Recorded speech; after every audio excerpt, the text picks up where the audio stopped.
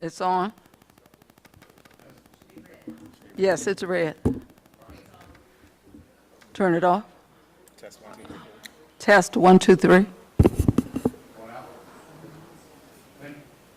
Is it on? Yes. All right. It sounds like I got the echo right here.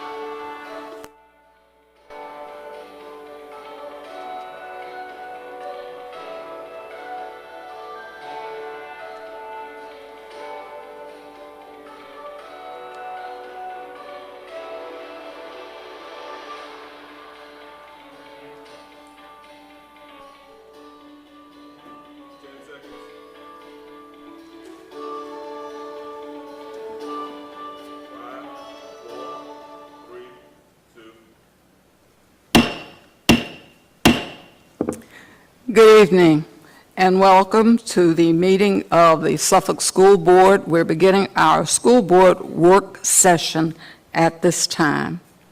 And we will begin, of course, with a report on student achievement data. We want the update at this time. Dr. Gordon. Thank you, Madam Chair. I'm going to call to the podium Dr. Akima Branch, our Chief Academic Officer, and as she's approaching the podium, I want to be able to tee this up a little bit for the public and for our board. You're going to hear updates from the 2021 school year regarding our performance indicators and what was actually eligible for the performance indicators from your strategic plan. You will also hear from Sean Dickerson for those performance indicators. Ms. P. Sean will give you elementary data. Dr. Lee will give you secondary data, and Dr. Branch will once again just remind and do a review of some of the instructional initiatives that we have put forth for the 21-22 school year in order to make sure that student achievement continues to increase in Suffolk Public Schools. So, Dr. Branch. Good afternoon, Madam Chair, Madam Vice Chair, school board members. As Dr. Gordon stated, we will provide to you an update of the 2020-2021 student achievement data. A part of our presentation tonight is really to provide you the specific data, provide you with some updated information on participation rates that impacted our data and our results for last year. But not only look at that, look at some of the initiatives and work we are currently doing to address some of our achievement gaps in areas to strengthen our student achievement. I'm going to ask Mr. Sean Dickerson, our Supervisor of Data and Research, to come up and share with you some strategic performance measures information.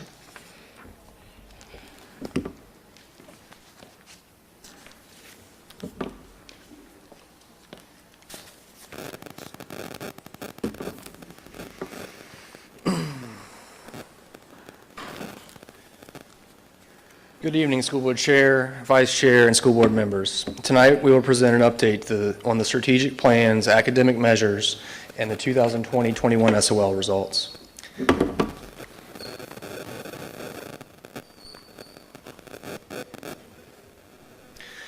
Throughout the year, the Strategic Performance Measures document is updated as data becomes available. This document serves as a scorecard for the school board and the community with regard to the division's performance on various metrics aligned to the strategic plan. Tonight's presentation focuses on the academic measures for Goal 1 of ensuring all students demonstrate academic growth and acquiring skills to become productive citizens. The measures aligned to this first goal focus on state and national assessments, along with CTE and graduation outcomes. As shown by the double crosses, some data is unfortunately unavailable due to the 2019 school closure and continued pandemic-related factors. For example, the proficiency in growth and the achievement gap measures utilize calculations that are tied to state accreditation, which were waived by the state. These measures also utilize student SOL growth, and subsequently they were not administered in 2019-20, so no data exists to report. And moving forward, it's also important to note that the state is changing how accreditation will be calculated for the next cycle. For this change, VDOE plans to exclude all results from the 19-20 school year and the 20-21 school year. And instead, they're going to use a multi-year average from the 17-18 school year, the 18-19, and the 20-21 school year. With regard to the measures that we do have data on, we can see the percent of students meeting the SAT college readiness benchmark has consistently improved since 2018-19. Across all content areas, advanced proficiency decreased in 2020-21, with history and math experiencing the largest declines. When looking at the graduation outcomes for students with disabilities, the percentage of students earning a standard advanced diploma increased from 2019-20 and continues to surpass that of the 2018-19 graduating class. We can also see the dropout rate improved in 2020-21 compared to the previous year. Finally, student enrollment in advanced courses has consistently increased each year, with 5,169 enrollments during the 2021 school year. On the next few slides, we'll examine the 2020-21 SOL results. Before diving into the results, it is important to note that these results reflect significantly reduced participation due to the pandemic-related factors. The reduced number of students participating in the SOL occurred across the entire state. And because of the wide variation in participation, caution should be considered when reviewing the 2021 assessment results. Subsequently, as you will later see in this presentation, the assessments with the largest decrease in student participation, such as math and history, were also the assessments with the largest pass rate reductions.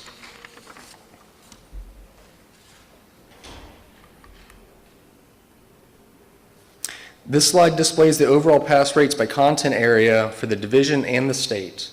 As can be seen, student performance for both the division and the state decreased across all areas. In reading, the division's pass rate matched that of the overall state, but in all other content areas, the division fell below the state. As previously mentioned, participation on math and history SOLs decreased the most, and subsequently, we also see that in these two areas that they also had the largest decline, 42 and 33 percentage points respectively. In science, the division's pass rate was 54%, which was 5 percentage points lower than the state. And as Dr. Branch said, as we continue to look at these results, the directors of elementary and secondary leadership will present the results for their respective areas.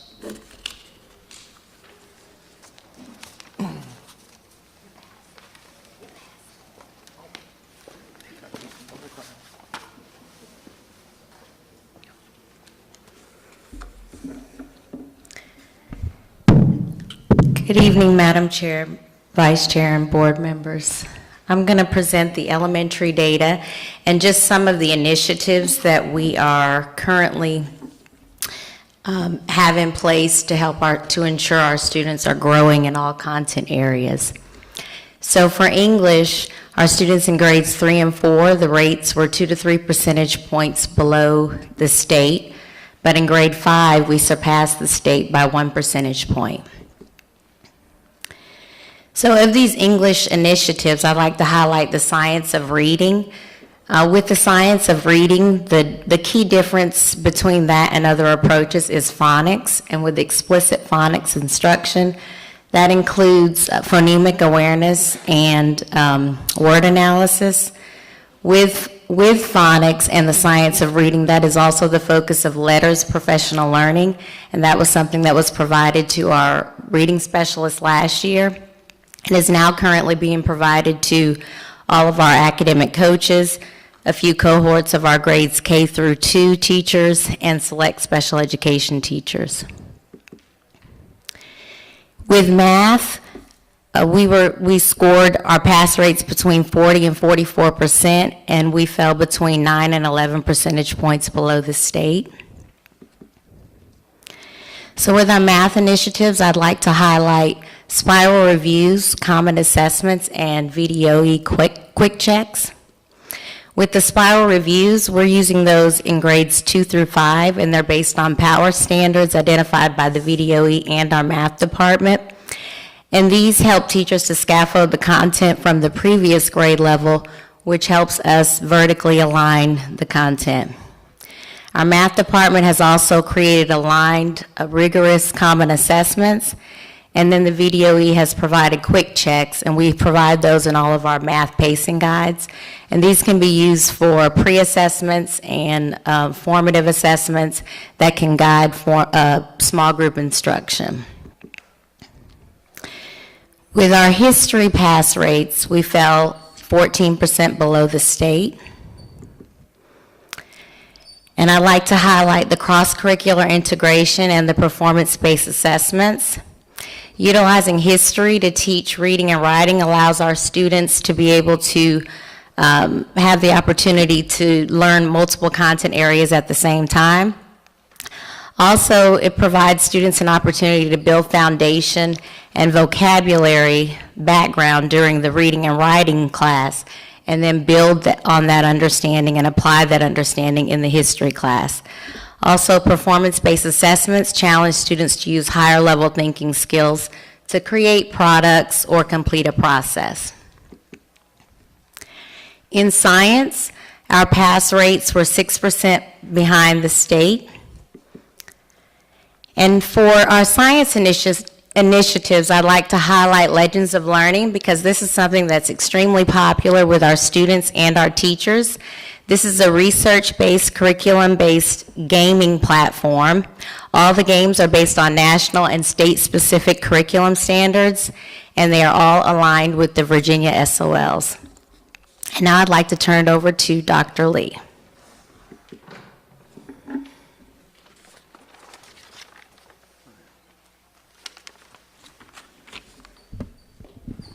Good afternoon, Madam Chair, school board members, Dr. Gordon. I will present to you the secondary results, and we will start with English. And based on our results, we pretty much mirrored the state average. As you can see, we have the comparison between the division and the state for 2018, 2019, and 2021. In writing, we did drop, but again, we pretty much mirrored the state averages for grade 8 and end of course tests in writing. Mathematics, we pretty much dropped across the board from 2018-19 to 2021. And history was the same. And of course, history, again, is heavy in reading content. Science, again, we dropped across the board from 2018-2019 to 2021. So what are a couple of things that we're trying to do to address those situations? Well, one of the things we are doing, particularly with special ed, is a reduction of teaching preps for our special ed teachers to make sure that they have no more than 2 to 3 preps. Also, vertical collaboration with our feeder schools, and that's something that we focused on. Dr. Gordon is a big advocate of that we are communicating from elementary, middle, and high school. One of the reasons is because we can see it coming. It's kind of like seeing the train coming. We know because our students have been out for almost a year and a half in certain grade levels, we can go ahead and start preparing our students to make sure that they are ready by the time they get to the high school. That's going to take collaboration. We have to talk between the 3 different levels if we're going to address those issues. Also, we are piloting a new middle school schedule at John Yates. That schedule is heavy in math. It's scheduled so that we have more time with math, which is one of the weak areas that we had. And also the restructuring of ISAP, which is our in-school GED program, so that we can effectively reach more students. And I'll share that with you, why that's important when we start talking about graduation and the graduation index. So graduation data. This is the GCI, and as you can see, we have the 2021 GCI composite index for all 3 high schools, Kings Fork at 87.6, Lakeland 85.5, and Nasman at 95.5. The GCI, where the cohort dropout rate is more of a percentage, the GCI is a point-based system where we get credit for students who graduate on time, students that stay in school. We get credit for students that receive a GED. So it is a little different than the dropout rate in that instead of a percentage, it is a point system. On-time graduation rate is exactly what it is. It expresses the percentage of students in a cohort, so that clock starts ticking in the 9th grade, and it takes into account how many students graduate on time in 4 years. So what you see here are the cohort numbers for 2020-21, and this takes into account who started, minus those students who transferred. So that does not count against us. So it does take into account students who've transferred or who moved on to other educational facilities. And what you see here is a cohort dropout rate, and this is the percentage of students who drop out. And one of the things that we see is that all of our high schools were below 6%, and that's really good. That is level 1. So we're really excited to see that dropout rate is going down. Here you see the division cohort dropout rate, and it decreased by 1.8% from 2019 to 2021. And the division on-time graduation rate, our students with disability, that percent grew by 3%. And our overall graduation rate, our federal overall graduation rate was 86.1%, which is our federal graduation rate for all high schools combined. Okay, and now I will turn it over to Dr. Davenport for advanced placement.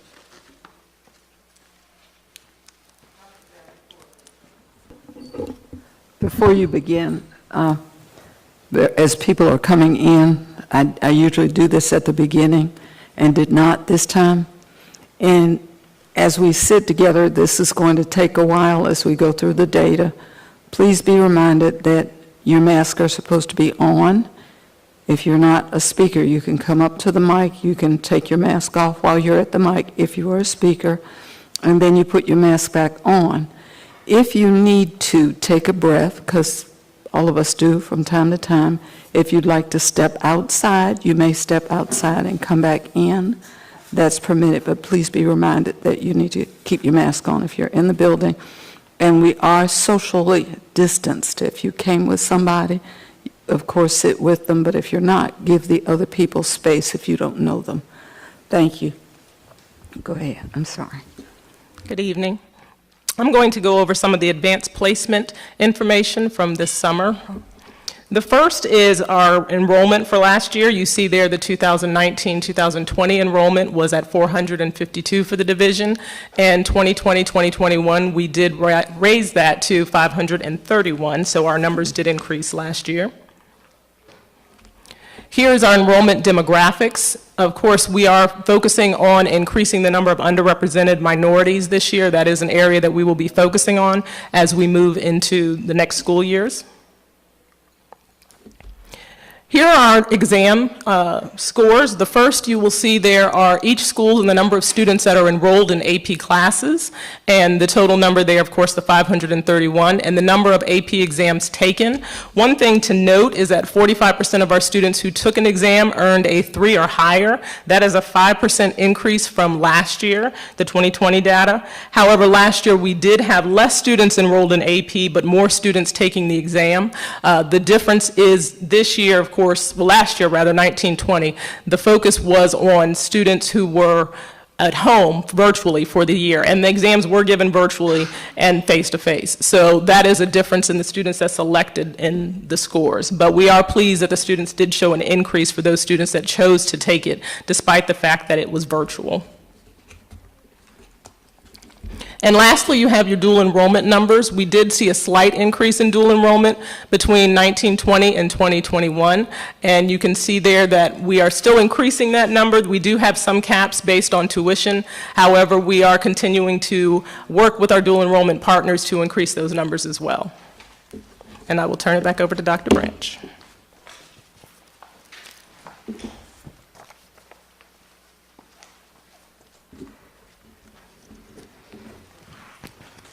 All right.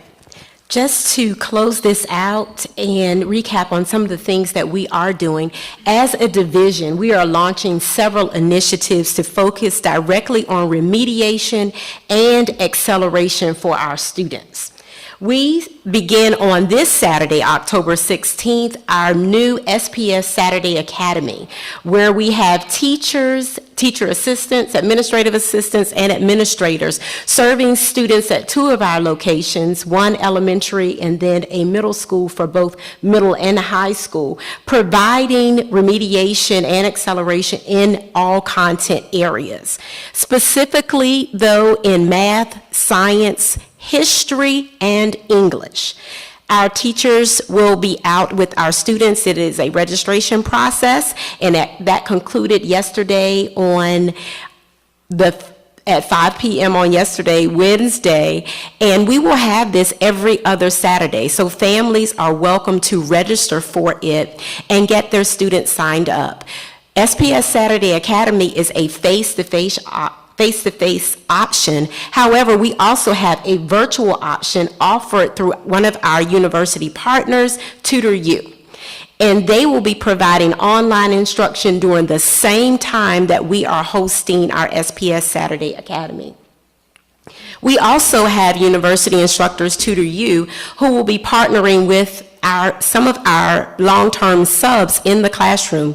There are teachers who will be coming in to support those long-term subs in specific classrooms across the division, primarily in our elementary schools and 2 of our middle schools, to provide additional support. They will serve as a second set of hands, a second teacher in that classroom, providing instruction, small group instruction, one-on-one, as well as whole group, and working with that level. That partnership actually launches November 15th, and those teachers and administrators are very excited to have that additional support. This will also support students, especially in small group, and give that teacher the opportunity to do more creative and engaging hands-on activities with those students. Our elementary and secondary levels are also initiating for the elementary level, before school tutoring and after school tutoring, which is something that is very common at the secondary level. That will be a fully launched program across the division where every school will be participating. And parents will be provided more information about early morning, before school tutoring at the elementary school, where they will get about an hour of additional instruction and support geared towards remediation and wherever it's needed. The same at the secondary level, they'll be getting additional support, and we're looking at not only a face-to-face option, but virtual option at the secondary level as well. We also are putting additional curricular supports in place where we provided information to parents in the parent handbook, a list of online options for them to continue to support their students when they are home. So this listing is under our area of parent resources, as well as in the handbook, and our schools have this information also. So we're allowing parents to have the additional supports we have that they can use to further support their students at home. This concludes our student achievement data presentation. We're open to questions.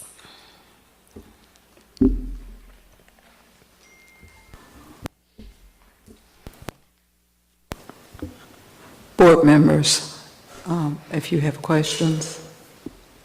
Board Member Story. I noticed the IB scores were missing.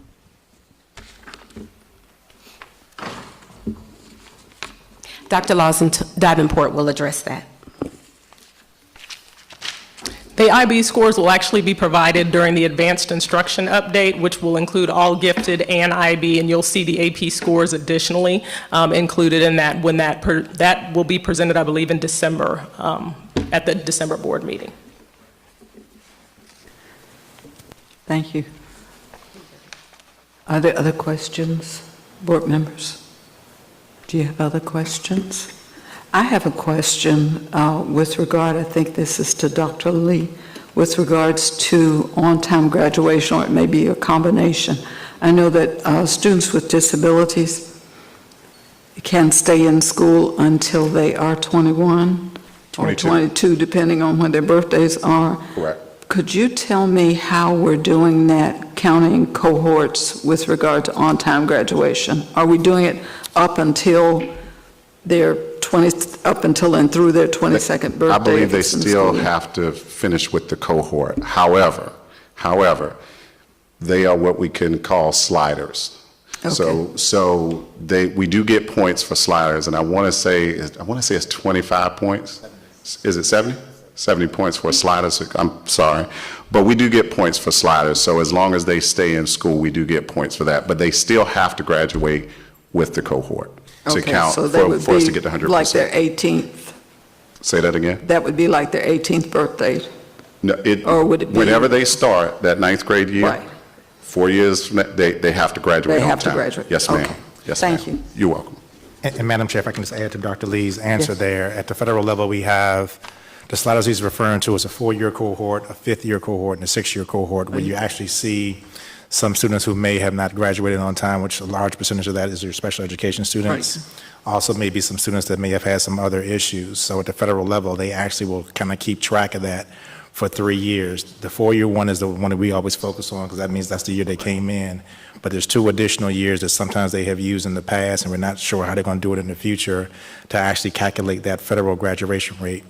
And one of the things that Dr. Lee and I have talked about is the federal graduation rate will always be lower than the graduation completion index, because the federal graduation rate does not include GED at all. And just to pinpoint for the board and the community, the graduation completion index of 100 points for a graduate, 75 for GED, 70 for a student that stays in school, and 25 for attendance, that is actually what is used for accreditation. That's really the one that we actually focus on. So I just wanted to make sure the board was clear on that. And that is the difference, again, between one is a point system, and as I mentioned before, and one is percentage. Okay. Thank you. Any other board members have questions? It appears that we have a lot of work to do to catch our students up. I can see from the participation rates that we can see those areas very clearly where the scores are sort of consistent with the issues with participation rates in the testing. But it appears that we have some stopgap, some measures in place that will be useful for moving forward. So we look forward to seeing an update on this information, see where we're going and how we're getting there. Thank you. Thank you. If board members don't have any questions, this actually concludes our work session. Okay. Are we sure there are no questions? None whatsoever. Okay, thank you. We will go into recess at this time. We'll recess the meeting at this time. Thank you very much.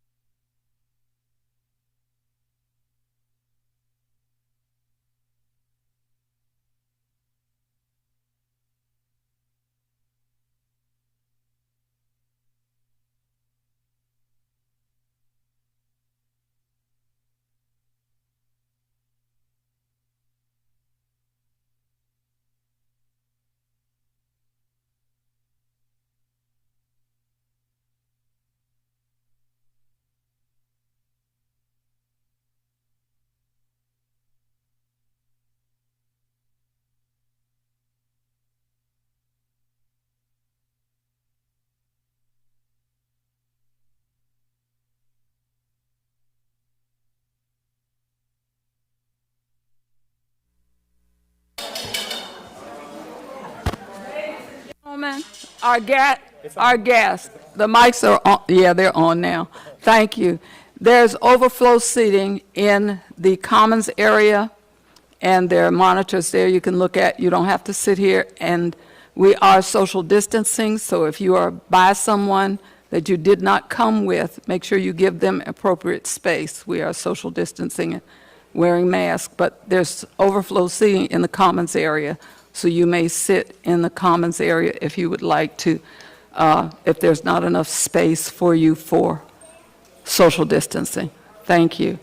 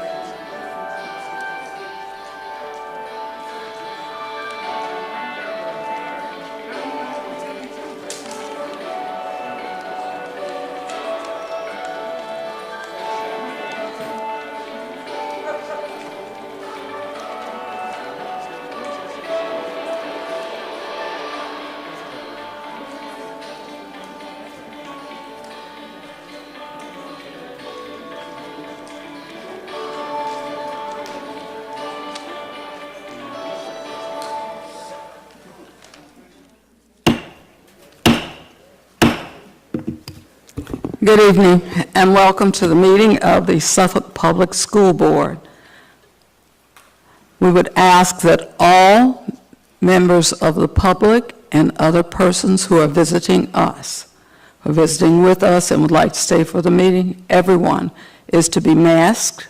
Everyone is to have on a mask if you would like to stay in the room. If you will not, or you prefer not to, then you must go outside. You will be asked to leave by those gentlemen back there, ladies and gentlemen back there in blue. I can't see the lights in my face. I don't know if our female officer is with us, but you will be escorted out if you do not wear a mask. This is for everyone's health and safety. We ask you to social distance. If you are not with the person who's next to you or didn't come, there's overflow seating outside. You'll see us all. If you are one of the speakers, we will make sure that you're called if you're sitting outside. So if you're sitting in the overflow area, so you won't miss anything. If you would like to take your masks down, because they get hot, we're wearing them too, you need to step outside of the building. You'll be allowed to come back in, of course. Thank you so much for your cooperation. Mrs. Vice Chair Barron. Will you please stand for the Pledge of Allegiance?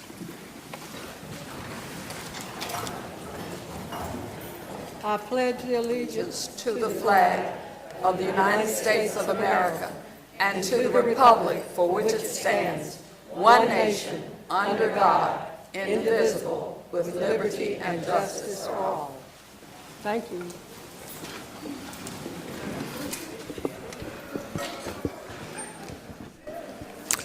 At this time, if you are our visitors, we also ask that if you're not speaking, you'll have to be quiet. Thank you.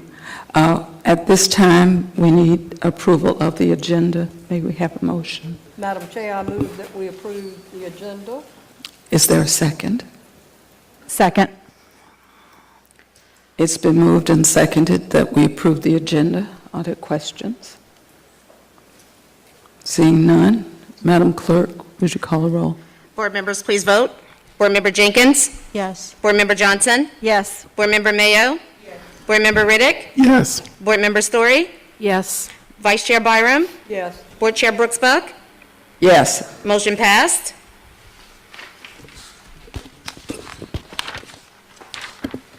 Thank you. At this point in the program, the board clerk is going to read a statement. I'm going to read a statement as well. We're going to begin this meeting. We have a rather long large crowd tonight for the meeting, larger than normal, and we have several speakers, so we're going to exercise some courtesy and we're going to listen carefully.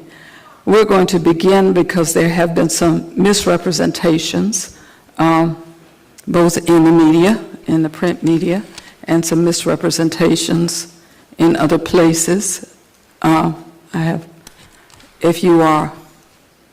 There's no standing in the back, officers. Either you sit outside in the foyer or you find a seat. There's no standing in the back. There's no standing in the back. You may find a seat or you have to sit outside. Officers, would you help our guest outside to the area, the commons area?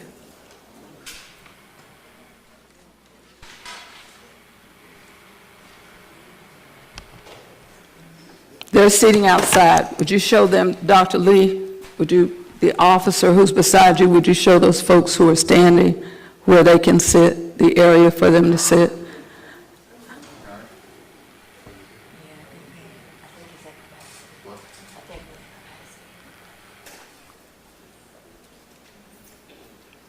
Thank you very much for your cooperation. We appreciate it. I'm going to begin with a statement, and I want you to listen carefully, if you will. I'd like your attention. As I indicated, there's been some misinformation in the public, in the media. We had one article, and then it was followed by a second article. So we thought it appropriate, before we begin, to hear some information, and then we're going to go on with the meeting. I've titled it, "The Lion's Story." It's different. The story is told by the lion is different from the story told by the lion hunter. In the first Virginia FOIA case filed against the school board, the court found 4 violations, 3 of which are now on appeal to the Virginia Supreme Court. The court did not grant declaratory or injunctive relief. The second Virginia FOIA case filed against the school board alleged 5 violations of Virginia FOIA. The board member did not get to attend a closed meeting because she was unwilling to turn in her recording device, so she sued. All other board members were asked to do the same thing, and they complied. The Virginia FOIA Council, a body established by the Virginia General Assembly to furnish, upon request, advisory opinions or guidelines regarding FOIA, issued an opinion that 4 out of the 5 allegations were not violations of Virginia FOIA. The school board agreed to settle the second Virginia FOIA lawsuit due to a technicality. Most recently, a third lawsuit filed against the Suffolk School Board found its way into the Suffolk courthouse. Stories about the lawsuit abound, and as usual, the lawsuits are supposed to be based on violations of the Virginia Freedom of Information Act, or VA FOIA. This lawsuit was brought by a friend of the school board member who refused to view the school board meeting from the area designated for public viewing, disrupted a school board retreat, and had to be escorted out of the school, out by the Suffolk Police Department because of her own poor behavior. The lawsuit was once again purported based on violations of Virginia FOIA. One of the allegations regarding notice of the meeting was not found to be a violation of Virginia FOIA and was dismissed. The claim filed against Dr. Gordon and myself individually was also dismissed. The Virginia FOIA Council was asked if the setup of the meeting room violated Virginia FOIA. The council stated the following: if the required technology limited you to using a certain room and you took steps to increase public awareness by using technology to allow the public who could not be present due to logistical limitations and the pandemic to view the meeting through technological means, that would comport with FOIA's policy to promote an increased awareness of all persons of governmental activities and afford every opportunity to citizens to witness the operation of government, and therefore would not be a violation of FOIA. This information was not considered during the trial and not referenced in any of the news reporting. In this third lawsuit, the board was accused of not taking COVID-19 mitigation strategies seriously. The court has permanently enjoined the school board from designating any school board retreat that bars the public from entering and being physically present in the venue in which the retreat is being conducted. That's for a retreat. These three lawsuits have cost over $300,000 in insurance money and have provided half-truths to give the public the wrong idea about our schools. None of the lawsuits against the school board have anything to do with student achievement, children in general, parents, or teachers. Omitting such details might be viewed by some as intentionally misinforming the public, but we can only guess at what motivated anyone to do that. When a more than $57,400 unflattering report was made available to the public because the board member was found to be harassing the superintendent, there were no public outcries about wasted tax dollars. The handful of Suffolk citizens who had spent a great deal of time laser-focused on budget concerns were silent. No multiple reports in the Suffolk News Herald about the embarrassing details uncovered during the investigation by the Virginia Beach law firm McGuire Woods were printed. More importantly, the superintendent, who had been harassed, never received a public or private apology. The board member never followed the recommended remedies outlined in the report and required by the school board, and never stopped harassing the superintendent. The most recent request by the superintendent to mediate differences was declined by the board member. Some believe that implicit bias and the use of the local paper for inexpensive political advertising aimed at the historic female-led, predominantly black school board are more in line with the true purpose of the nonsense. This writer tended to give credit to the usual budget season distractions and petty politics. However, a deeper dive into the behavior and the cast of characters leads me to believe that a much more nefarious plan is at work. This writer believes that it is time to tell the lion's side of the story to a broader audience. Implicit bias or stereotyping had helped to establish an atmosphere in which people believed fiction over truth. The stories about the board members holding secret meetings and personal attacks on the chair and vice chair were written off as fact-finding and truth-seeking when the opposite was true. The closed session board stories were interesting but irrelevant. The belief that free speech is somehow reserved for some people while others should be quiet was made clear by their behavior. The truth about those board members' constant cyberbullying on Facebook, repeated attacks on employees, and insistence on making rules for others but following none could be described as bold if you are the lion hunter. However, from the perspective of the lion, the behavior is quite different. In the past month, if America has seen nothing else, it has witnessed the destruction that lies in bigotry can bring about. Misleading people did not just begin, and people who want to get and maintain power, attention, and money have throughout history gone to great lengths to do so. When people choose to take a position in public office, it must be done with the servant's heart and a lion's ability. Public service does not make you wealthy, will get you both positive and negative attention, and can have people view you as powerful or powerless. Your willingness to serve has to be laced with a degree of humility, integrity, and the ability to work with others for the good of everyone. Lions are protective of those for whom they are responsible and brave enough to fight for what is right. They hunt for resources for the group, and they can be part of the group, but be strong enough to be separate from the group when necessary.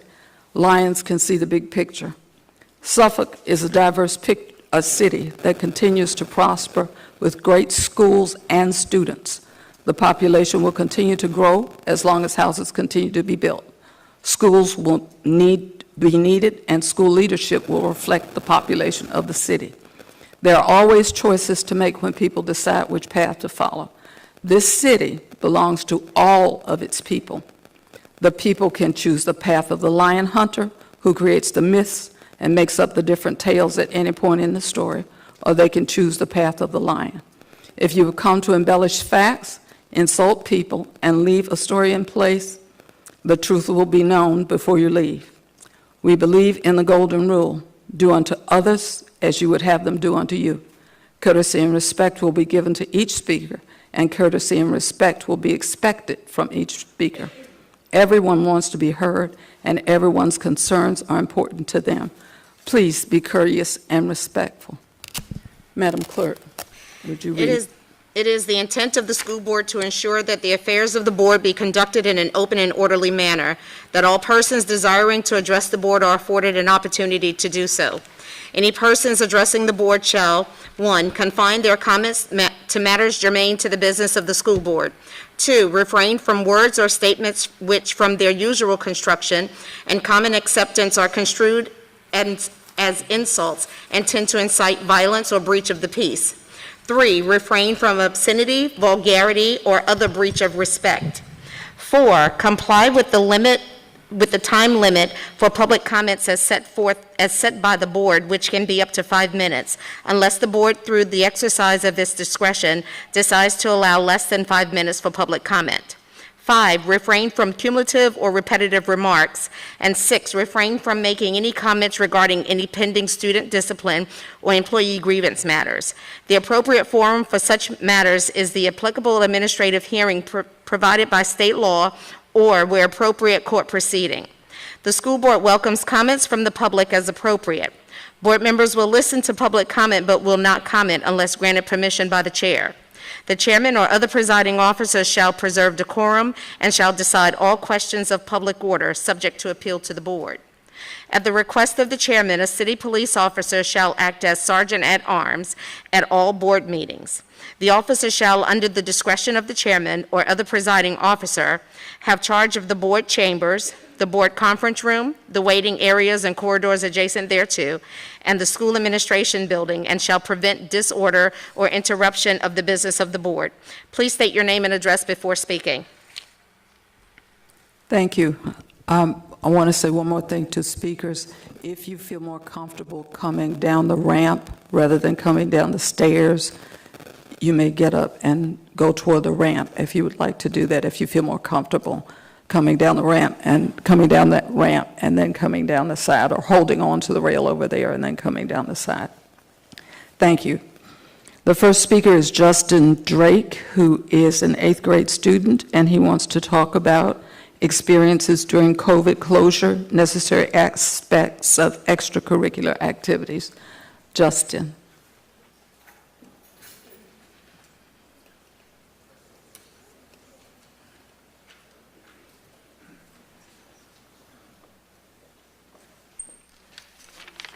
Justin, would you state your name and address? And you may take your mask off while you're Thank speaking. you, Madam Chair. My name is Justice Drake, and I currently live at 105 Maryland Avenue. I've come to talk to you about my experiences during the COVID closures of the school and the state. Good evening, Madam Chair. Good evening, Madam Chair. I am Justice Drake. I've come to you this evening to share my experiences during the pandemic closure and online learning. I wish to emphasize the importance of in-person learning. During online school, I faced a lack of drive. Because school no longer had any of its social benefits, I lacked all motivation to get up in the morning to get onto the Zoom meeting in which there was little interaction. This was out of character for me. Before online learning, I was a straight-A student. I was happy to be in the classroom and learning. I was able to talk with friends. We worked on group projects. We could ask questions to the teacher and see examples. Me and my friends learned. Then when the pandemic hit, in-person learning was taken away from us. During the first half of online school, I, a former straight-A student, had straight Fs. I pulled my grades up before the end of the quarter, but my motivation and hunger to learn were gone. However, once I returned to the classroom 5 days a week, I started to try again. It was hard for me to relearn the study skills, but they are back now. This is the reason I'm here to tell you my story as a student. I urge you to keep us students in school learning consistently. I also urge you to let us have clubs, let us have sports. These are a large part of our development. Thank you for your time and for listening. Thank you so much, Justice. Justice, would you come back for just a moment? Yes, Madam Chair. Where are you a student? I'm a student at Kings Fork Middle School, Madam. Well, thank you. Thank you so much. Welcome.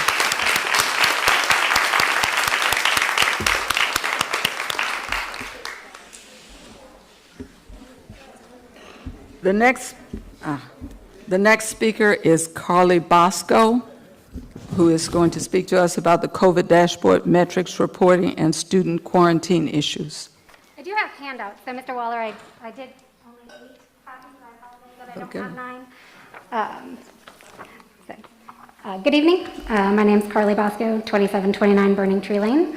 I'm parent to a first and third grader at Florence Bowser Elementary, and I do want to start by publicly thanking every Ms. person. Bosco, Yes. you can take your mask off while you're speaking if you feel comfortable doing so. Are you having a hard time understanding me with it on? Did someone clean the mic? Oh, okay. Oh, he cleaned it. If it's Okay. more clear without, I will. So my name is Carly Bosco. I'm parent to a first and third grader at Florence Bowser Elementary, and I want to start by publicly thanking every single person working in that building, from the custodian to the principal. They're working so hard each day. They're all wonderful, but especially our classroom teachers, Mrs. Juncker and Miss Miller, and to Miss DeBerry, who was an amazing addition to the music staff last year.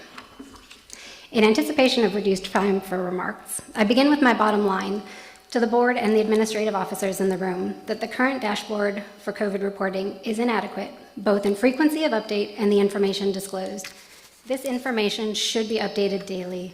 Additionally, SPS should be reporting not only positive cases, but number of students and staff actively on quarantine.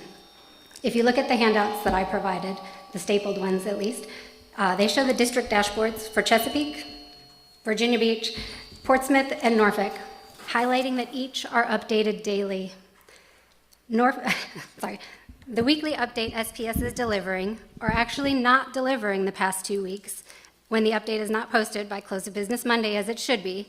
You'll see the other piece that I gave you. The dashboard actually wasn't updated until after 8:30 this morning. Does not give useful information to the parents or the larger community with such a lag. The dashboard also needs to add the numbers of the students and staff who are unable to be in person on SPS campus due to either illness or required quarantine. Without reporting these numbers, the qualitative measures of low, medium, or high impact are meaningless and without context. My first grader missed 8 days of in-person learning due to being identified as a close contact to a positive case in her class. Doing the handful of assigned items in Canvas each day during her timeout was not equivalent to classroom learning. How many students are being affected by this? One should not need to file a FOIA request to answer this and be charged to provide the results, and data should be at our fingertips. Surely, at some aggregate level, these statistics are being monitored, if only for the rate of absenteeism of 20% that was mentioned at the previous meeting as being a trigger for decision-making. Why should the broader community not be aware if it is 10, 100, or 1,000 students who are cycling through mandated separations? These separations not only disrupt the learning of the affected student, but increase the workload of our already overtaxed teachers as they juggle to keep the class together on learning and overall pacing when separated students cycle in and out of class with varying levels of work completion. Because of the significant disruption, Due to the mandated separations, SPS needs to move in the direction other local districts are now, in line with the allowance of both CDC and VDH to shorten mandatory quarantine for symptom-free students. There must be a balance struck between safety and quality of learning. Returning to the classroom after 7 or 10 days in conjunction with a negative test is the first step to minimizing the impact in a year where all parties agree access to in-person learning is desperately needed. Thank you. Thank you.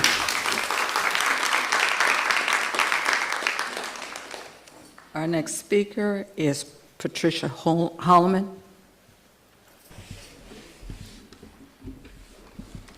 And she'll speak about proposed schedule changes.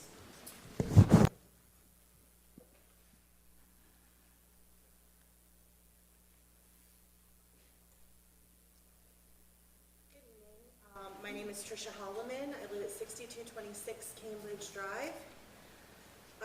Tonight, I'm here to talk about the proposed schedule changes. And I'd like to start, before I say anything else, by saying thank you so much, Dr. Gordon, to you and to everyone downtown who is taking notice of the fact that these teachers need help. And I need you to help them because I'm not qualified to teach my kids. I don't want to do it. I will say, though, that while I love the idea, I do think that there are some concerns that need to be addressed.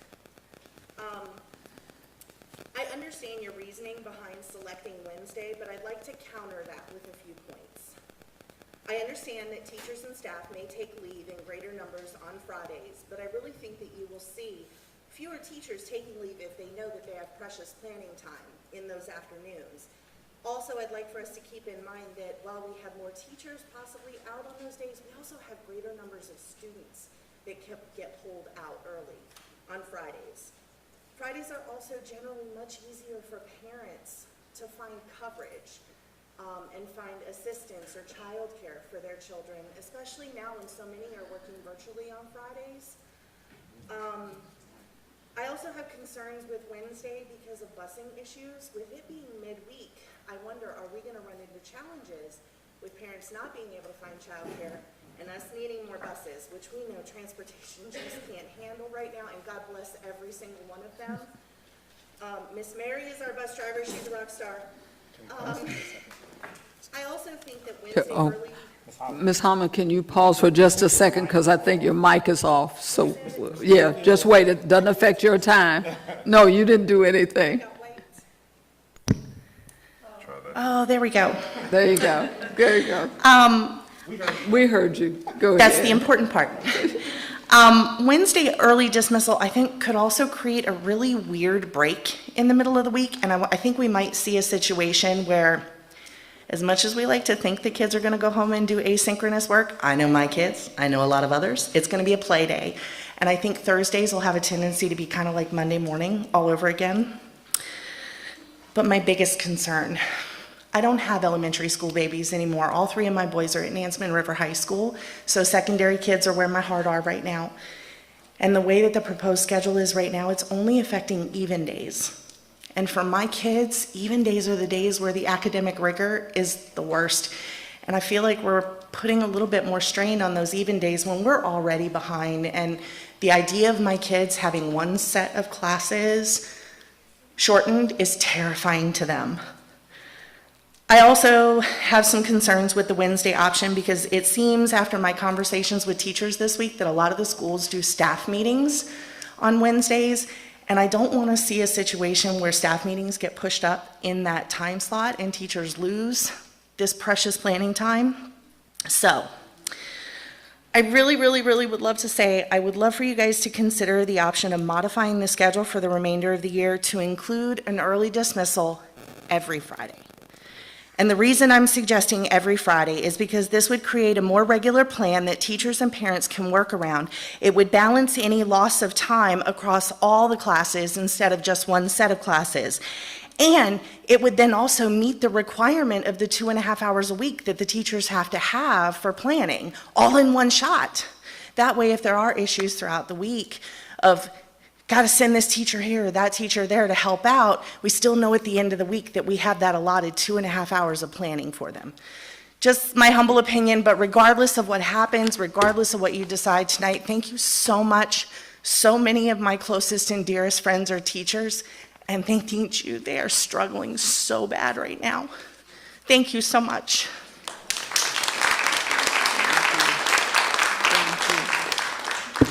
Our next speaker is Brittany Stokes, and she will speak to COVID in schools and closings.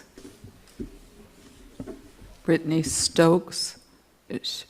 Someone's gone outside, gone to the commons area.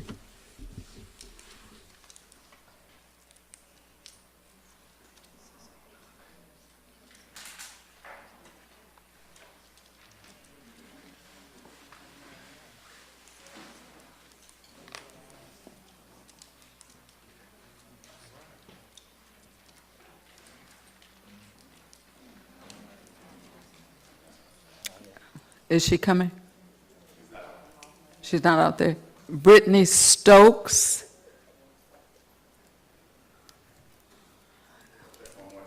Okay. If she does come, I'll just put her in a different order. Okay. The next speaker is Margaret Rankin. She wants to talk about proposed policy change, section 8-31-6.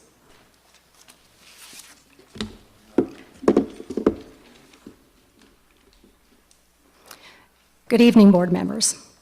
Policy 8-31.6, semester grades for high Ms. school. Rankin, would you state your name and address? Margaret Rankin. I live at 4505 Quaker Drive.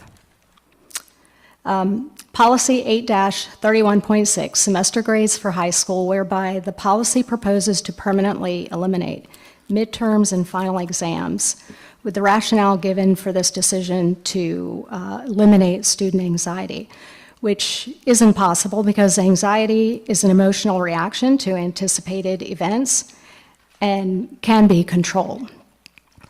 The policy should not be adopted. This policy will lead to grade inflation, lower retention of material, lack of student preparedness for college or entering the workforce.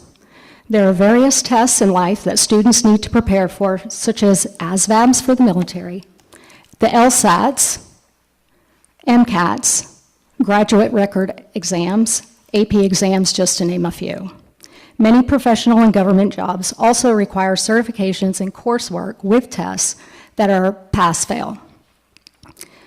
Students do better when given encouragement to believe they can learn and improve. Positive feedback enhances the benefits of testing. And there's a myriad of studies out there to show testing produces long-term retention. Brief retrieval tests before a high-stakes test led to 60% retention of the material, as opposed to a 40% retention for those that only studied without practice tests. The benefits of testing are not limited to answers that require only memorization. We should explore test-enhanced learning, which is consistent in findings in 2 cognitive psychology studies by Rigor and Butler in 2011 and Rigor and Psych in 2012, whereby the findings showed an exam a day led to higher scores on retention tests at the end of the semester. In that this board likes options, I propose that we develop a plan to control test anxiety, not avoid it, and prepare our students to handle the stress and anxieties for better outcomes and success. Or we could eliminate the tests, which will in turn lower the standards and teach the students to quit or hide from challenges. When you lower the standards, you also lower the quality. I ask the board to vote no on this policy tonight for the students. Thank you. Thank you.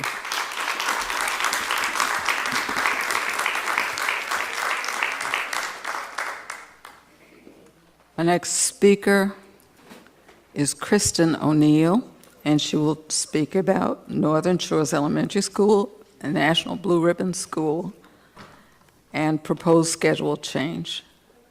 You can go down the ramp, down the side this way. Oh. Can I give these up to you? They're in order. They're just invitations to our Harvest Fest.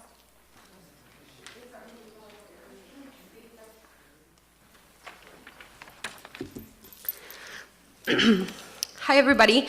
My name is Kirsten O'Neill. I reside at 3504 Price's Fork Boulevard in Suffolk.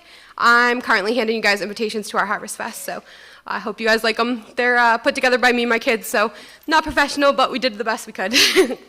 And here I go. All right, as I stand before you tonight, I think we all realize it's going to be a long night. People are going to come up here and tell you what you don't do, what you do, what they think you should do. But for my time up here, I'm going to say thank you. Thank you to the teachers at Northern Shores Elementary who put in countless hours above their contracted time to make sure my child gets a quality education. Thank you to Andrea Wilkins for overseeing the most flawless IEP meetings that are often referred to as unicorns. Thank you to the unsung heroes, the TAs, that people also forget about, especially my favorite, Mrs. Frazier, who no matter what the weather outside is, she always has a smile for my baby. As you all know, Northern Shores is officially a blue ribbon school. We are one in 325 schools nationwide to achieve this incredible honor. This could never have happened without every single staff member in that school, but it also couldn't have happened without our fearless leader, Mrs. Lori White. I had the honor of writing a recommendation letter for her, and I'd like to read an excerpt from my submission because I feel like you all should hear it. Stigma. Stigma is a word that haunts all of us. I never realized how much a word would impact our lives. I'm the mom of 3 amazing little boys who happen to have autism. As each boy was diagnosed years apart, the stigma of autism would engulf us and was a glass ceiling I vowed that they would shatter someday. As they geared up to start public school, I too was scared. My friend Stigma made another appearance, but this time it wasn't hand in hand with autism. It was hanging around the stereotype of public schools and soon to be crushed by a woman whose words cannot even do justice, Lori White. I took over PTA president with the idea that I was going to have to fight the good fight and the stigma on my own. The first time I met Mrs. White, I was ready for a fight. I had exchanged emails with her and met her in person in passing. She always had a smile on her face, which was crazy to me, but come to find out, it was because she is literally one of the few people in this world who legitimately loves her job. That smile is because each one of those kids in that school are her babies. No matter how tough a day she may have, there is always something to celebrate in her eyes. I walked into that meeting that day almost 3 years ago and told her the truth. We need to be more inclusive with our events, and PTA's goal that year was to make it happen, whether she was with us or against us. As I gripped my chair and pumped myself up for a fight, she looked me in the eyes and said, "I totally agree." Wait, what? See, this was not the response that I had played out in my head. But there was that nasty word again, stigma. I had prejudged her, and it did exactly to her what I didn't want people to do to my own children. As she started telling me all the new measures she had put into place since taking over being principal, I sat there eating a big old piece of humble pie. There's no way this is going to be my reality. Did I just find a unicorn? Principals like Mrs. White don't exist. The last year has been challenging to say the least, with so many unknowns. Our community survived because of Mrs. White. I can honestly say that I am a better person because of her. The stigma ended in my eyes thanks to Mrs. White, and if you can get me, you can get anyone. I'm not sure if she won the official award yet. We won't find out till November. But what I am sure is that she deserves it. Our teachers and administrators are burnt out and literally being fueled by the love for babies that they did not birth themselves. I want to thank you all for recognizing that. And not just noting it, but trying to come up with a solution, which in these day and age with keyboard warriors, it's almost impossible. As much as people complain, myself included, I have been guilty. I'm not jealous of your job at all, and I could not do it. Please accept these formal invitations to Northern Shores Elementary PTA's Harvest Festival on Friday, October 22nd from 5 to 8 p.m. We are all so excited to bring some normalcy back to the community, and I hope to see you all there that night for some fall fun. Thank you very much for the opportunity to speak to you all, and I hope you have a good night. Thank you. Thank you.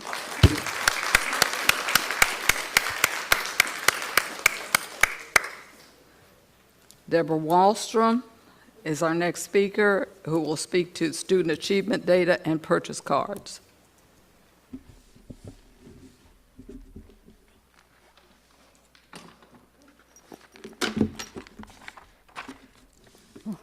Good evening, board members. I am glad you are looking at student achievement data, but I really am Dr. concerned. Wallstrom, give your name and address. Deborah Wallstrom, 137 Pitch Kettle Point Circle. Thank you. I'm glad you are looking at student achievement data, as you did earlier today, but I am concerned about what I am seeing. The reason for this is that many of the measurements you have chosen as strategic plan measures are illogical and incorrect. I've shared my thoughts with you about achievement data before, so tonight I want to comment on the division-wide interventions shared with you this evening. The initiatives shared with you tonight point to a huge remediation effort. The school division is setting itself up as a remedial school division. Even in elementary school, letters, which is quite good, is being used as a remediation tool. Letters, which is based on the science of reading, and again, that's very, very good, is for all students, and all students should benefit from learning to read well.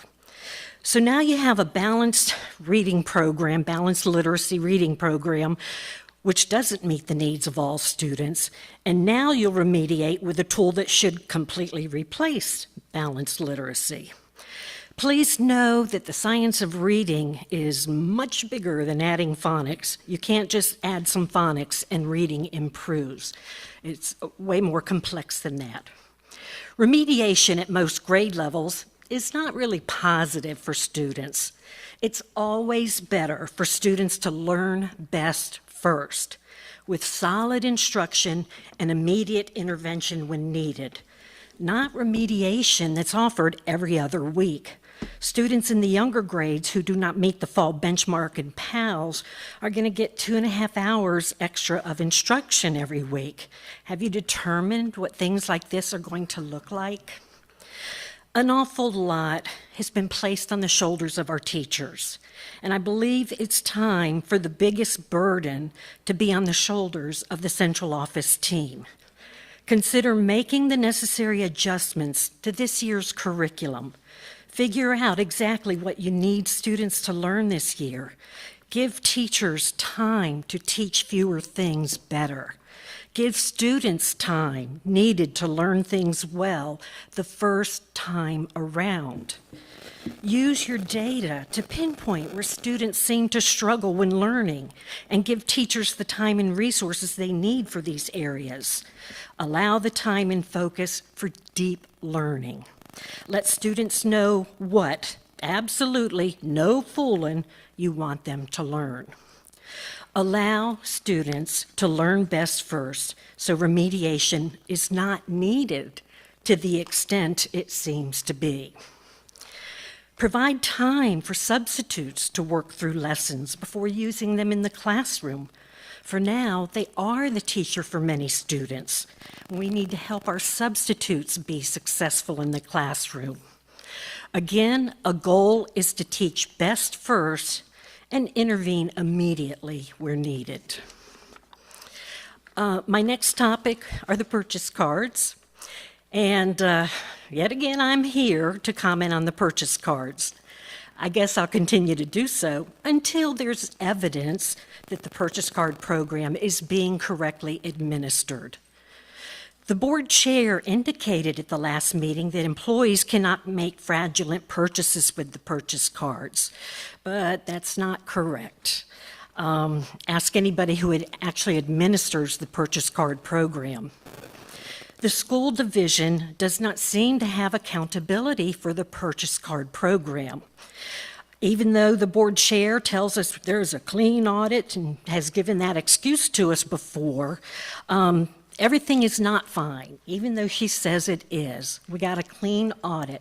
That doesn't mean that the purchase card program is being administered correctly. Are you buying time to try and get the purchase card system and process ironed out? Do you know what's being purchased with the purchase cards? Do you know who holds each of the cards? Do you know whether people who have retired or resigned still have their cards? Is there a reason you're not releasing the names of people who have purchased cards? Are you allowing staff to circumvent the usual purchasing process? Nobody's owning up to the answers. So we're going to keep asking the question until somebody does. I'm sorry, your time has expired. Thank you. And congratulations to Board Member Story for 3 gold awards in Locals' Choice.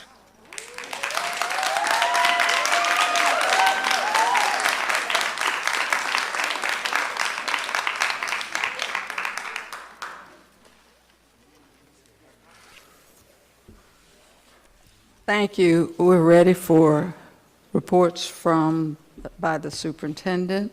Good news reports.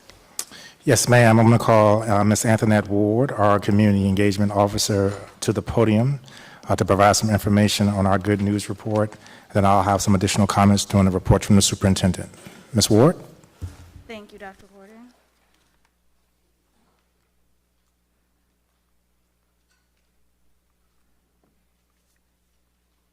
Good evening, Madam Chair, Vice Chair, and members of the board. I'd like to begin tonight's good news report with our alumni highlights. Where are they now? Is it on? I think so. Is the mic on? It sounds like. All right. Adrienne Branch is a Kings Fork High School graduate from the class of 2009. She attended Norfolk State University and graduated with her bachelor's degree in psychology. Adrienne was previously a case manager at the Western Tidewater Community Services Board and is currently a clinician at the Kempsville Center for Behavioral Health. She is a qualified mental health professional with a specialization on children. Adrienne started down the path to become a mental health professional by learning from the guidance counselors and the support staff in the school division, she says. They helped her to realize the many programs dealing with mental health that are available as resources. During her time at Kings Fork High School, Adrienne says that SPS felt like home.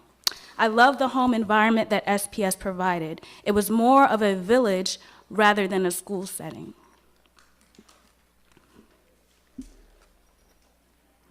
On September 21st, 2001, the U.S. Secretary of Education Miguel A. Cardona recognized 325 schools as National Blue Ribbon Schools for 2001 based on their overall academic excellence or progress in closing achievement gaps among student subgroups. Among the schools listed was Northern Shores Elementary, which is one of only 2 schools selected in Hampton Roads. National Blue Ribbon Schools are selected based on 2 criteria: performance on state assessments or progress over 5 years closing achievement gaps. This coveted award affirms the hard work of educators, families, and communities in creating safe and welcoming schools where students master challenging and engaging content. A special congratulations goes to Principal Lori White and the staff and students at Northern Shores. A celebratory event is forthcoming, and we will share details on the event at a later date.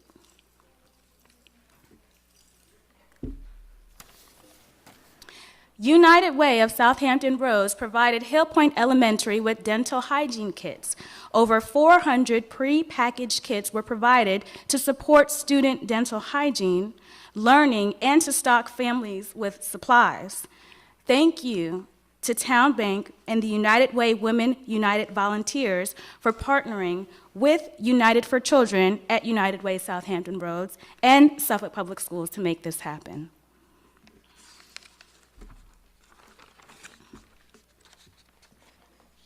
For those of you who made it out to the Peanut Fest this past weekend, you may have seen some of our student performers. Students from the Colonel Fred Cherry Orchestra Band and Choir, John F. Kennedy's Choir, and Nansemond River High School Choir and Jazz Band had an outstanding performance on Friday, October 8th. I'd like to share a clip of the Colonel Fred Cherry Middle High Hopes Orchestra performance.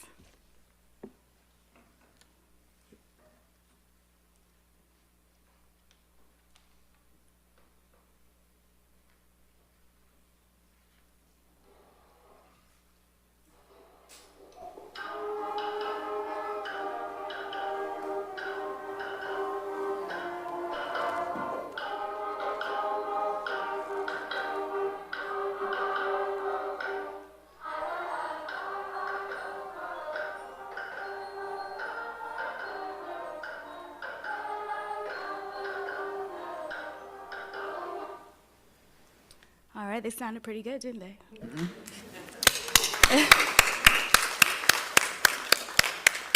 Additionally, our art students displayed beautiful pieces of art. Creekside Elementary teacher Miss Sarah Krantz had every art student make a feather to create a work of art to be displayed at the Suffolk Peanut Fest that is representative of them all. very beautiful. The following teachers were selected for the September 2021 Teacher Spotlight for creating meaningful learning experiences, always having positive attitudes, exemplifying what it means to put students first, and bringing an abundance of enthusiasm to their classrooms each and every day. Elizabeth Alston from Southwestern Elementary, Laretha Brown from Hill Point Elementary, Kim Bynum from Forest Glen Middle, Emma Connolly from Nansemond River High, Jenny German from Colonel Fred Cherry Middle, Amanda Hadgraff from Kings Fork High, Heather McGee from Lakeland High, Angela Salerno from Kilby Shores Elementary, and Jessica Smith from Nansemond River High School.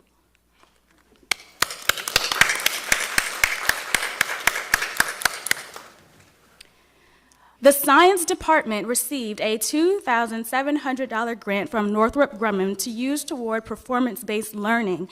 This style of learning allows students to demonstrate mastery of knowledge through a transfer of skills. Additionally, students acquire independent and collaborative work habits, also known as the 5 C's. A grant of $54,872 was approved at the OBC Healthcare Foundation Board of Directors meeting on August 24, 2001, and these funds are to support the Suffolk Public Schools Stream-In 3 grant project. All right, tonight we'd like to give a special recognition to a group of SPS finalists, at least that's what I call them, who play such an important role in getting our students safely to and from school. This is a new recognition for SPS that we take pride in highlighting our bus drivers and bus aides' perfect attendance. It's not an easy job to do, and many of these folks found themselves running new routes and/or multiple routes, but they got up and they got the job done so that our students are able to get to school. I'd like to invite Ms. Beverly Young, our Director of Transportation, to the podium to award these members of her team with certificates of perfect attendance.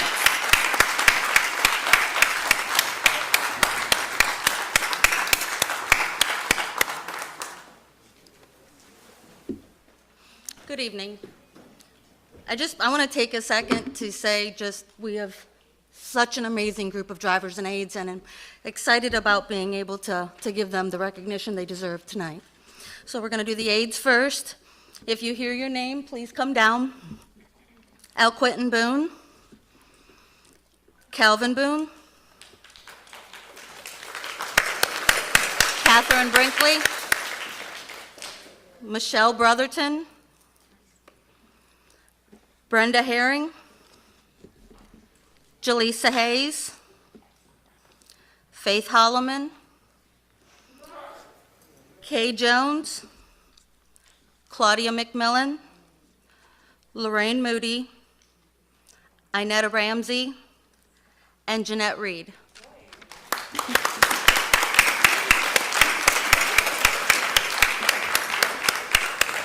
Our drivers, Stacy Adams, Carrie Artis, Alfonso Boone, Christine Bradshaw, Belinda Brown, Addie Bull,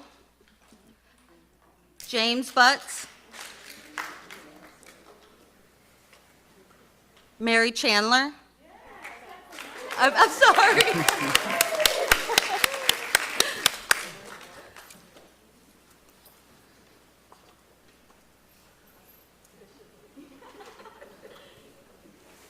Congratulations, Mary. Thank you.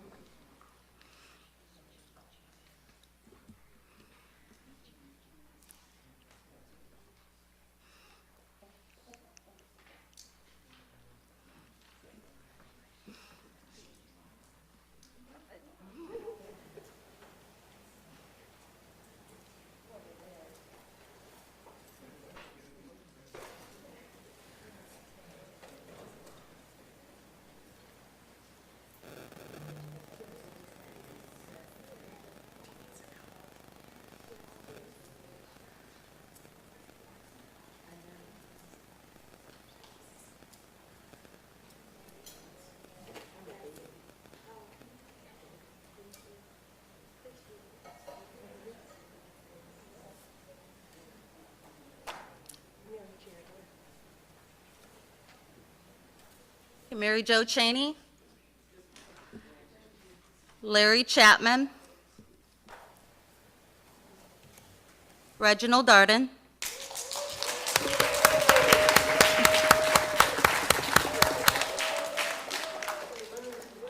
Joy Dorr,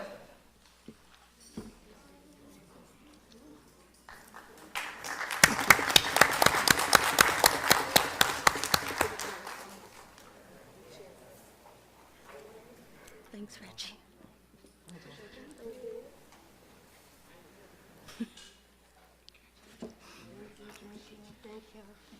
Della Ely, Courtney Ellis, Tammy Epps, Sheila Brown Garner,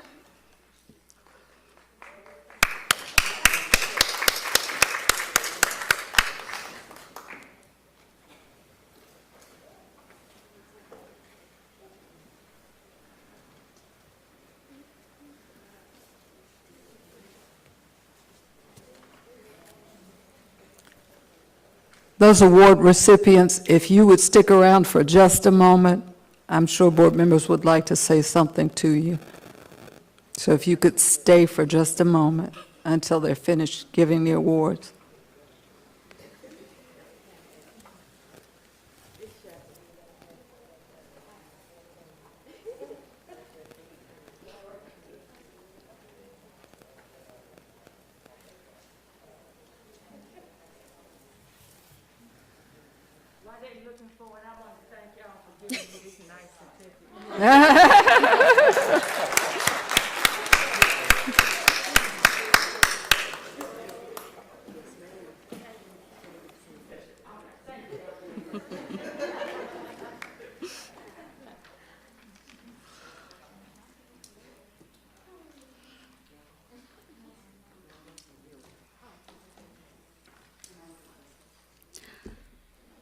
Velma Guardiola,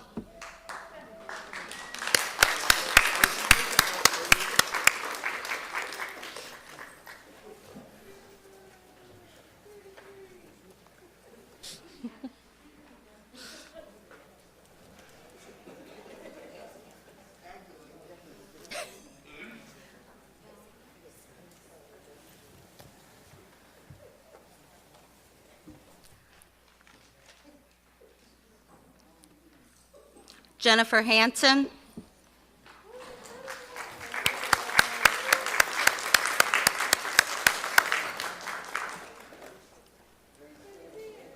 Bill Horner,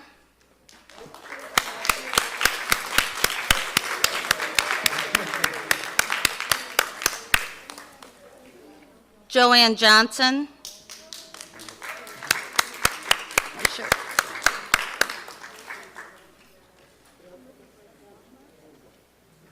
Hope Jones,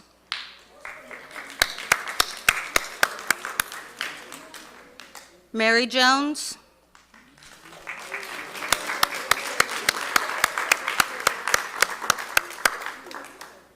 Natalie Jones,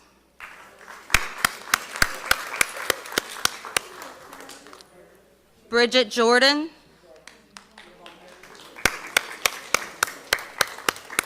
Vivian Knight. Miss Knight is still working. Carolyn Liggins, Deborah Martin, Vernice McMillan, Barbara Miskin,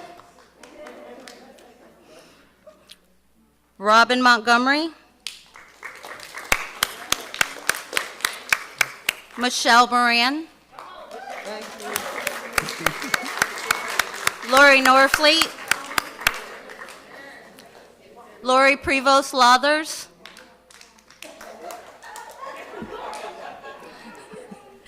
Mary Rogers,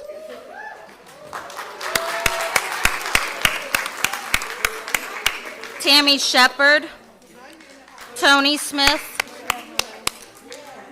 Robin Schneider.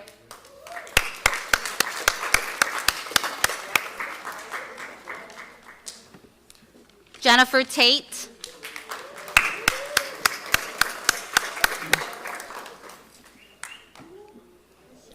Joanne Valance.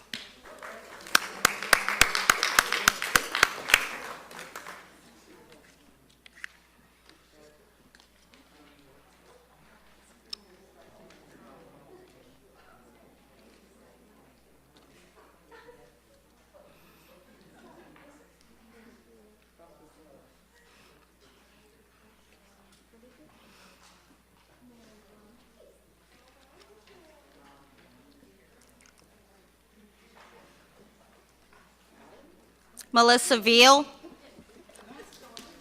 Emmanuel Vincent.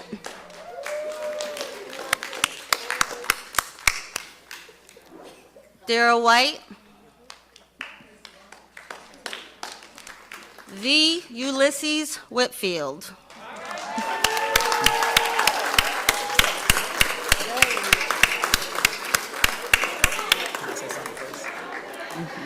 Tina Williams. I just didn't want him to vote. I didn't want him Michelle Woods. to chance to say thank you. Sandy Wright.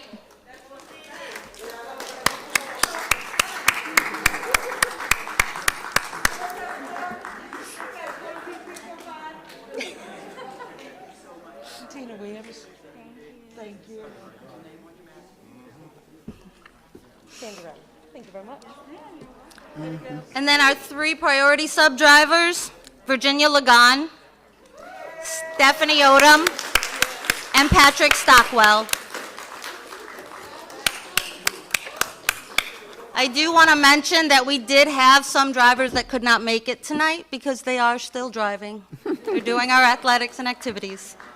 Thank you. Thank you. Thank you. Thank you. She's good. Thank you so much, Ms. Young, for making sure that all of our drivers are here. And before I turn it back over to the board for additional board comments on this, we wanted to let all of our school community, our public know, and all our drivers here, first of all, thank you. You all have been doing double and triple runs, doing everything that you can. And part of the reason why we wanted to bring you here tonight is I actually have a special surprise for you. So you're going to get a $250 bonus. I did need to mention Stephanie Odom.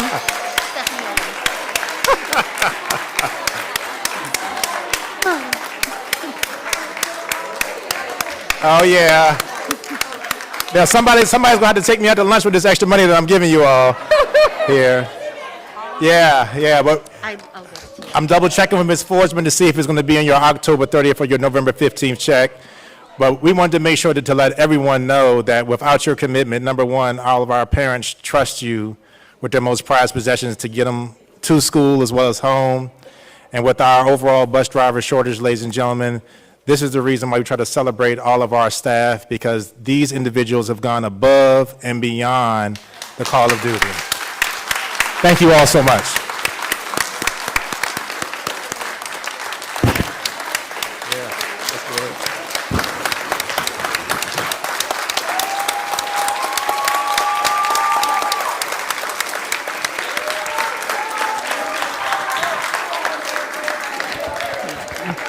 Drivers and assistants, if you would stop for just a moment. We want to say something to you as well. Board members, I'll let drivers, I know you're excited, I would be too. We want to say something to you as well. Are there board members who would like to make comments before I do? Okay, Board Member Riddick. First and foremost, I'm speaking from experience as a former bus driver. I am so glad you all are getting part of your due, because we couldn't do it without you. Oftentimes, transportation is the unsung heroes of the fabric of a school system. But I'm glad that Suffolk Public Schools is inclusive and recognizing everyone for the part they play in this machine we call building SPS. I just want to tell you all, I love you all. I'm appreciative of you. I have not forgot where I came from. And I just want to say thank you, thank you, Thank you, and thank you again. Board Member Jenkins. Thank you. My heart is full. I'm excited because people love to be appreciated. And I just want to thank you all. You all have taken my children to school. Now you're taking my grandchildren to school. Bus drivers took me to school. And, you know, it starts with you early in the morning when people are still turning over for their second sleep. You all are up, whether it's cold, snowing, raining, hot. It doesn't matter. You're dedicated. And I just want you to know, thank you, Dr. Gordon, for recognizing the bus drivers. You all are amazing. Don't ever think that you're at the bottom of the chain. You're the part of the chain that holds Suffolk Public Schools together. Thank you so much.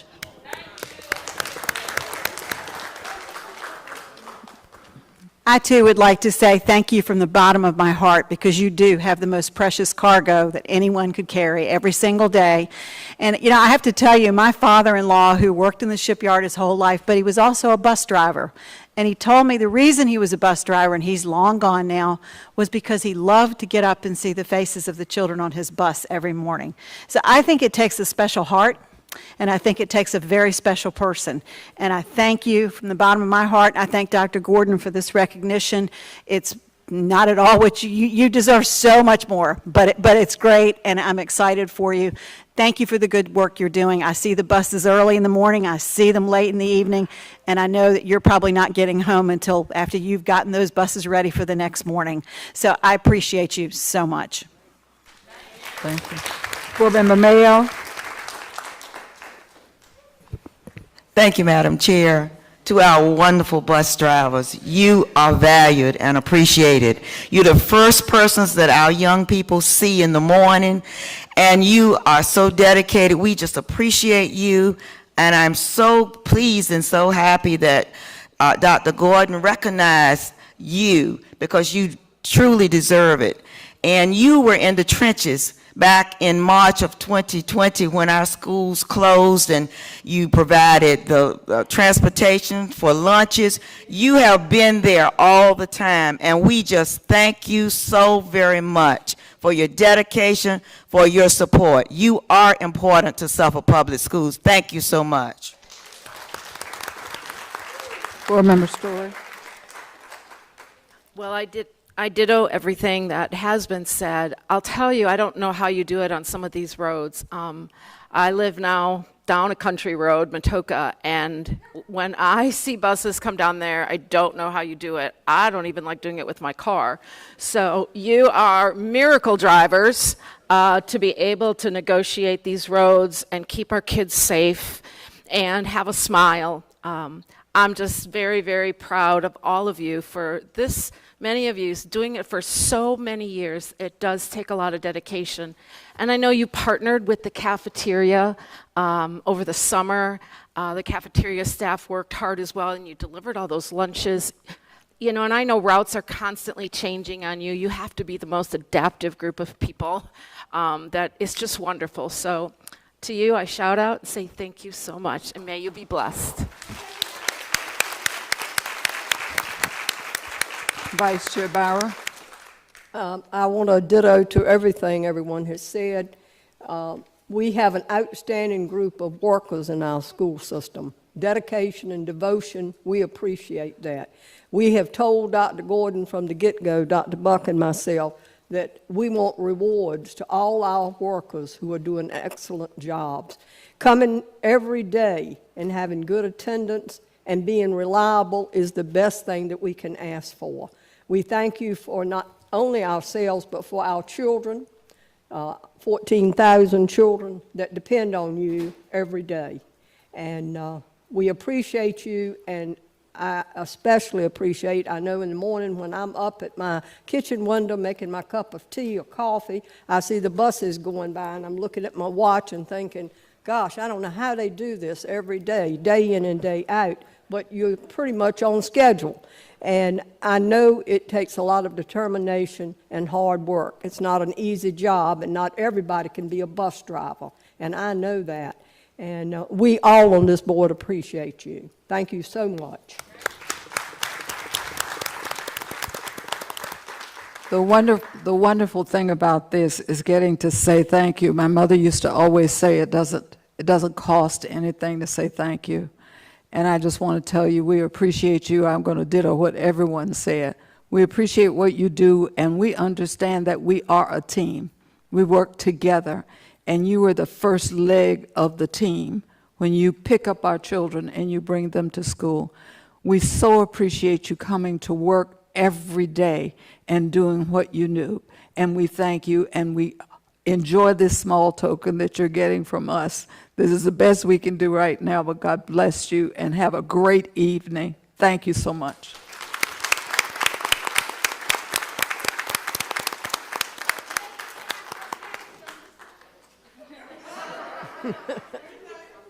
I'll say that for you. She did say that they are Thank you taking all. applications.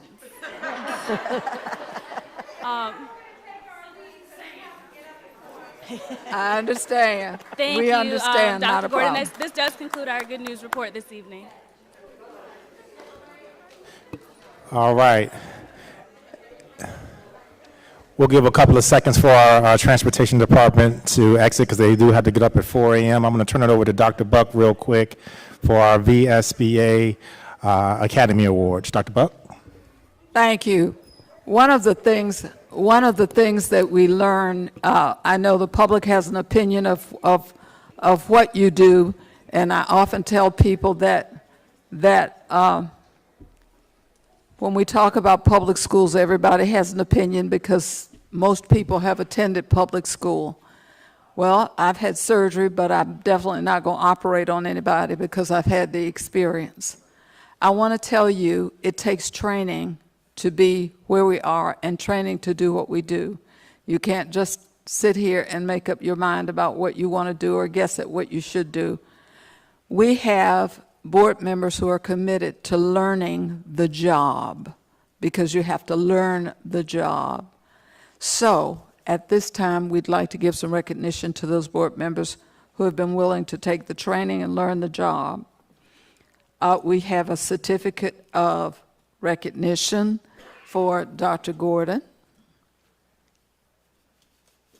Thank you. We have a certificate of achievement, that's a bronze pin for Board Member Riddick and Ms. Gardner. We have a certificate of excellence, that's a silver pin for Vice Chair Byram and Board Member Story.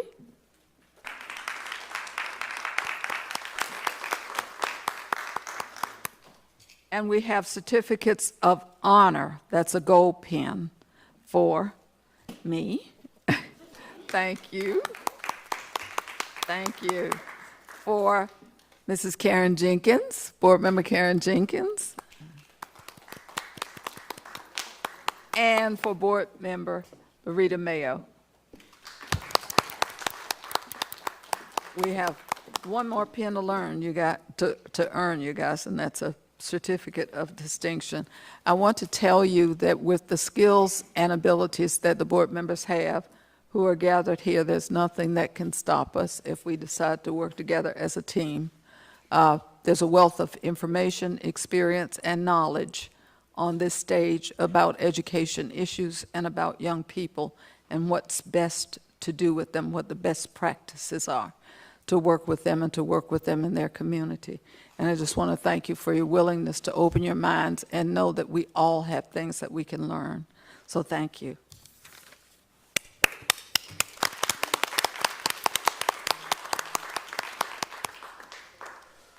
At this time, we need to look at the calendar of special events. And Dr. Gordon, I'll turn it back over to you. Thank you, Madam Chair. Just as a reminder that October is Breast Cancer Awareness Month, also Bullying Prevention Month, Disability Awareness Month, National Hispanic Heritage Month, which is actually September 15th to October 15th, so it ends tomorrow. This is National Principals Appreciation Month, National Boss Appreciation Day, October 16th, National Bus Safety Week, which is next week, October 18th to the 22nd, also part of the reason why we had our transportation department here today. National Unity Day is October 20th. School Bus Transportation and Employee Appreciation Day is also October 20th. Professional Learning Day is coming up on October 22nd. National Red Ribbon Week is October 23rd through the 31st. National American Heritage Month is in November. Election Day, which is going to be a virtual clerical day for teachers, no school for students, is November 2nd, and our next school board meeting is November 4th. As we typically do when we have an extended agenda, and also to make sure that we're following up on some of our conversations from our last meeting, I did want to also include in my reports from the superintendent some of the questions and comments that were brought up in our early session, and we definitely appreciate the overall decorum and professionalism and respect that our first group of speakers had today. We're also hoping we'll have that same thing in our late appearances. One of the things that Ms. Holloman spoke about, and I always like talking to her, is coming to the table with suggestions and solutions. And I was going to save this for the aspect when it comes to the actual vote on our school calendar adjustment, but I'll go ahead and talk about it now just to make sure that she, as well as the rest of our community, can hear. So we actually did take a look at doing our school calendar early release days on Fridays. And besides what I put in my email earlier this week about staff actually that being the highest day for staff absences, we also have to think about our buses, as they said today, that are transporting for athletics. And that was going to be a huge challenge on early release days to do that, as well as our elementary schools. We wish we could do every Friday. We wish we could do once a week. But every school division is actually required to have 990 hours of instructional time, 140 hours at the secondary level for SWL verified courses. With our current proposal, we will have 1,016 hours for elementary, 1,045 for secondary. So if we were to go any other days, we would really risk being below the Code of Virginia and the state threshold, especially if we have any inclement weather here in Suffolk. This is part of the reason why the school board and staff always builds that in. We also looked at the even odd days, and we got to remind everyone that the even odd days do not always match up to the even odd days of a calendar. So for the entire year, we actually have, on these half days, even days are 8, odd days are 6. So even days are 4.44%. Odd days are 3.33%. So that's pretty close in what we were thinking about. I know this is really going to become potentially an additional challenge for our parents. But we want to let you know that we've already begun to work on some potential partners, because I can't put the cart before the horse. I have to wait for board approval before we begin to announce some things. But we have had some conversations with Alpha Vest. It's going to have some potential discounted vouchers for those Wednesdays. Also, the Suffolk Cultural Arts Center would like to do an elementary program for those days that we are out for those Wednesdays. The conversations that we've had with our staff, and I actually think that a couple of our speakers, Ms. Bosco and Ms. Holloman, did a really good job of describing it. Our teachers, our instructional staff, and probably a lot of other staff actually feel like it's May or June already. And the number of emails that I've received, the board has received, the Employee Association of Suffolk that we actually meet with every month has made it very, very clear to us that we don't want to have teacher burnout. Part of the issue and challenge that we're actually looking at is making sure that our teachers are still feeling refreshed. Now, there were some false narratives out there that usually happens with school board business. If you take a look at the memo that we actually presented for everyone to see, it says that the amount of time the teachers have lost for covering classes, losing planning time, they've also lost professional learning time. But in that same memo, it also states that the overall goal, the one goal during this time of these early release days, is to give teachers back the planning time. If the planning time is not there, student achievement will suffer, classroom management issues will go up, teacher burnout is there, you name it. So that's what we want to do. So all of our principals already know if the board approves this tonight, there will be no professional learning time on those days, because we already got those built in for some other days, like October 22nd, like I mentioned earlier. This is how we're doing it. Our staff understands that when they bring concerns to the board, to their principals, to central office, we listen. And when I sent the email out on Tuesday, the overwhelming positive responses that we received was just tremendous. Our staff is so thankful that we are hearing them. That's the key. We are hearing them. And we also know, thank you to the parents that have sent us emails concerned about the child care, like Ms. Holloman mentioned, we know that that's an issue. This is why we have Melvin Bradshaw looking at as many options as possible. Boys and Girls Club, Park and Rec, Alpha Best, Suffolk Cultural Arts Center. We're going to try to do whatever we can to make sure we support our folks. It's interesting, though, as we take a look at this, last meeting, I actually asked for a mediation with Ms. Story. And as Dr. Buck explained, she declined to meet, which is disappointing, but at the same time, it's not surprising. However, Ms. Story and I did have a chance to have a conversation here down the hall. She made it clear that she wasn't as safe meeting with me alone, but we ended up talking anyway. And it's really about making sure that we try to present a positive image because our kids are watching. That's the most concern that I have. Our kids are watching. And the government that we do here, the meetings that we have here, always must make sure they have to be a positive influence as well as modeling that behavior. I know that we have people here, as I look through the topics, that are really concerned about bullying. We're concerned about bullying too. But what we have to realize is that these days, the biggest concern that students have is cyberbullying. Mm-hmm. The first impulse that students have anytime anything happens is to pull out their camera and record. Now, we could go back to the old days of banning cell phones, but then parents would be extremely concerned about not being able to get in contact with their children. And I get that. I get that. And kids are used to that. But the one thing about cyberbullying is that it means that the student has to actually relive a traumatic event over and over again. And that's something that we do not want to continue. Ms. Ward, our community engagement officer, is actually working on a social media blast and posts and strategies that we're calling Pause Before You Post, kind of taking that from one of our business partners. We got to really think really hard about what we put online for the entire world to see. That's a big challenge for the city of Suffolk. That's a big challenge for the nation. But one of the things that continues to happen is when our students see adults doing it, they do it themselves. And that's caused so much pain for one particular middle school student and some other students that we've had to deal with this year and others. You know, our kids are readjusting back to being in school. Remember, a lot of our kids, 35% of them, actually stayed virtual last year, even when we came back in March, which means that some of our students haven't been here since March of 2020. I hope everyone heard what Justice Drake had to say. Mm-hmm. I mean, this guy's going to be president one day, Mm-hmm. right? He spoke about how difficult it was for virtual learning. But as soon as he had the opportunity to come back to school and socialize, he spoke about the importance of participating in extracurricular activities. That is the only reason why we have the mandate in place for testing or get vaccinated. Winter sports last year was the only sports season that did not occur. The only one that did not occur because our rates were so high.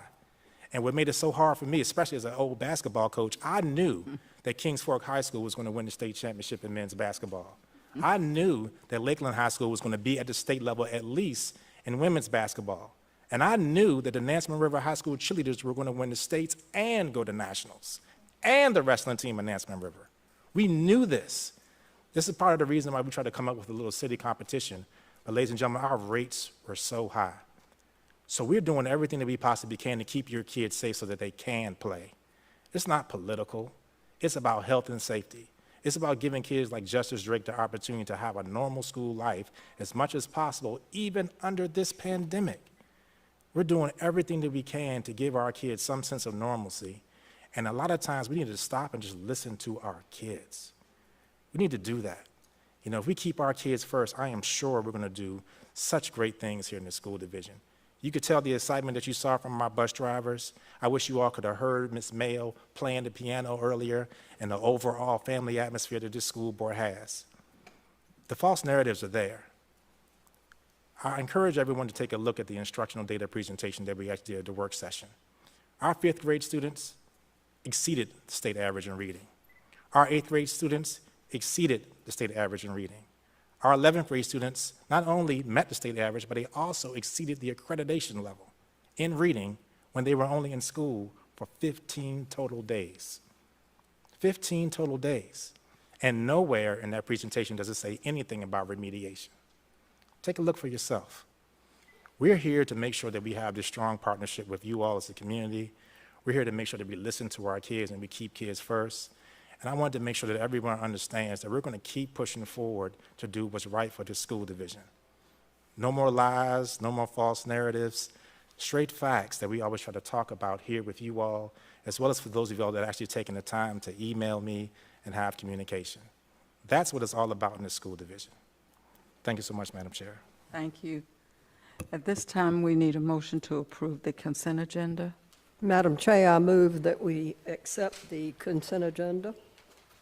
Is there a second? I second the motion, Madam Chair. It's been moved and seconded that we approve the consent agenda. Are there questions? Madam Clerk, would you call the roll? Board members, please vote. Board Member Jenkins? Yes. Board Member Johnson? Yes. Board Member Mayo? Yes. Board Member Riddick? Yes. Board Member Story? Yes. Vice Chair Byram? Yes. Board Chair Brooks Buck? Yes. Motion passed. Thank you. We have a list of field trips that we need to approve. It appears that our Nansemond River High School golf and our girls' state golf championship tournament, they made it to the state championship level, and they need to travel to Harrisburg, of course, with their parents' permission. Board members, this is an action item. I move that we approve field trips as mentioned. Madam Chair, I second that. Are there questions? I'm sorry, was that? Madam Chair, Was that taken out of the consent agenda? that was part of the consent All of these? agenda. We're going to do the whole thing? You already did. Okay, well, we approved, we accepted it, so no discussion on any of the items. I got you. All right. So, we can move right along. We have unfinished business with capital improvement plan. I believe that you had the chart posted. Yes, ma'am. Thank you, Madam Chair. I'm going to ask for Terry Napier, our Director of Facilities and Planning, to come down just to tee this up for Mr. Napier and the board. You gave us direction last month to take a look at what the board has suggested for the overall order for the CIP for 2023 through 2032. We wanted to make sure that we kept your order, but we actually spread things out a little bit to really show our cooperative nature of trying to planning with the city and to collaborate. But we do want to make it very, very clear. We need to rebuild our schools. We need to eliminate our mobile units. And we need to make sure that we do this now. So I'm going to turn it over to Mr. Napier, who will go over the CIP and any additional questions that the board may have. Good evening, board members. You will recall that at your last couple of meetings, we have discussed this year's CIP. You gave us some directives. We went back, we made the adjustments, and tonight we are bringing you what we hope will be your final version, since this is an action item for you tonight. Each of you has a copy of the final CIP sheet. Just very quickly, we're going to go over that one more time. Starting on the left-hand column, those are the priorities of the projects that you selected. Second column in, actually that's the priority. The projects are listed. There are 11 of them. I will go down them very quickly. Project number 1, major systems repair and replacement, hazardous materials. As you recall, this used to be 2 items. We combined it into 1. Number 2, operations facility phase 2. Number 3, John F. Kennedy Middle School replacement. Number 4, or actually number 2A is John F. Kennedy Middle School. Number 3, Northern Shores Elementary School addition. 4, College and Career Academy renovations at Pruden. 4A, Forest Glen Middle School replacement. 5, Elephants Fork Elementary School replacement. 5A, John Yates Middle School replacement. 6, Gilby Shores Elementary School replacement. 6A, Nansemond Parkway Elementary School replacement. And finally, 7, Nansemond River High School addition. And I would just remind you, this is a 10-year plan. Keep in mind that it's funded yearly. And as you move across to the right, those columns list all of the funding numbers. Beginning with number 1, 3.5 million. I'm not going to move through all of those numbers, but they all total up to approximately 384.3 million. So tonight, we bring this to you as a final draft, unless there's discussion among the board and you want us to make any changes. Are there questions by board members? Board Member Story. I thought we voted on the final plan last week, or the last month. What was wrong with that final plan? As I recall, when we ended the meeting, we talked about letting the staff put the numbers in, and so that the plan is there for the order and the dates, but the numbers were not included. And this piece includes the numbers because I believe that everyone wanted to see what the budget would be. what the actual dollar amounts would be and which years they would be. And that was what we decided to do at the end of the meeting when we left the last time. Mrs. Story, these are the projects that you decided on. So the order is the same? Correct. Yes. Mhm. Yeah, the order hasn't changed at all. This is just one that had the money in it that each one would cost and each year. And we had a draft copy at the last meeting. We went back, we made sure that everything was correct in terms of the order of the projects and the numbers, and we're bringing this back as a final.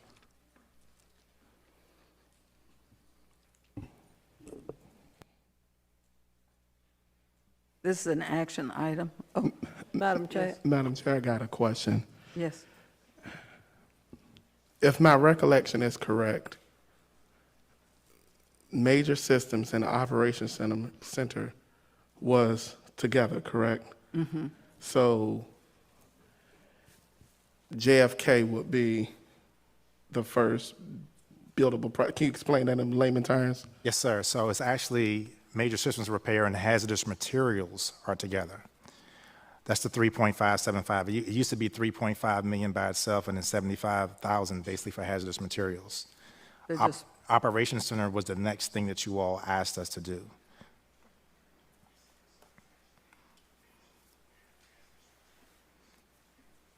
The order has not changed. I understand the order has not changed. However, it does appear that the wording has changed. And the reason why I'm saying that is because at the last meeting, when I asked this question, this same exact question, it was conveyed to me. And I'm going to go back and review the video because I could be mistaken that the Operations Center and the Major Center was one project. But I just want to make sure that I'm understanding, so when I report back to my constituents, that I'm reporting back accurately. I understand. For the fiscal year 2022, 2023, we are asking for 3 projects. We're asking for the operations facility, begin with JFK, whatever that step may be, and Northern Shores, correct? That is correct. That is Okay, correct. thank you. Mm-hmm. Are there any other questions, board members? Madam Chair, I'd like to make a motion that we accept the capital improvement plan as presented with the figures. Is there a second? It's been moved and seconded that we accept the plan. I ask for questions prior to the vote, so, Madam Clerk. I'm sorry, who seconded that? Ms. Jenkins. Board members, please vote. Board Member Jenkins? Yes. Board Member Johnson? Yes. Board Member Mayo? Yes. Board Member Riddick? Yes. Board Member Story?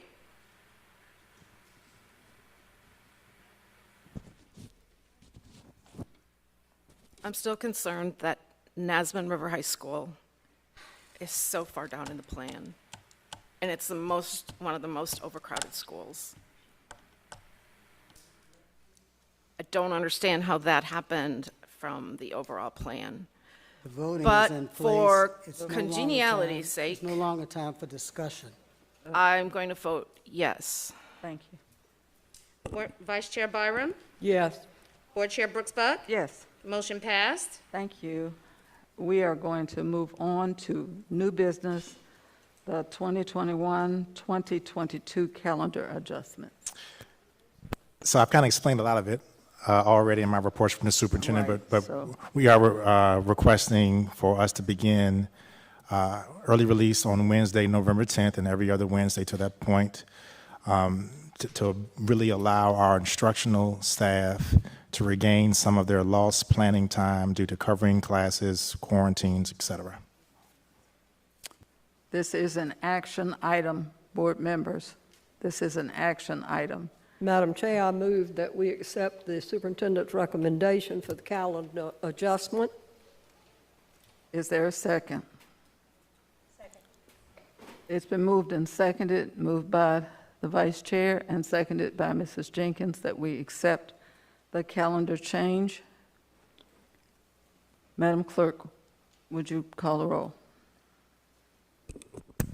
Board members, please vote. Board Member Jenkins? Yes. Board Member Johnson? Yes. Board Member Mayo? Yes. Board Member Riddick? Yes. Board Member Story? I'm going to vote no, and I feel I have the right to respond. Is that correct? The reason I'm voting no is because I know this will pass, and I think it's a good thing, and I think it's really, really good for teachers. But I just think we could have done better. I'm very concerned about the number of even days.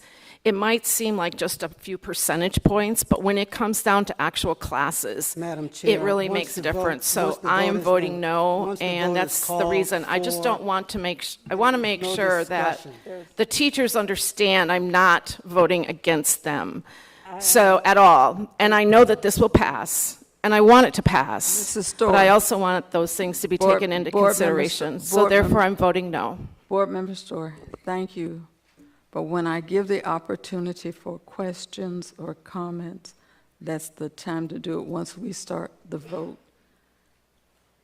We accept your vote, no. Go on to the next one, thank you. Vice Chair Byram? Yes. Board Chair Brooks Buck? Yes, Motion passed. thank you. Mr. Superintendent, could we move on to? Yes, we have our SBS Health Dashboard update with Dr. Suzanne Rice, our Chief of Administrative Services, coming to the podium. And as Dr. Rice comes to the podium, one thing I did forget to mention in my reports from the superintendent, part of the reason why the SBS Dashboard is updated once a week is because that is when the information is released from the Western Tidewater Health District. That is not a Suffolk Public Schools decision. And the second reason why we do not specifically list how many students are quarantined at each school is because in some schools the numbers are extremely low, which would make the students easily identifiable. We have to be very, very careful when it comes to HIPAA laws with that. Dr. Rice. Thank you, Dr. Gordon. Board members, my report this evening is actually very brief.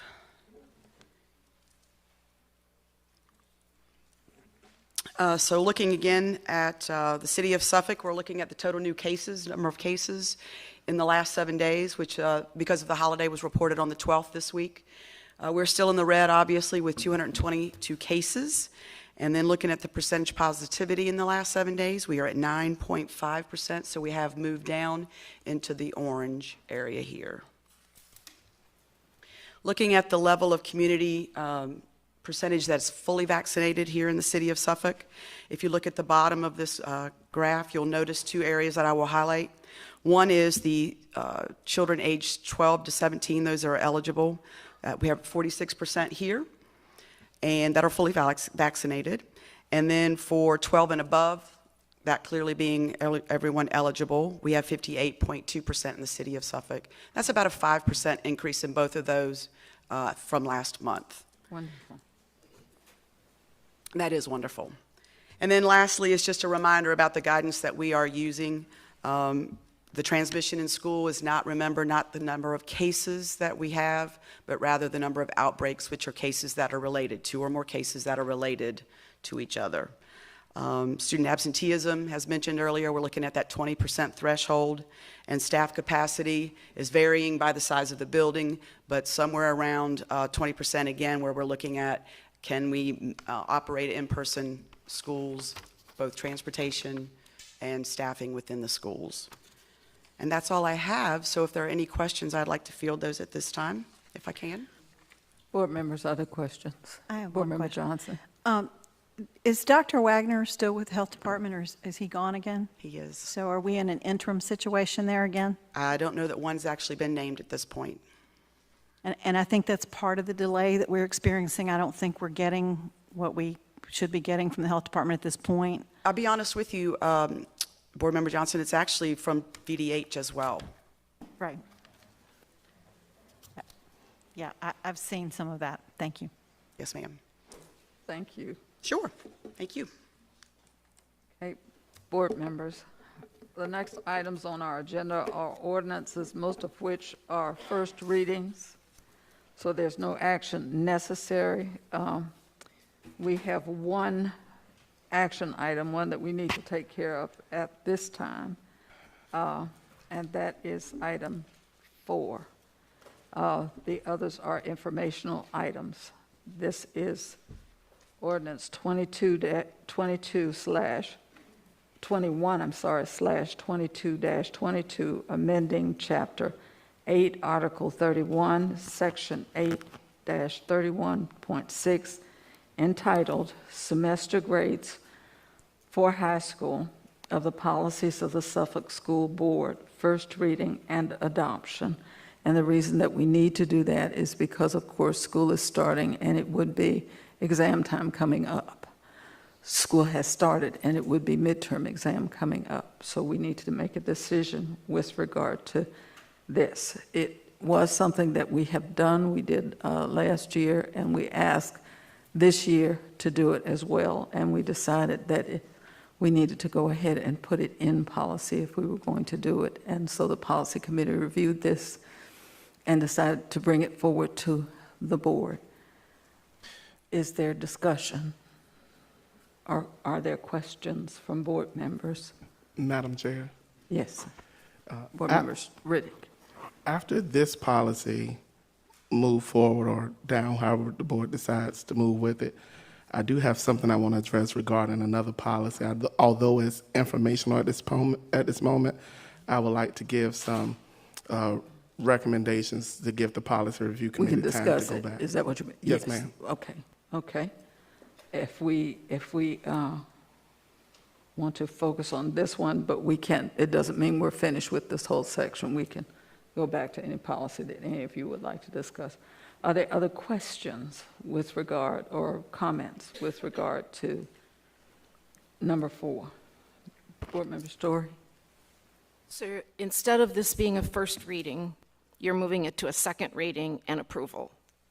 We're Is that moving it correct? to first reading and adoption is what it says right here. And the reason is it's time for the exams. We've already approved the action actually in last month. We approved the action, so there are no midterms exams. This is just making it policy instead of just asking for an action that's temporary and having to go back and ask again. Correct. And if I can add to that, Madam Chair, as you just stated, we've actually waived finals, midterms, and finals for the last 2 years. Discussion from last month there was some misinterpretation about it being a policy change, and I made it clear that we were going to request that during the month of October. And this is what we're doing at this time. This is necessary. There are different philosophies out there. One of my philosophies is that our students are actually tested sometimes too much. And one of the things that we're looking at is the fact that we already have in our policy the minimum number of assessments is usually for tests 3 to 4 per 9 weeks, plus the state assessments that we have to do, plus the new growth assessments that we have to do, as well as if students are in advanced placement courses or IB courses, they also have assessments for that. And so on average, and we'll use SOLs as an example, on average, students lose 2 weeks just for SOL testing.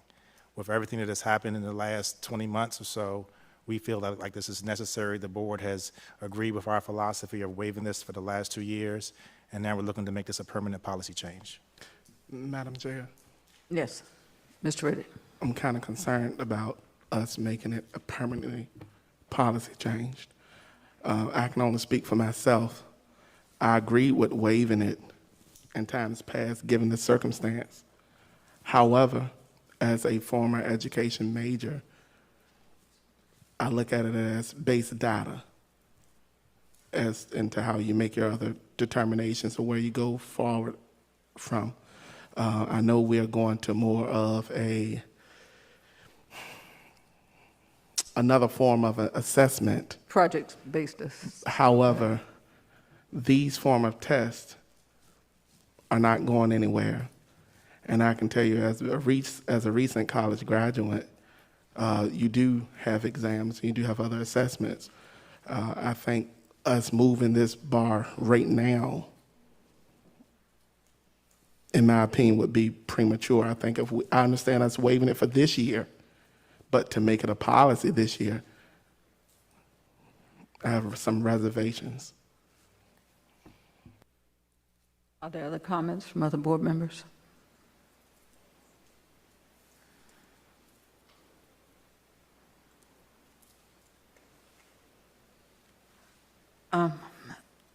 I'll make a comment then with regard to examinations and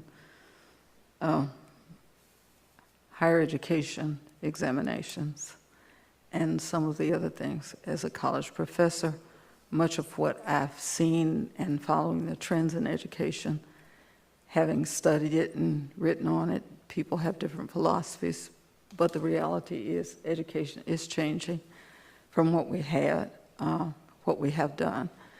And oftentimes, students learn material for the exam, and they don't use the material after the exam. They remember what they need to remember to pass the test, and once the test is over, they don't remember anything that was on the test or what they did. So it's not necessarily something, at least in my experience, that has proven to be something that is a way to sustain learning just by giving an exam. One of the things that happens, and I know that we discussed it last time, is a student can go into an exam with a higher average. It doesn't mean that they won't have tests in their classes at all. It does not mean that. They will have tests. Their teachers will give them tests on the material that they've studied. But they can go into a test with a high average and walk in one day. They might not be feeling well. One day, something else might be going on with the child. You just never know. And that test can bring their grade down because we put too much weight on it. With all of the things that children have gone through, as I listen to Justice, and I've listened and talked to other students, with all of the things that they've gone through, and I don't have any indication that pressure is going to stop for them. If it's not COVID, it'll be something else that they'll have to deal with. I think that if we look at learning that is sustained, at least from my research, if we look at learning that is sustained, it's usually sustained, it's more sustained with the project-based approach. And that's just my opinion. Everybody has a right to their own, but that's the way that I feel about it, and I wanted to say that. Board Member Jenkins, did you want to make a comment? Thank you, Chair. I guess I have some concerns as well, and I've received some concerns from parents that taking this out permanently, how does it affect, because we've had it for a long time, and it was important. So just to, if someone could just explain, how is it going to impact students that's moving out, going to college, or is it not significant now? And what are the tests that's taking place? So the parents will know that their kids are being, tested, and they know that what they're learning, and it can carry on beyond our school system. I think they just need some, we just want to take tests. You go to school, and if you learn it, you learn it. If you don't, you don't. We won't know. So. Madam Chair? That's a great question, Ms. Jenkins. And one of the things that we looked at was on transcripts, there are semester grades. And to Dr. Buck's point, with having this one assessment count 17% of that grade, we're looking at a letter grade, an overall letter grade, sometimes two, depending on what exactly happens. It's not watering down the curriculum, it's not lowering the standard, it's the fact that you now have to adjust for the way the kids learn as well as the way that they're assessed. In our research, in our conversations, in our partnerships with 7 universities, the overall plan that is used is there is a cumulative project that is given to students that actually starts with many assignments that are due for the entire semester. And then at the end of the semester, their final exams or their final projects is the overall accumulation of what they've learned. That's what we've tried to model to get our kids more prepared for that. There is some evidence for test anxiety. There is a very small percentage of kids that actually do use exams to pull their grades up. But there is a much larger percentage of students, the Superintendent's Advisory Council that I spoke to, having our administrators and teachers talk to the kids, because we didn't do this in isolation. Dr. Davenport made sure that the teaching and learning team and these core supervisors actually had conversations with teachers. We also believe this is overwhelmingly being supported by teachers, because this is at the high school level, for example, 100 to 150 less assessments they have to grade with everything else they have going on. So we wanted to make sure that we got feedback from several groups before we made this decision. And one of the big things that our staff has made very clear to us Because if we're serious about increasing the total number of kids that are doing 2-year or 4-year colleges, we need to really mimic that at the high school level to get them better prepared. May I say one other thing? SOL testing has not changed, has it? Oh, ma'am. So there are SOL tests that students are still required to take in order to earn credits, in order to pass, in order to move forward. We have not stopped testing students at all. Not at all. They will still have those tests, which are supposed to be our mastery tests. That's what we claim them to be in Virginia. They're supposed to let us know that the student has learned those things that you need to know in a course when you finish a course. So we haven't stopped. This isn't testing altogether is going to stop. They are still going to be required to pass those examinations that they must pass. And we talked about the amount of time that is taken up by tests. They're taking SATs, ACTs, ASVAB tests, and several other tests as they get ready to move through school. So there are many indicators. And I would just say to you, when I look at the numbers of students that graduate from our schools, even though it's not advertised as much as I think it should be, who are very successful, who are offered millions of dollars in scholarships, who go to top universities, they don't let you in. They don't have remedial courses. At least when I went to UVA twice, I didn't ever see remedial reading or remedial anything else. They don't have those things available. So I know that our students are well prepared and they seem to be doing okay. I believe that if we do that, the other thing about policy is it can always change, just as we're changing the policy. If we see that through our actions something else is going on, we can always go back to the policy committee, look at the policy, and change the policy. It's not that once we do it today, it's going to last forever. So we do have that option that we can relook at it. Madam Chair, Yes. based off of Dr. Gordon's response, to me it seems that the assessment is not the issue, but rather the value that we place on the assessment, which is placed by the division. If you place a 17% average on a student's pass or fail, that's our issue. However, we could reduce that issue. My fear is what will happen when we continue to keep reducing the threshold is that we will get our students to become content with performing at a certain level. I'm from the generation that had the 7-point grading scale, where you had to have a 94 in order to have an A, not a 90. So we had to work harder. It didn't break us. It made us who we are. So when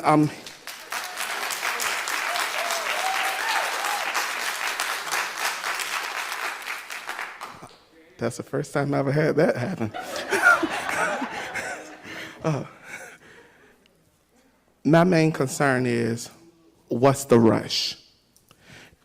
I would like to propose that we move forward with waiving it this year, but let's wait. We move too quick to make certain things policy.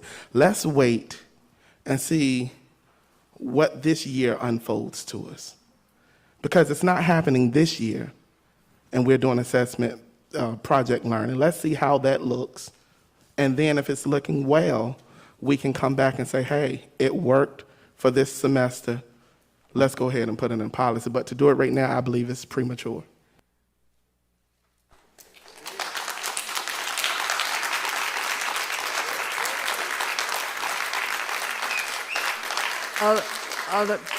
Thank you, audience, for the applause. I come from a generation where 90 was a B, okay? And mine is much further up than yours. 96 was an A, okay, in the old days. Board Member Johnson, did you want to make a comment? Yeah, I was going to say the same thing. You know, An A was pretty hard to get. And it should be. And I'm not saying that, that the last thing we want to do is less than anything. And I'm probably one of the older members on the board here. And so, I'm probably one of the hardest people to say change because, older people just don't like to change too much. And, I understand what you're saying.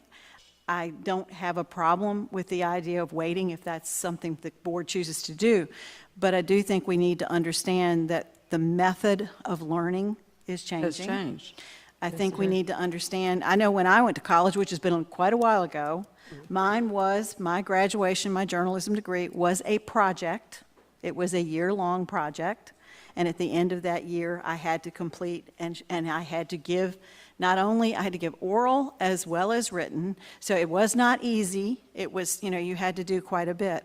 But my concern was, and the reason when we did the policy committee, and I'll just give an example, like I said, I was a good student. I went to John Yates, I did well, and I will tell you that I got an F on a Spanish exam because I just, frankly, didn't have a great day and didn't do what I was supposed to do.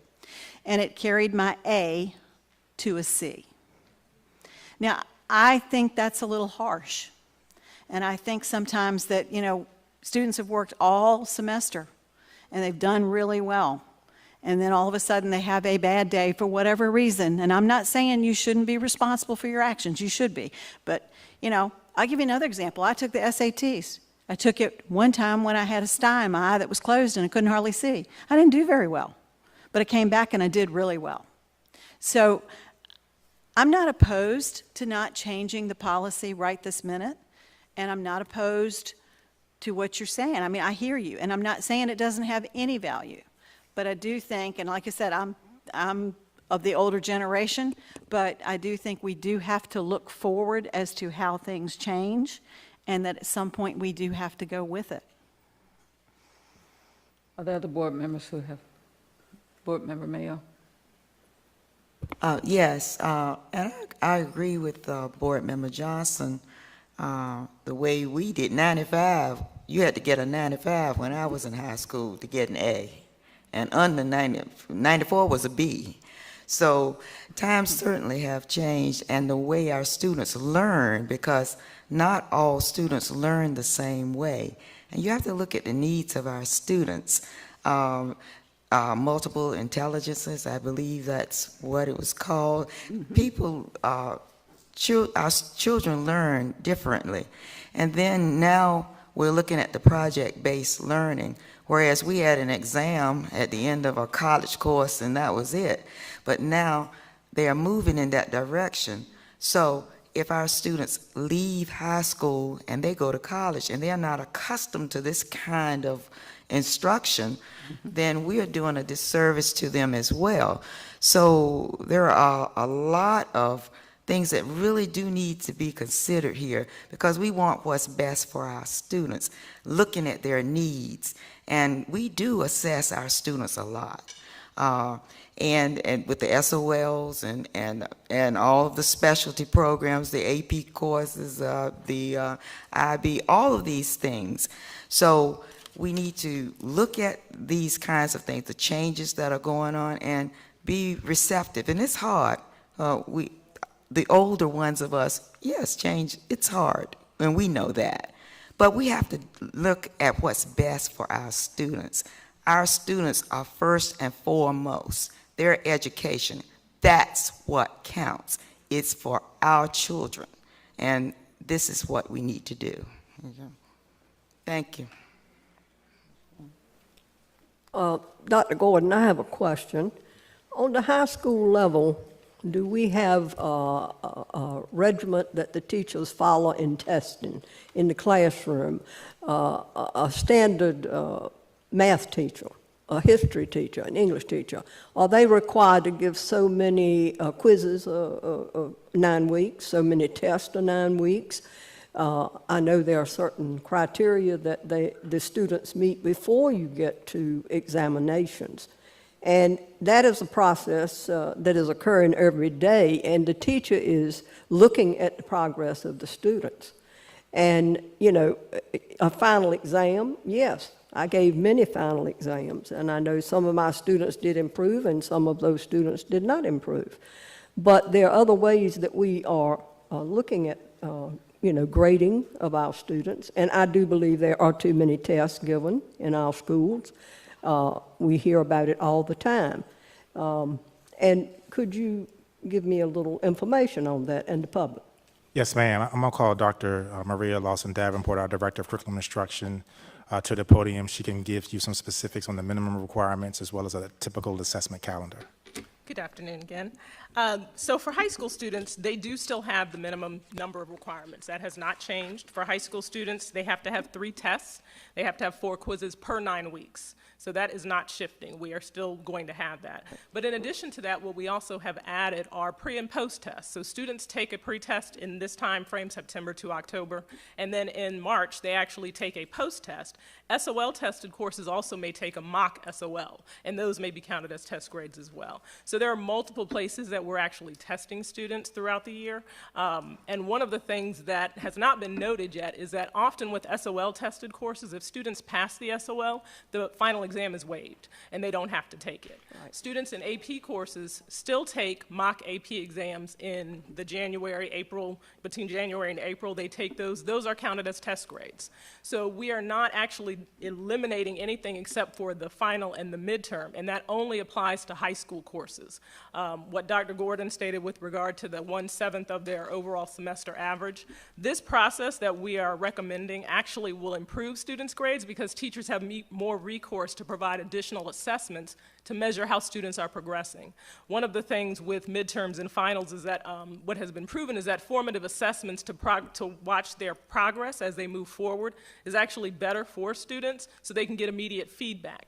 Having one large test where they move on after that is not actually recommended. It's recommended that they get feedback so that they can learn from their feedback. That will help drive that final post test and the SOL test or AP exam, IB exam, Project Lead the Way exam. So those students will still be taking all of those tests. With regard to the college-based test, the community college system actually recently eliminated the VPT as a requirement, which was their Virginia placement test for students. Students are actually now self-selecting into courses, so they don't actually have to take the SAT or any of those courses. They're actually basing it off of grades and performance within high school, and that's for up to 6 years after a student leaves high school. So that's what they have shifted to because they realize that students are better self-assessing where their placement is, so there's not as much emphasis. In addition to that, recently there have been over 1,600 undergraduate schools that have gone to optional testing. ACT and SAT are optional. They are not required for admission. And so while some students still take those tests, a lot of times that's tied to scholarships or those types of merit-based scholarships that are provided by those colleges. For general admission, a lot of schools have moved to optional testing.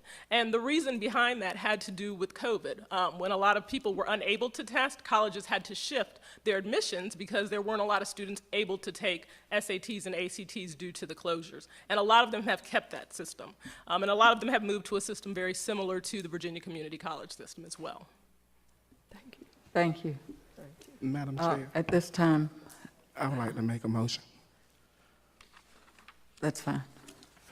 I move that we table this decision regarding this policy until after we have more information to make our decision based on. Okay. I second that.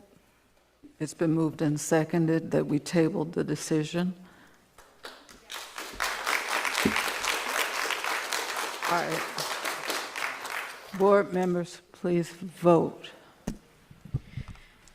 Board Member Jenkins? Yes. Board Member Johnson? Yes. Board Member Mayo? Yes. Board Member Riddick? Yes. Board Member Story? Yes. Vice Chair Byram? No. Board Chair Brooks Buck? No. Motion passed.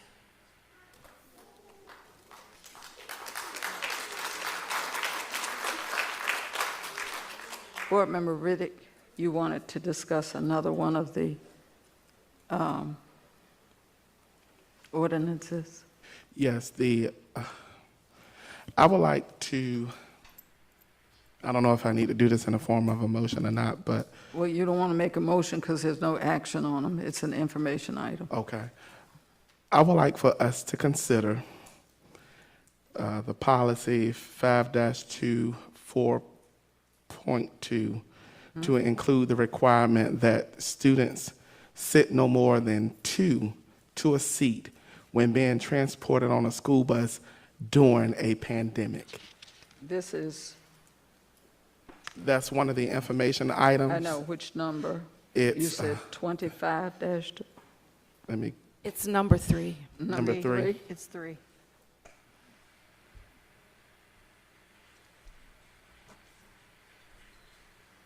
Yes, I would like to ask that we could amend that. So you want to, well, it would have to go back to the policy committee, I believe. Is that correct?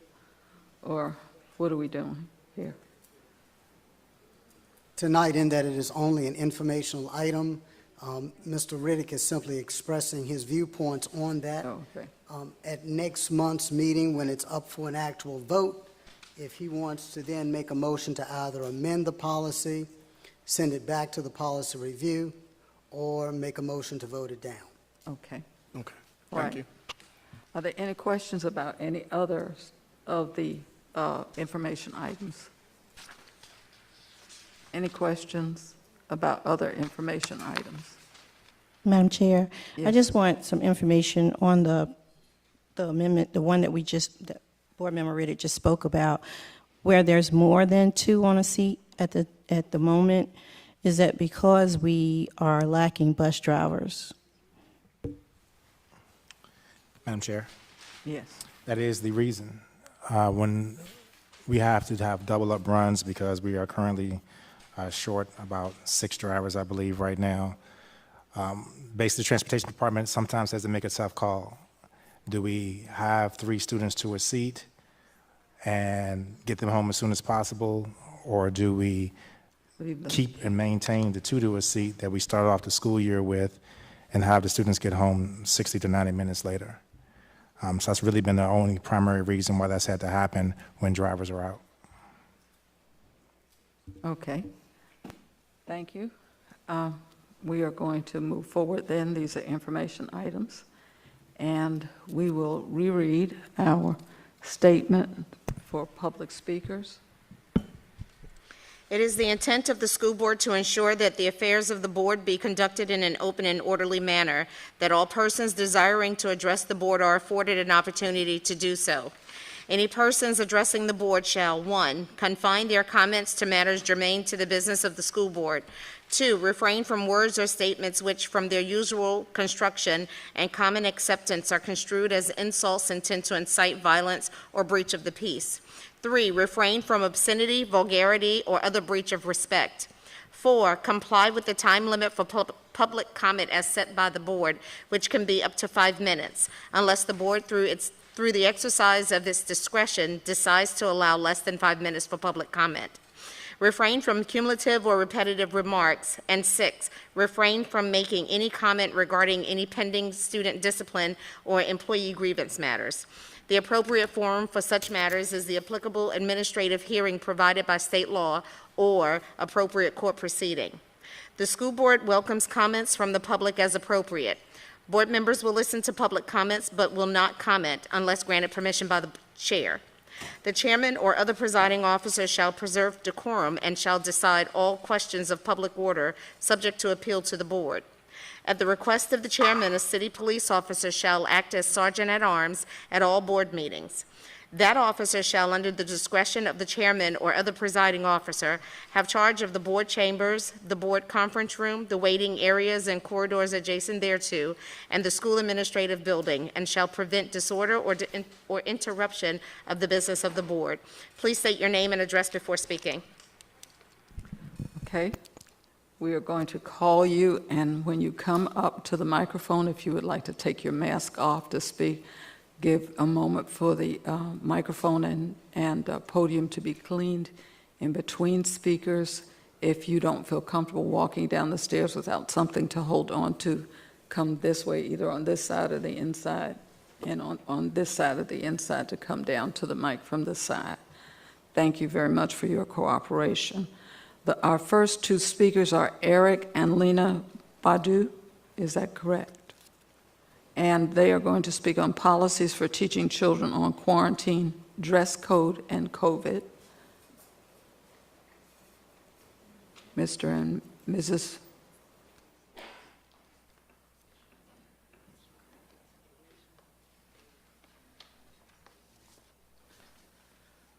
Hi, my name is Lena Badeau. Thank you. Yeah, sorry. Nobody ever gets it right, but it's okay. I live at 2014 Smalley's Dam Circle. I have 2 children in Suffolk Public Schools. One is at Forest Glen, one at Lakeland. So far this year, both of my children have been placed on quarantine due to a possible COVID exposure. This resulted in my children being home for 14 days with little to no instruction. Current Suffolk Public School policy states that students will complete asynchronous assignments made by their teachers. This is simply loading assignments into Canvas online. There is no requirements for instruction.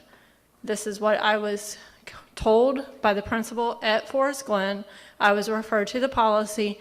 I believe it's in the Back and Better 2021-2022 policy. Okay, so as it is, there is no instruction being provided for students on quarantine. If there is instruction being provided, that is at the discretion of the specific teachers. As I'm sure you're aware, the government has made funds available for this reason, the CARES Act. Suffolk Public Schools received over $15 million to implement safer school environments and technology upgrades for virtual learning.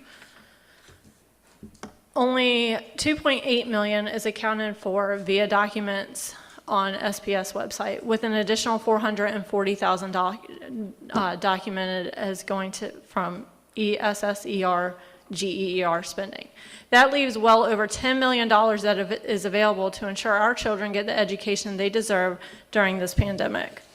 As I'm sure you're aware, sorry, going backwards.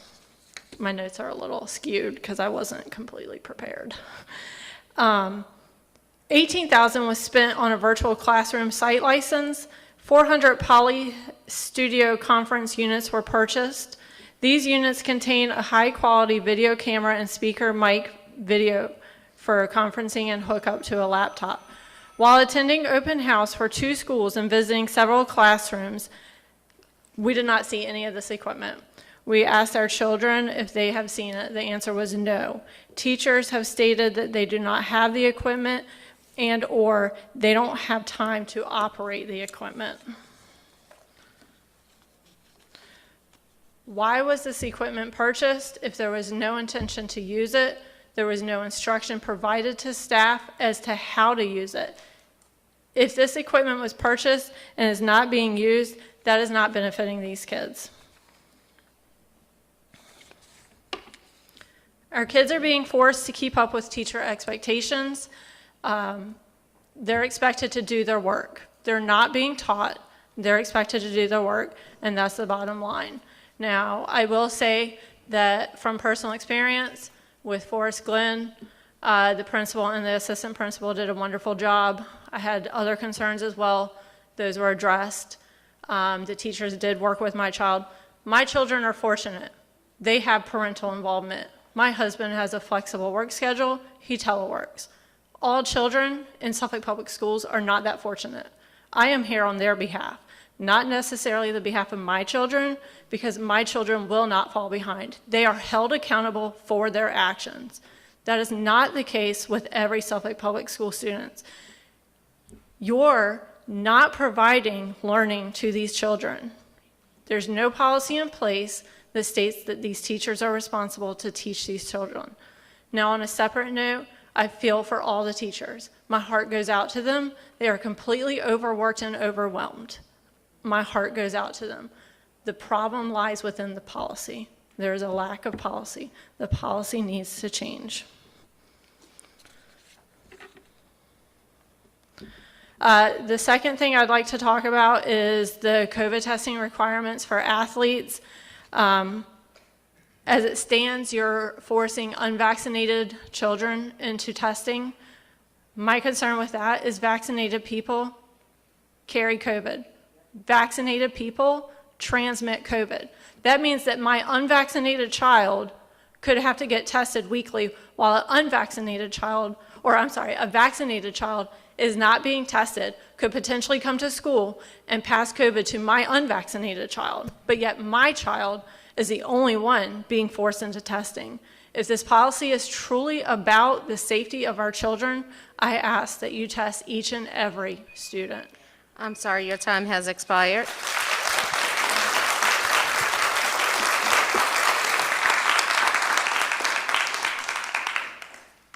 Thank you. Our next speaker is Dana Rhodes, and Mrs. Rhodes will speak about the whole brain teaching method and implementation of the classroom, especially with neurodivergent students. Members of the board, my name is Dana. I reside at 133 Eagle Lane. First, I want to thank the Nan Steedman and Lumbee tribe for their stewardship of this land. Previously, I had very few issues with Oakland Elementary, but when my son spent 2 weeks in his new second grade classroom this year, he started struggling to the point of conveying suicidal ideation in his very first week. I, as a parent, did what I hope any would. I checked in with all of his doctors, I attempted to increase the communication with the teacher and the administration, and I did all I could to make sure my kid was okay. I began to ask harder questions and look at the OCR reports and look at classroom policies. In the first 2 weeks that my son was in the classroom, he stopped sleeping, he stopped eating as normal, he was having anxiety and panic attacks multiple times a day, and he was lashing out more than he had previously. So I, acting in his best interest, pulled him out while I discussed with the administration and the teacher, a teacher who had been unwilling to communicate with me prior, knowing my child is also autistic and ADHD and has difficulties, and a teacher who failed to make sure she was ensuring to follow the SOS plan and 504 and IEPs of her students. When I found that the classroom operated under the whole brain teaching method, I was upset, and I brought this to the administration. I was met with paltry compromises that didn't address any of the real issues, being threatened with truancy and 6 months jail time, a refusal to adjust policy for the classroom to prevent this from happening again. Only into the third week did we come to any sort of attempt at real accommodations because I fought for them. The following is a list of class rules that is commonplace for this method and the exact ones from my son's second grade classroom. Follow directions quickly. Raise your hand for permission to speak. Raise your hand for permission to leave your seat. Make smart choices and keep your dear teacher happy. Following directions quickly does not account for the students who need the extra processing time in the classroom. If you tell me it's due to a safety concern, then it's a separate issue and has nothing to do with the day-to-day of the classroom and is therefore unnecessary. The third, raising the hand for permission to leave your seat, is also in direct violation of my child's and I'm certain other students who fall under the IDEA umbrella, their plans. Making smart choices to children implies that they should know what those are, and every other choice that they make that is wrong is dumb. Most children deal with absolutes more often than not, especially those who are autistic like my child. This places a large amount of pressure on them and raises their anxiety because they don't want to be seen as dumb. And that brings us to number 5, keep dear teacher happy. This places the responsibility of an adult's emotions on a group of 7-year-old children who can't even manage their own emotions due to the lack of a developed frontal lobe. This is not only drastically increasing the child's anxiety levels, but places an undue and unfair amount of stress on them to manage a full-grown adult's emotions and does not help them learn, which is why they are there in the first place. This is just the beginning of the issues with the whole brain teaching. It is already a largely disputed 20-year outdated method due to the lack of actual research behind the claims of it being best for classrooms and engaging the whole brain. This method also borrows massively from abusive ABA tactics. If any child makes a mistake, kids are allowed to call them out for it in the middle of class, and they are led through repeating out the rules again, which then leads to the child that made that simple mistake to know that the rest of the class is having to stop for them. This is damaging. This tells them early on that mistakes are greatly frowned upon and cause others to become upset, and then they learn to internalize that they are the problem. Children should be encouraged to make mistakes, as that's one of the best ways to learn and a supposedly safe environment to do so. You may not see these as a punishment, but I assure you, put yourself in the position of that child because they do. They know when they are the reason that the rest of the class has to stop what they are doing just to recite the rules again. This also pushes kids to blindly follow authority even when they may be harming them. They learn that their mental state isn't as important, they learn not to ask questions, and then they start to fall behind. This method also encourages the use of a timer, and I know I speak for many neurodivergent people when I say that timers do nothing but increase anxiety. This is a big reason why on many IEP and 504 or SOS plans that the student get extra time on tests and certain types of assignments. These are children. It puts it in their head if they don't finish on time that they failed and didn't do a good enough job. Children do not choose to be bad. There are no bad children. There are simply children with different sets of needs, and all of behavior is communication to listen to. Many children don't know how to express how they feel into words, so they act out in different and varying ways. And when we place these kinds of expectations on them, more of that communication comes in the form of behavior and body language. I'm sorry, your time has expired.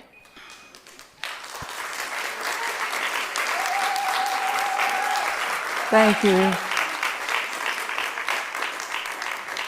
Our next speaker is Kristen Parker, and while you're cleaning that off, if you have taken your mask off, please put it back on, and please keep it on while you're in the room. If you need to take it off, please go outside, and you may do so, okay? Thank you very much for your cooperation. Ms. Parker, would you give your name and address? Yes, my name is Kristen Parker, and I live at 310 Silver Poplar Court. First, before I begin, I would like to explain that I have asked many questions within the past 2 weeks from the administration, getting answers, resolving my concerns to the transgender policy. I understand that this is a very touchy subject, but I have 4 instances that I would like to explain relating a different opposition to the policy. I am here on behalf of my 4 children in SPS. I would like to thank all the administration who were patient and helpful answering my many questions. I am here to offer a different perspective and address many concerns parents are feeling. We should be open to opposition, provide consideration, and offer solutions. I encourage the board to consider my concerns and remedy them in a transgender policy revision. Schools should require permission from a parent in order to take any measures to identify their child as transgender when it involves risking a child's physical, emotional, and mental well-being. If a parent advises that they are not okay with their child identifying as transgender, it should be respected, and no measure should be taken to do so behind the parent's back. As it states, it should be done in the policies, in the VDOE policy. It is not the school's role to teach LGBTQ affirming beliefs in curriculum as it advises and suggests in the policy and how to raise my child. I will elaborate on 4 experiences as to why parts of the policies are risking children's safety by not respecting the wishes and involvement of the parent. As a teenager, I sought attention from anyone who would provide it and was not taught how to identify healthy relationships. In my high school, a group of teens said that I should become a punk rock. I changed my identity, and I became gay to fit in hopes of acceptance. When I first kissed a girl, it was confirmation that I was living a lie. It led me to depression and cutting myself, some of the issues that a lot of kids are having in school right now. I had no idea how to go back to myself or who I was due to the pressures of wanting to be loved and accepted. Finding my true self was the only remedy to my problems. About 2 years ago, a boy in 7th grade in Japan had a very similar experience as mine, which led him to commit suicide by hanging himself from a park tree located on a military Japan base. One of my daughters also experienced this struggle as a result of school environment. She cut herself and stated she was depressed and possibly gay. Virtual learning allowed me to give her the guidance without school influence to help her identify healthy relationships and a firm identity and self-awareness that has blossomed beautifully, and she has blossomed beautifully as a result. When a parent has to undo what the school environment encourages that risks their safety, it's alarming. Depression is an extremely popular trend in schools and is only getting worse, and this policy is adding fuel to that fire and adding confusion to children. My close family member was transgender for 25 years. He struggled for years with depression and suicide attempts. I remember my family explaining the trauma that they went through having to save their parent from suicide. He states he is back to his birth identity and has a tremendous amount of personal growth, and states deep concern over the policy and lack of mental capacity for children to truly understand the ramifications. Doctors of trans children state concern over uncertainty if transformation will be permanent or regretted as they get older. More study is needed to understand the side effects of hormone blockers and giving hormones to children, and the side effects it will have on their brain function, loss of ability to reproduce, and bone density as they age. I have given 4 perspectives as to why suicide and depression rates are very high in the community right now, and have been for years. It's not just about lack of acceptance that these children are struggling with. I believe everyone should have acceptance and fair treatment. It is about the struggle of loss of identity and not knowing how to come back from it, and lack of resources to foster positive relationships and identify healthy relationships, which also leads to suicide and depression, as the experiences I have mentioned above. The VDOE model and Suffolk transgender policy are extremely alarming. I sat up and read through them thoroughly, both of them last night. I highly encourage everyone to read both, and ask yourself if you are okay with just how much power the schools have over raising your child and their beliefs. And as stated, I understand that you guys have to follow what is given to you by General Assembly. Everything stated is not of your choosing, but I'm asking for advocacy for children and for parents to be both included in this decision because of safety measures. I'm sorry, your time has expired.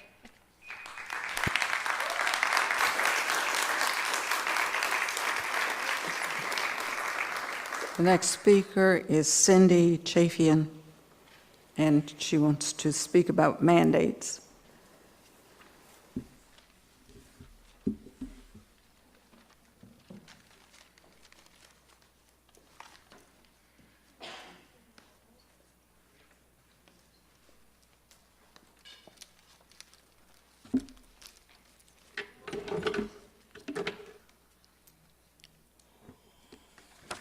Good evening. I stand before this board. Ms. Chafian. Oh, I'm sorry, Cindy Name and Chafian, address. 2125 Piedmont Road. I stand before this board to defend the human rights and health freedom of every student in Suffolk Public Schools, regardless of how much melanin is in their skin. It has been said that any opposition to this board is often based in race, and I'm here to tell you that that is not why I stand here today. If we're going to speak on truth, then I think we should talk about truth. My main concern right now is are the issues revolving masks and shot mandates. I think that there's a lot of misinformation that has been given to the public that is not backed by science, not truthful science, not honest science. And I think that our children are being subjected to this unnecessarily.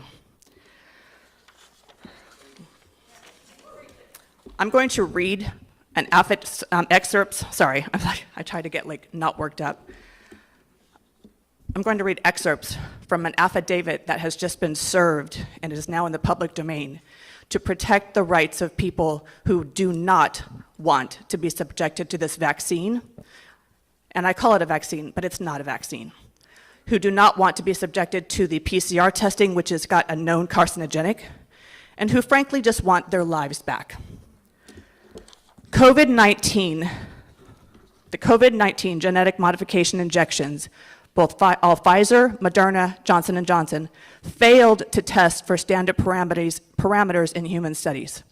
The areas missing critical study include genotoxicity, mutagenicity, tetrogenicity, and oncogenicity. For those that don't know what that means, what it means is it's not certain whether these products will permanently damage and change human genetic material, causing birth defects, reducing fertility, or causing cancer. I'm just going to say this right now. Suffolk Public Schools, Suffolk has 51% African American population. I would think that this board and this city would be concerned. The United States government has a long-standing history of conducting experimentation on persons of color, and I'm sorry, this just upsets me so much. We are subjecting our children to a genetic experiment, and I would think that you guys would stop and say, no, not our kids, not in this community. But instead, you're towing the line and buying this narrative. You're not being honest. What is being put out is not honest. And you are expecting us to modify and modify our children's DNA, or possibly in order to participate in sports. You're holding our kids hostage by saying that they either have to be vaccinated or get the PCR test, which has got known carcinogenics in it. Shame on you. Shame on you. Our children are not the guinea pigs of the government. And I would think that if you're really interested in health and safety, that you would not require this, because it's not a good situation. I'm a public speaker and I never shake. That tells you how upsetting this is to me. There are known people that are not supposed to be subjected. They were excluded from the testing. 12 to 22, they're not supposed to be taking this, and yet you want them to take these tests or to take this vaccine in order to participate in sports or clubs. You are violating their human rights, literally. It's not okay. The Pfizer, Moderna, and Johnson & Johnson vaccines are considered genetic vaccines. They are classified as gene therapies and should be under a 15-year regulatory cycle with annual visits.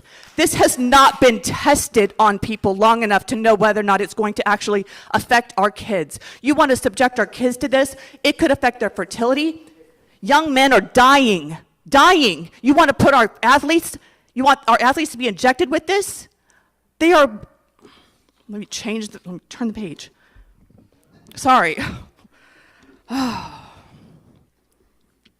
The FDC announced on June 24th that the vaccine is likely linked to myocarditis.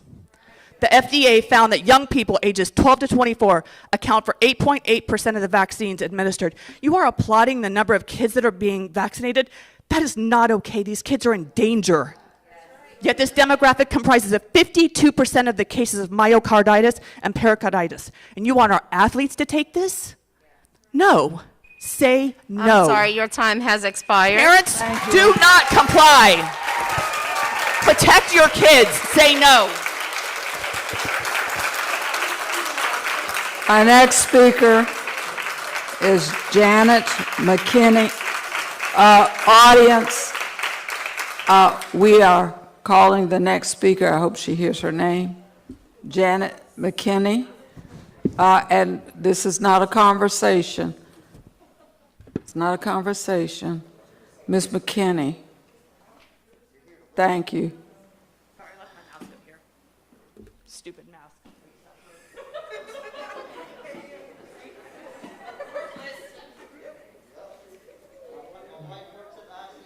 Protect your kids.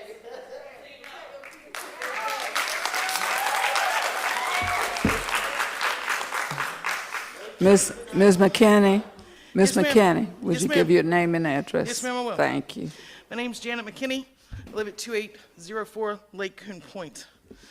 What is knowledge? The fact or condition of information or of being learned. Also, the sum of what is known. The body of truth, information, and principles acquired by humankind. Collective knowledge is knowledge that is effectively and consciously possessed by a group of people.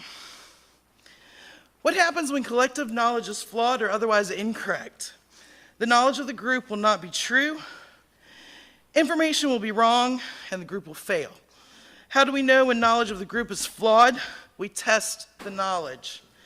In today's vernacular, we have fake news and alternative facts. How do we eliminate fake news and alternative facts? We test the knowledge of the group and make sure it is accurate. Every evening at supper, we discuss everyone's day. We ask our children what they learned in school. Our youngest has determined he wants to be a marine biologist. Our oldest is interested in computers and electronics. Science and math are fundamentals of both.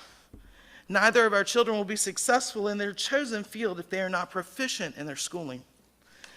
How will we know they are proficient? We test their knowledge of the subjects to determine proficiency.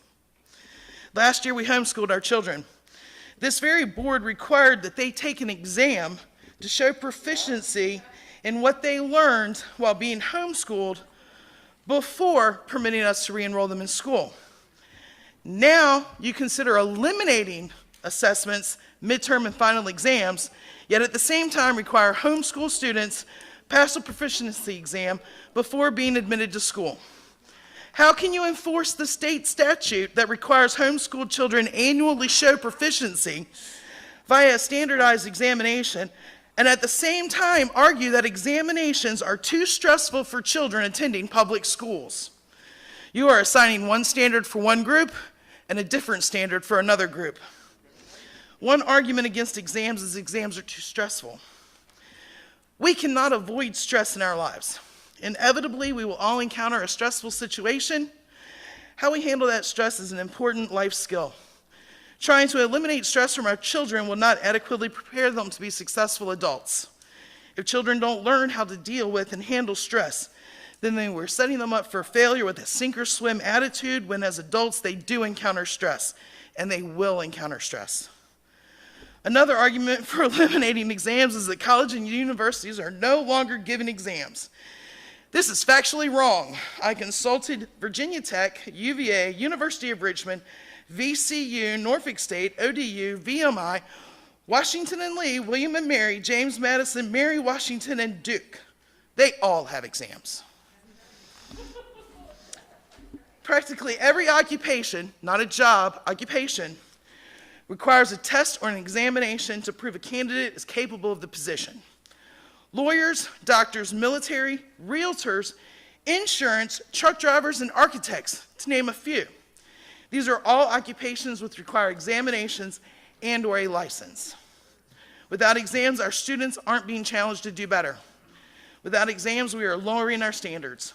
If we don't challenge our students to be the very best they can be, then we are failing our students because we are not preparing them to be successful, productive adults in whatever field they choose. Instead of eliminating exams, let's teach our children how to take an exam. Let's teach our children how to take notes that then become an effective study tool for those exams. Let's teach our children how to study for a test, not cram for a test. Let's teach our students, let's not instruct them to meet a particular metric such as an SOL, but let's teach them in such a way that they master the subject. I said earlier that my children are interested in occupations that will require mastery of mathematics. Math is an exact science, and each principle builds upon itself. They will not be successful in their chosen paths if they do not master math and other subjects. If they are being taught only what they need to know to pass a test, then they are not being taught the subject for mastery of the subject. That is where we are failing our students, not by requiring them to take an exam, but by only teaching them what they need to know to successfully complete a metric that in the end only measures the success of the school system and not the success of the students.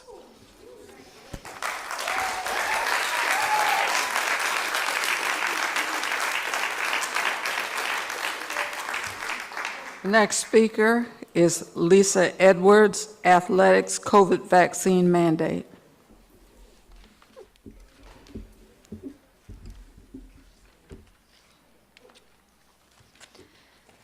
Hello and good evening. My name is Lisa Edwards. I reside at 1004 Windward Lane. I have a bachelor's in science and a master's in physical therapy, so you can say I've been around science for over 20 years now. I'm speaking tonight on behalf of my son who could not be here as he is playing baseball for Nansemond River as we speak. I am a healthcare hero and a COVID survivor. My son is also a COVID survivor. I'm the person that gave it to him 19 months ago. My son chose to leave a private school to come to Nansemond River so that he could play baseball. His dream is to obtain a scholarship to play collegiate baseball. Now, because of your vaccine mandate, his dream has been crushed. The board has made a hasty decision to mandate an improperly researched vaccine that has been forever changed that forever changed his life as well as many others. But that's not the only thing wrong with this mandate. Not only have you given athletes an ultimatum, but you have created a division between the unvaccinated and the vaccinated while leaving the unvaccinated to fend for themselves and simultaneously put vaccinated athletes on a pedestal as if they cannot transmit and receive COVID. And furthermore, you punish the unvaccinated by demanding that they get weekly tested. Why aren't the vaccinated getting weekly tested? They are not immune to COVID. Their vaccine is not a shield. It will be nearly impossible, not to mention financially burdened, to find a place that provides weekly testing on asymptomatic individuals and then produce results later for the school nurse. At least Virginia Beach and Chesapeake is providing those weekly tests. Moreover, the CDC director has said that the original COVID variant of 2020 is essentially gone, and the Delta variant is a 99.8% of the variant out there presently. The CDC director also states that the current vaccines do not stop the transmission of the Delta variant. So why the mandate? The unvaccinated athletes are not a risk to the vaccinated athletes. You all are mandating an ineffective vaccine on the healthiest population, and quite honestly, you're enforcing an emergency use authorization vaccine. The real approved vaccine is called Comirnaty, and it's not even available in the United States. Additionally, this vaccine has been banned in several countries because of the reasons that Cindy just stated.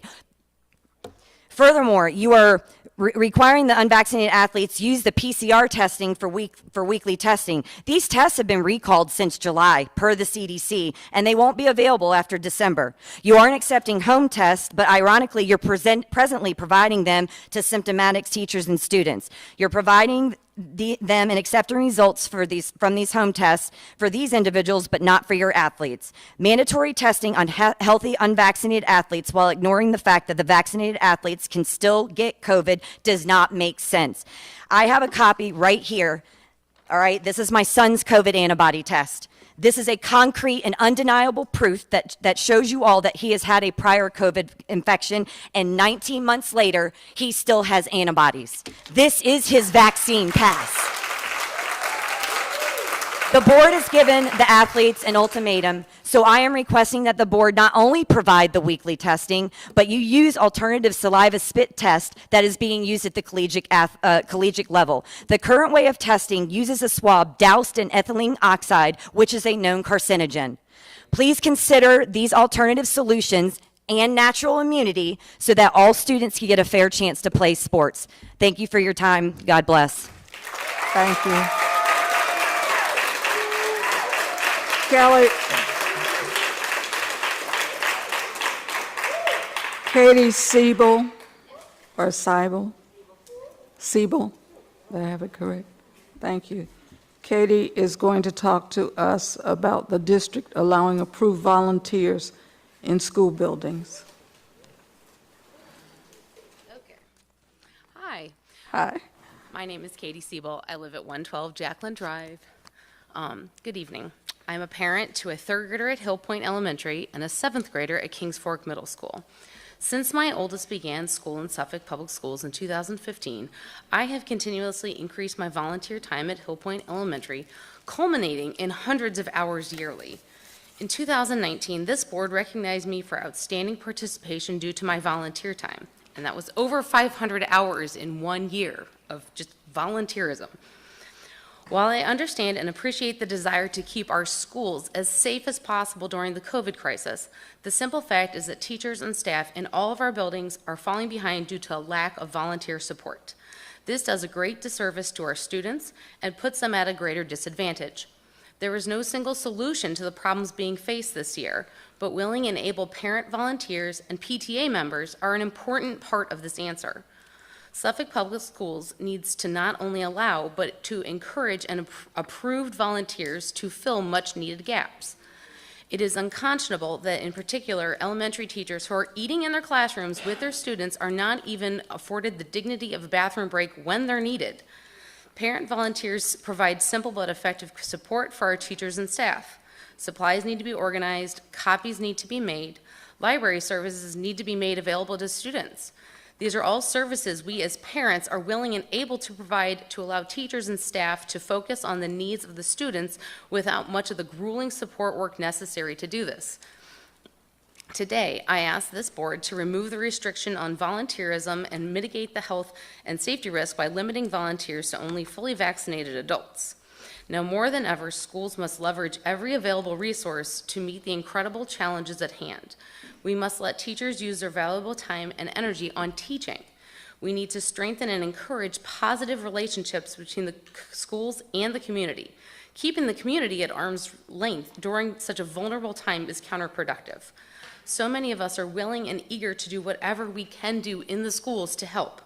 I implore this board to let us provide that help. Thank you. Thank you.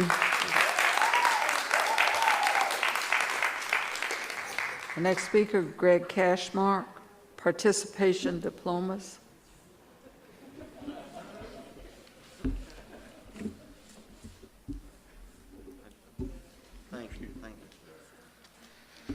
Yeah, so I mean, everybody here tonight seems to be addressing everything I was going to address. Like I said, Mr. Cashmark. oh, I'm sorry. I'm Greg Kasmark. I live at 420 Collier Crescent. Thank you. What I would like to speak about is the participation diplomas. And like I said, everybody here tonight's pretty much already gone over that. And Mrs. Mayo, like you were saying, everybody learns different. And that's why when we take tests out and you don't teach people to study, then yeah, they can fail it. Everybody has bad days. You can stay home sick. You know, we have those, you have makeup tests. But I don't see anybody preaching to get rid of the SOLs. If everybody's different, why do we have a standard of learning test? You know, why aren't y'all going back to the Board of Educations and saying get rid? Because I've never heard a teacher say, oh, I love the SOLs. I love SOL season. I have never heard a teacher say that. So I don't know why y'all aren't going back to your above and say, hey, why can't we change the SOLs if we're going to go project-based? Because you said project-based, and then you say there's going to be assessment after project-based. Somebody mentioned tonight, I homeschooled last year too because we couldn't come up with a good schedule for the kids to actually attend school. When there are other schools in other cities in our area going to schools, they figured it out. So if I did project-based learning with my homeschool, same thing. He had to take a test, an assessment test to get back into school.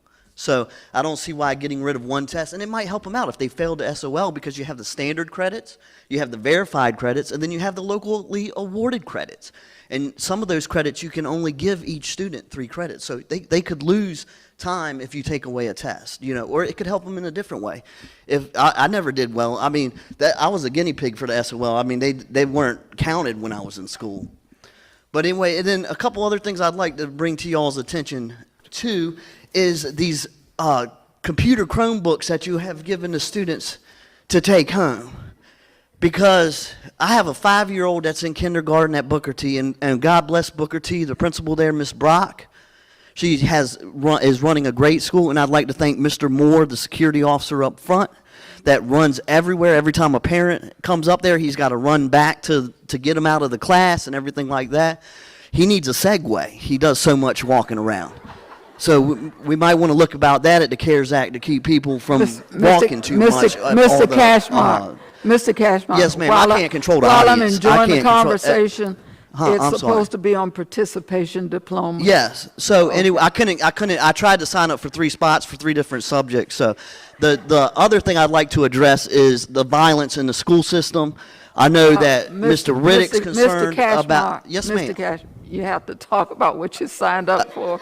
Okay, well, that's what I mean. And so what we need to know is about participation diplomas. Right, that's what I'm So saying. If tell you're us not what giving it is. tests, if they're not taking tests, and everybody's different, then they're just getting just like a participation trophy. You know, you go to play baseball, you get a trophy. Same thing with the diploma. You go to school, you do some projects, and you get a diploma. But there's no actual testing that. Now, the SOL, you know, is y'all should do something about the SOL. Like Miss Mayo said, with the, you know, I mean, that's what it is. But anyway, Thank you. with the violence in the schools, what I'd like to talk about is no, that's not what you said you were talking Miss about. Tarnisha. You were talking about Tarnisha, please sign me up for 3 spots next board next meeting. time. Thank you. Thank you. He's got 5. Thank you. You hear that? Excuse me, Mr. Cashmark. Yes, When ma'am. you Yes, sign ma'am. up for a topic, you have to speak on the topic I you did signed speak on the up for. topic. Excuse me, sir, It's my 5 minutes to speak to the government. Excuse me. At this That's point, why there's violence, because y'all aren't listening. That's why there's violence, because y'all aren't listening. Thank you. Officer. Y'all are not listening. You're shutting Officer. everybody up. If you need to be helped out, I can get you helped out. If you don't, if you would like to stay, you're going to be respectful. I'm going to be respectful to you. You're out of order. Out of order. And ma'am, we don't get yelling from the audience either. I am very sorry, but this is not that kind of meeting. You are out of order. You are out of order, and I don't want to have the officer have you removed, but you're out of order. So please, please be quiet and let the speakers who signed up speak for what they say they want to talk about. Right. Okay. Ms. Sharika Robinson is next. Ms. Robinson.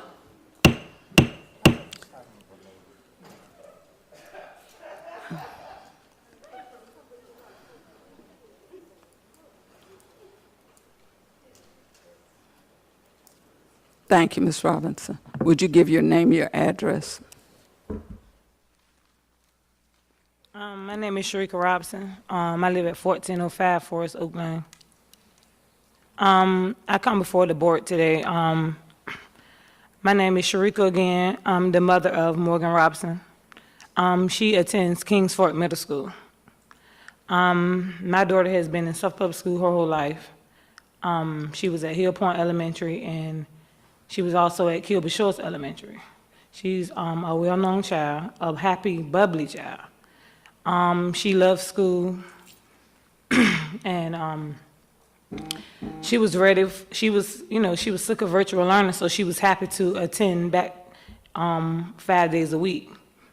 She was very nervous about attending Kings Fork Middle School because it was a new beginning for her in middle school. Her first week in middle school, she was happy, but the second week of school, it changed. My daughter was bullied from the second week of school until Thursday. She was tortured by 3 young ladies. She let the teacher know that she was bullied. She also let several teachers know that she was bullied. She came home and she told me, why didn't they like me? I don't know what they had done to them. I'm just trying to figure out why am I not liked. And I told her that you don't have to be liked, just be you. And Thursday was the worst day of my life. For my 11-year-old child was kicked and stomped in her head. She was bumped between 2 individuals that she let know at Suffolk Public Schools that she was being bullied, and nothing was done. I was never called. I was never aware of what happened to my child. A parent called me while I was in school, parent pickup line, and let me know that my daughter was all over Instagram, while the children yelled on top of her head and bullied her as well. And she asked the principal, could she call me? And they told her that she couldn't call. They gave up her right to call her mother, and that's all she wanted, after being tortured by at least 20 students on top of her while she's being kicked and stomped in the head.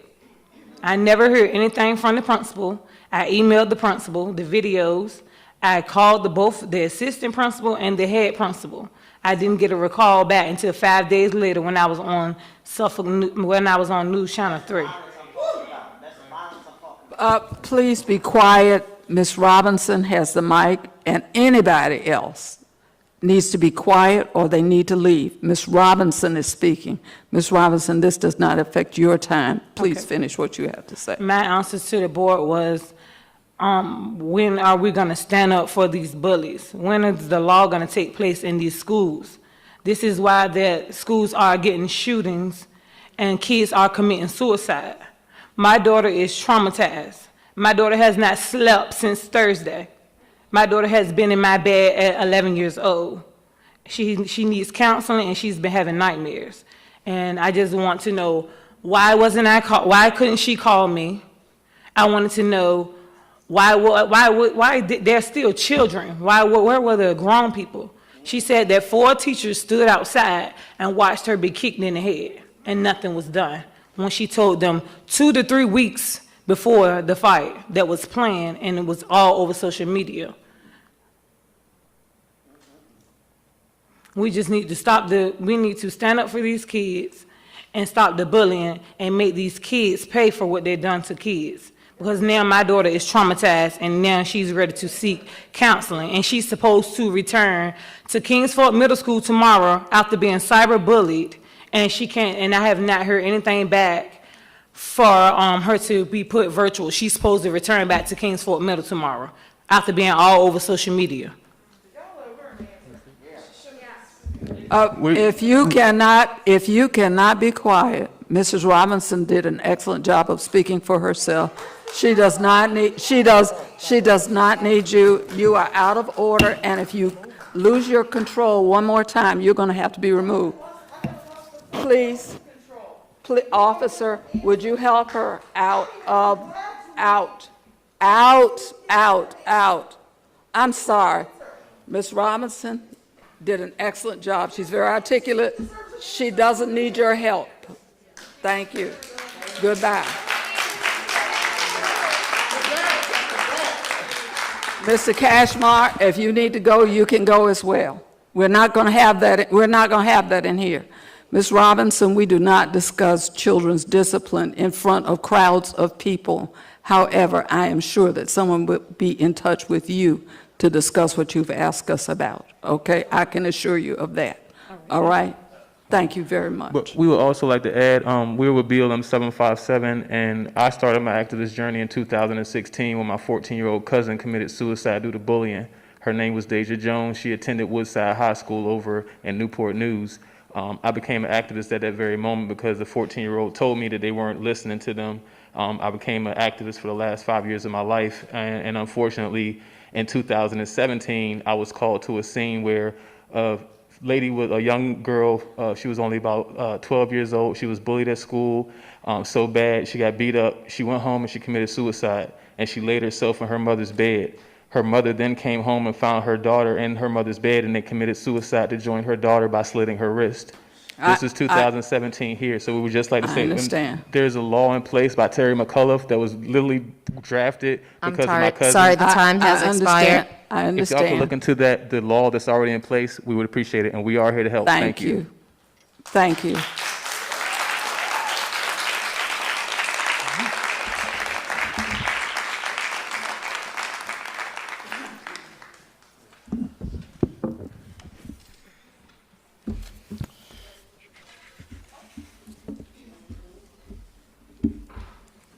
Ovidia Parker. Ovidia Parker is going to talk about bullying. Ovidia Parker. Ms. Parker, would you state your name and address, and then you can go ahead and speak. My name is Ovidia Parker. I reside at 220 Chestnut Street. Excuse me. Good evening, Madam Chair, Madam Vice Chair, board members, Dr. Gordon. I want to first thank all of you for your time and consideration. Again, my name is Ovidia Parker, and I stand before you not only as a concerned, frightened, and frustrated mother of 2 children in the Suffolk Public School system, but also as the former president of the Chi Mu chapter of Phi Theta Kappa International Honor Society, as well as a proud member of the National Organization for Human Services. After familiarizing myself with the details of the incident that occurred at Kingsford Middle School last week on Thursday, I felt overwhelmingly compelled to address the board today on the subject of bullying on and off school grounds and advocate not only for my child or Ms. Robinson's daughter, but for all kids in the Suffolk Public School system who are either affected by, witnesses of, or victims of constant bullying. I'm also asking today that the Policy Review Committee address, review, and vote to either amend or repeal any current policy in place that in any way justifies the victim of bullying being penalized or facing disciplinary action if the said bullying escalates to a physical attack, and in this case it did. I'm sure that some, if not all of you, of the members of the board are aware of the incident that occurred last week at Kingsford Middle School, where a 12-year-old where a 12-year-old student, in this case a victim, was brutally attacked by another allegedly 14-year-old student who allegedly skipped class to locate this child and assault her on school grounds. The 11-year-old victim that appeared on multiple videos on social media was not only physically beaten and overpowered by another student on school property, but did not even attempt to fight back. However, this 11-year-old student or victim was also facing disciplinary action or 5 days suspended for being involved in her own attack. With that said, I wanted to take a moment to reference Chapter 9, Article 11, Section 9 through 11, -11.3 of the Suffolk Public Schools Policy Manual, which specifically states, and I quote, "Bullying is prohibited. Bullying means any aggressive or unwanted behavior that is intended to harm, intimidate, and humiliate a victim that involves a real or perceived power imbalance between the aggressor or aggressors and the victim, and it's repeated over time and cause severe emotional trauma." In this case, it did. The school board established this expectation of the student conduct so that the public education is conducted in an atmosphere free of disruptive and threat to the person or property. In this case, the student wasn't in an environment that she felt safe in. She wasn't protected at all. It wasn't in an atmosphere that she can learn in a safe environment. This 11-year-old victim was not only not protected or made to feel safe in any way, she was instead punished for being attacked. She was punished for being in the right place where she was supposed to be, but attacked by another student who was not, allegedly. Instead of being commended for not attempting to fight back, she didn't throw not one hand, for not even attempting to fight back, scared for her life. Instead of being commended, she instead received the ice pack and 5 days home, suspended for being attacked on school grounds, on a school that did very little to keep her safe. There has to be a change to this policy in place that suspended this child, the victim in this case, for being involved in her own attack. After repeatedly being bullied from the same individual, the victim was then beaten, punched in the face, stomped in her head, tossed to the ground where her face was buried in mud and grass during an attack on school grounds. This was all recorded and blasted all over social media. Then she was slapped in the face again by the school officials who was giving her 5-day suspension. Simply put, the schools completely and absolutely failed not only this beautiful child, but her parents as well. If I speak for all parents, if I must speak for all parents with children in Suffolk Public School System, we send our children to school to learn and grow, not to be brutally beaten and then punished for it. This is completely unacceptable, and there has to be a policy in place or amendment to this policy that is currently in place that punishes or faces disciplinary action for the student's involvement in any type of attack, even if it's towards them. There should also be resources in place for the victims and the aggressors of bullying, possibly a referral to the community service board where counseling options are both available for both parties. I believe this should be a requirement for students involved in bullying or being accused of repeated bullying to return to school. In my opinion, this will hold the parents accountable as well for their child's behavior in school. Thank you. Thank you. Thank you. Glenn McKinney is going to talk about a school survey.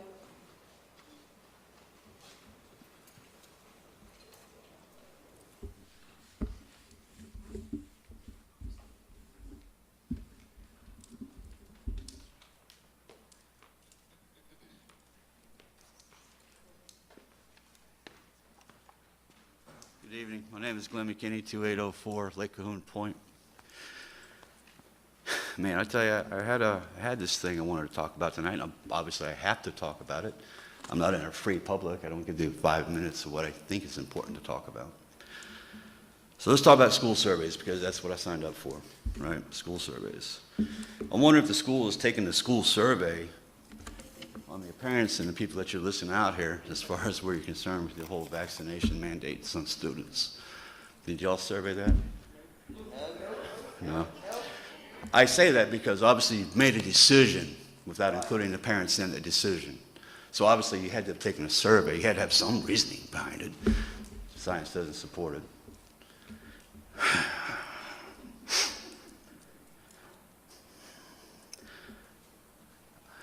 chairwoman has made a statement recently in the Virginia Pilot, and I was wondering if she took a survey for this one. The Virginia Pilot, October 9th, 2021. Quote, the chairwoman of Suffolk's board says she sees an element of group threat in all this. The theory that explains how often a group can feel threatened once it no longer is dominant. Judith Brooks Book, who is black, chairs a school board for the first time in a majority female and a majority African American dominance. Superintendent John Gordon is also black. Quote, some white people in Suffolk resent that, she said, unquote.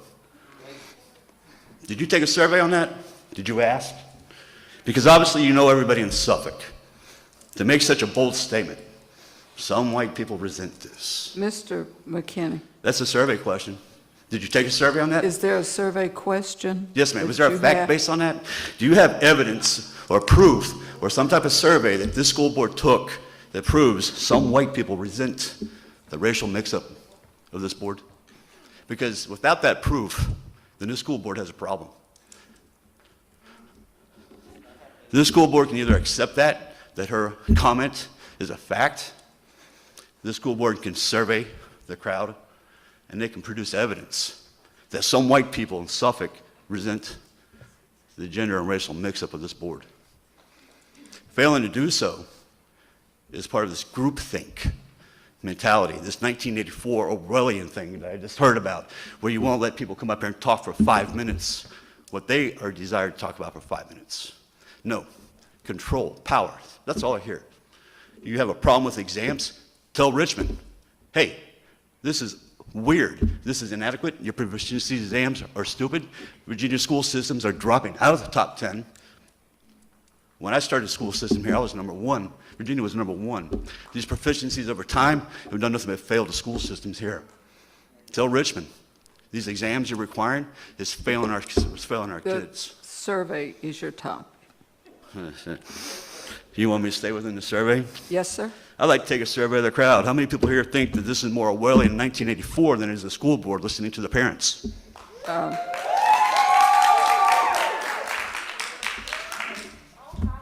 One last point, then I'll go ahead and conclude the board, ma'am. Earlier, I heard this amazing statistic, this lion hunter and power, and race base. I heard this person say, we only had 15 contact days of our students last year, and our reading proficiency increased 35%. That tells me the parents out here are doing their jobs.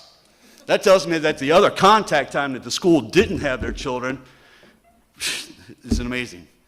How can you all sit there, depending on Richmond, depending on these policies, without asking the parents for involvement? How do you make these decisions? Because it's all about money, and it's all about power. And that's my survey. You all have a good night. Thank you.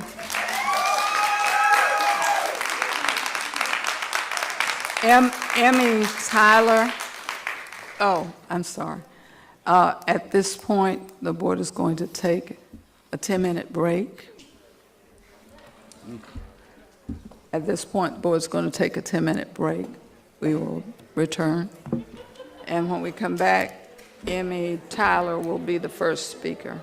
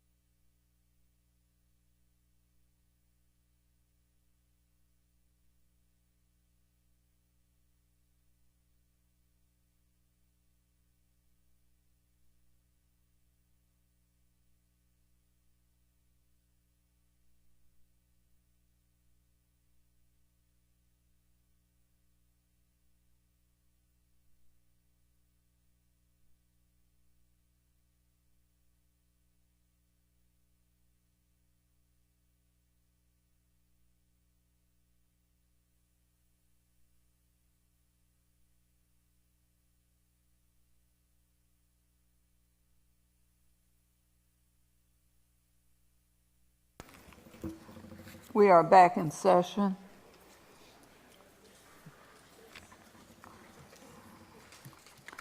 We would like to hear what the speakers have to say. We ask that the audience be polite. Emmy Tyler, experience at Oakland Elementary School. Hello, good evening tonight. I'm going to take off my mask if that's all right. Yes, ma'am. While you're speaking, you sure can, and give us your name and address. My name is Emmeline Tyler, and I reside at 133 Eagle Lane. Thank you so much. I came on a really good night tonight. The topic I was going to discuss was the experience of my sister, who was speaker number 2, Dana. She has an autistic son over at Oakland Elementary School, and I just happen to be a 10-year diversity, equity, and inclusion expert. And I happen to be able to sit in on some calls with the administration at that school. And I was frankly very disappointed. And I'm not surprised hearing from all of these family members in Suffolk Public School right now, because it seems like there's issues broader than what's happening at Oakland Elementary School. I sat down when I asked the administrators if they had even gone over their OCR data that is publicly available. And for Mrs. Parker and Mrs. Robinson, please get with me afterwards, because I'll teach you how to read that publicly available data. We don't call people's names or talk about what they didn't do or whatever. If you have a problem, an issue you want to speak to, you can. Oh, we're discussing it now. So they are unfamiliar with any of their Office of Civil Rights data that's self-reported. They had no idea what it even was. And I find that extremely problematic. In fact, when I made some phone calls to the school board office to discuss this, I was rerouted to 3 different offices, and nobody called me back. It was only when I made a really frantic call to the superintendent's official line did somebody call me back from the General Elementary Education Office and told me that there is one person for all of Suffolk County Public Schools who handles school-to-prison pipeline dismantling in all of the schools, and it is not policy that anybody in administration know anything about school-to-prison pipeline. And this is important because when I sat down and I asked the principal and vice principal if they were aware of any of these publications, they told me no, and they are as follows. These are pretty basic 101 topics that have been published in the past 8 years. Please follow along with me, and these are my recommendations to you. I haven't been paid for any of my time in the 3 weeks, and what do you think, about 3 dozen emails, telephone calls, and meetings we've had? I haven't been paid for any of this. And I'm an Indigenous woman, and I'm the most underpaid out of any group in the United States. Breaking school-to-prison pipeline for students with disabilities, and this is 93 pages, came out in June 2015. It's by the National Council on Disabilities. And the American Bar Association on reversing school-to-prison pipeline came out with the handbook. We call this the handbook. It's 168 pages long. If anybody had read this, anybody on the administration staff, they would have done half of the work that I would have expected of them to even show me that they cared about the students' well-being at all. And this was done with the Task Force for Coalition on Racial and Ethnic Justice, and it's held by the University of Florida Law Scholarship Repository. All this is online, by the way, and it's free. July 2019, 224 pages examining school policies in connection to school-to-prison pipeline, students of color and disabilities, and this came out by the U.S. Commission on Civil Rights. October 2020, and this is about 70 pages long, lost opportunities and disparate treatment and discipline policies, and this is the U.S. Civil Rights remedies. This is important to me to talk about today because if your principals and vice principals and your counselors told me, I took 1 class in college and I thought that was good enough, well, it's not your business. You don't have any children in my school. The counselor says, I failed to see the relevancy in this discussion at my last meeting with them. How many topics on bullying do you have on the agenda tonight? That's why it's relevant. And I didn't plan this.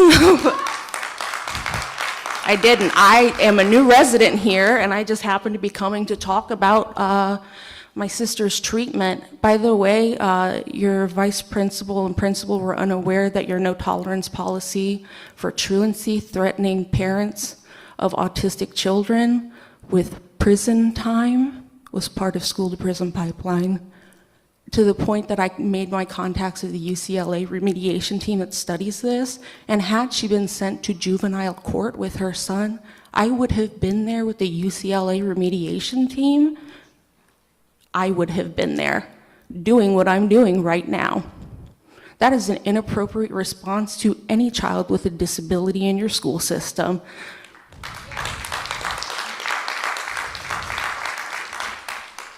When I asked why your vice principal decided to criminalize and penalize your students with disabilities, and this was important, and why I asked about the OCR reporting and if she actually reviewed this, because it's a historic issue at that school. Had she gone over the 8 years of reporting that's publicly available to her, she had not. She didn't even know what it was.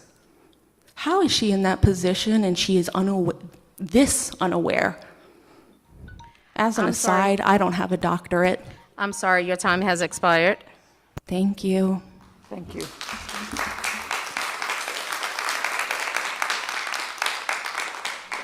Laura Walton is our next speaker, and she's going to talk about mandates and learning during quarantine.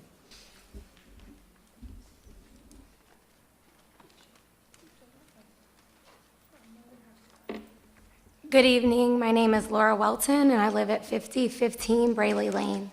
Thank you for the opportunity to speak this evening as I share some concerns I have with what is going on in Suffolk Public Schools.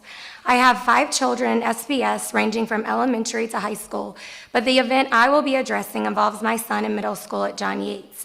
It is completely outside of my comfort zone to address you tonight, but due to recent events, I have realized that there is no choice but to speak out. Monday, September 20th, my son was sent home to quarantine due to possible exposure to COVID. He was sent home for 14 days because he was considered highly exposed. He was put in a room with possible exposed students while some determination was made of who was vaccinated and who was not. Vaccinated students were sent back to class while unvaccinated students were sent home. This is discrimination. This can also open the door for mental health issues and bullying. Tuesday, September 21st and Wednesday, September 22nd were basketball tryouts, of which my son had very much looked forward to. But because he was quarantined, he could not try out. Friday, September 24th, my son's average dropped from a 93 in hack to a 49. When my husband picked him up from school, he was told that learning while quarantined was up to each individual teacher. Work would be on Canvas, but there would not necessarily be instruction provided. There was no plan. Make no mistake, I am not blaming teachers or even administrators because I am fully aware that they are doing everything possible to keep afloat this year. There were many teachers that went over and beyond, and Mr. Kubinak was very responsive to my emails. The problem is nothing can make up for another 2 weeks of lost instruction. He sat home 100% healthy with 0 symptoms. We offered to get him tested so he could return early, and that was not acceptable. My son had COVID in March of 2021 and therefore has antibodies to protect him. But for some reason, nobody wants to speak to the effectiveness of antibodies. On September 27th, I emailed Dr. Rice with information directly from the VDH website, which states the exception to quarantine times for schools. The exception is stated, in indoor and outdoor K through 12 settings, a student who is within 3 to 6 feet of an infected student is not considered a close contact, as long as both students wore well-fitting masks. My son was exposed in science class while all students were wearing a mask, complying with SBS guidelines. So according to the VDH, he should not have been quarantined at all. She assured me that students were not being kept out any longer than necessary, but I respectfully disagree. Suffolk Public Schools non-discrimination policy states that SBS does not discriminate in its educational programs or activities. My son and the unvaccinated population is being discriminated against. When you allow vaccinated students to return to class, but you send unvaccinated home, that is discrimination. When you allow vaccinated to play sports freely, but require unvaccinated to succumb to weekly testing, that is discrimination. It seems to have been forgotten that vaccinated still catch and spread COVID. So the question arises, why is a school so focused on safety, only focusing on the unvaccinated? Our children have been through more than enough, and this truly needs to stop. We have all heard the statement that when you know better, you do better. Well, it is time for SPS to do better. Our children are watching, and it is a complete embarrassment. Creating division is never the answer. There have been children attending schools for years who have had exemptions for vaccines, and never have they been labeled. I am 100% against all mandates because we live in the United States of America, the land of the free. But if we are going to quarantine students, then I ask that we quarantine all students, regardless of vaccination status. If we are going to mandate our athletes be tested if they are not vaccinated, then I request that all athletes be tested regardless of vaccination status. I also request that you accept antibody testing that is proven to be just as effective and in many cases more effective than the vaccine. Lastly, I request that you have a legitimate plan for instruction for students who are quarantined. This plan should not involve your teachers who are in the classroom instructing students. They have more than enough on their plates. They cannot run a classroom and deal with children learning virtually. It is not effective. I think it's time that we truly start doing what's best for our children and put a stop to the complete nonsense that is causing nothing but division. Our kids deserve so much better. Thank you. I'm sorry, your time has expired.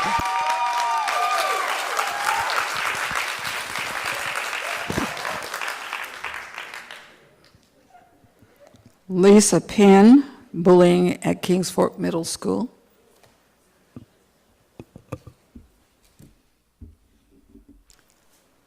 Lisa Penn.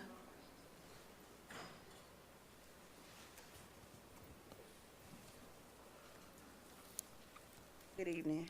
Good evening. My name is Lisa Penn, and my address is 1011 Railroad Avenue. I'm here tonight to speak about bullying of my nephew at Kings Fork Middle School. And I wanted to know if there would be anything y'all could do to help us to get these kids in school and not be afraid to go to school. Because my nephew right now, he's scared to go to school. My sister took a protection warrant out on the young ladies or the guys that was messing with him and everything. And he's just afraid to go to school when they can get y'all help in any kind of way. And I thank you for your time. Thank you.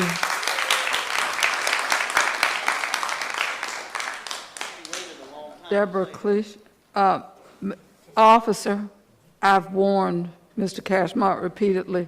He needs an escort out. Mr. Cashmont. Thank you. Good night. Thank you. I tried my best. Good night. Thank you. Thank you. Deborah Cliche, 121 Blessing Circle. Over the past year, I've attended numerous school board meetings, so I've watched what goes on.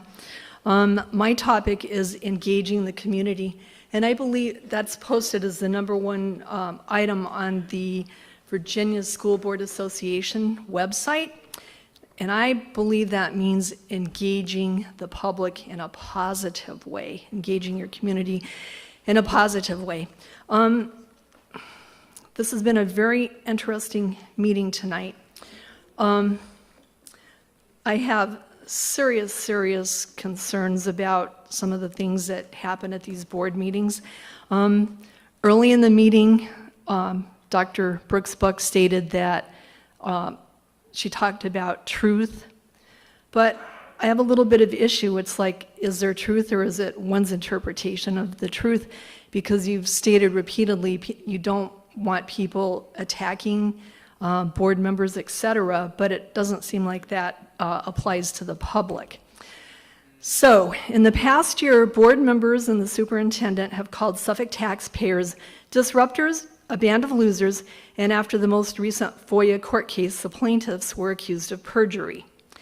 In an email this week dated October 12, 2021, the superintendent wrote, and I quote, "The dynamics of school board meetings across the region, the state, and the country have changed drastically. Individuals have been asked to come to meetings to create confrontation, conduct personal attacks, politicize decisions, etc." End quote. I do not believe that these parents who showed up tonight came to create confrontation. They want safe schools for their children. They expect their children to be educated in reading, writing, and arithmetic, and not the fourth R, which is racism. They do not expect their children to be beaten in the bathrooms, hallways, lunchroom, or in a PE class. And I think many of you know what happened at Kings Fork High School this week. Totally unacceptable. How is this behavior by school board members and the superintendent meeting the goal of engaging the community? I'm not criticizing teachers because they have a really, really rough job in this climate. I believe that when your stakeholders approach you with an issue, instead of burying your heads in the sand or attacking these folks, perhaps listening and improving how you respond to their concerns would be more valuable in engaging with the community in a positive manner. Disrespecting the public, having these tax-paying citizens removed is outrageous. Listen to them. They're frustrated. They're angry. They want some changes made. And nothing they're asking for is off the charts or unreasonable. These are rational, decent, honest, God-loving people. Please listen to them. My heart aches for the teachers. They're overworked and they don't receive the support that they need to help students. I understand the class sizes are too large and secondary teachers are now covering 7 classes per day because Suffolk Public Schools doesn't have enough teachers to staff every class. This goes directly to leadership, which I believe is seriously lacking. Students and parents deserve so much better. Please do better.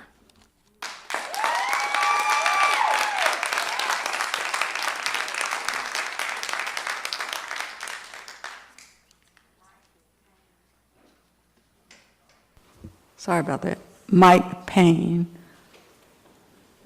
And he's going to talk about bullying. 2708 Townhouse Lane, and my name is Mike Payne. Good evening. I'm General Mike Payne, National Leader of the original Black Panther Militia.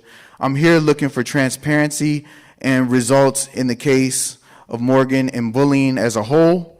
I want answers on why teachers didn't step in and why more children weren't suspended.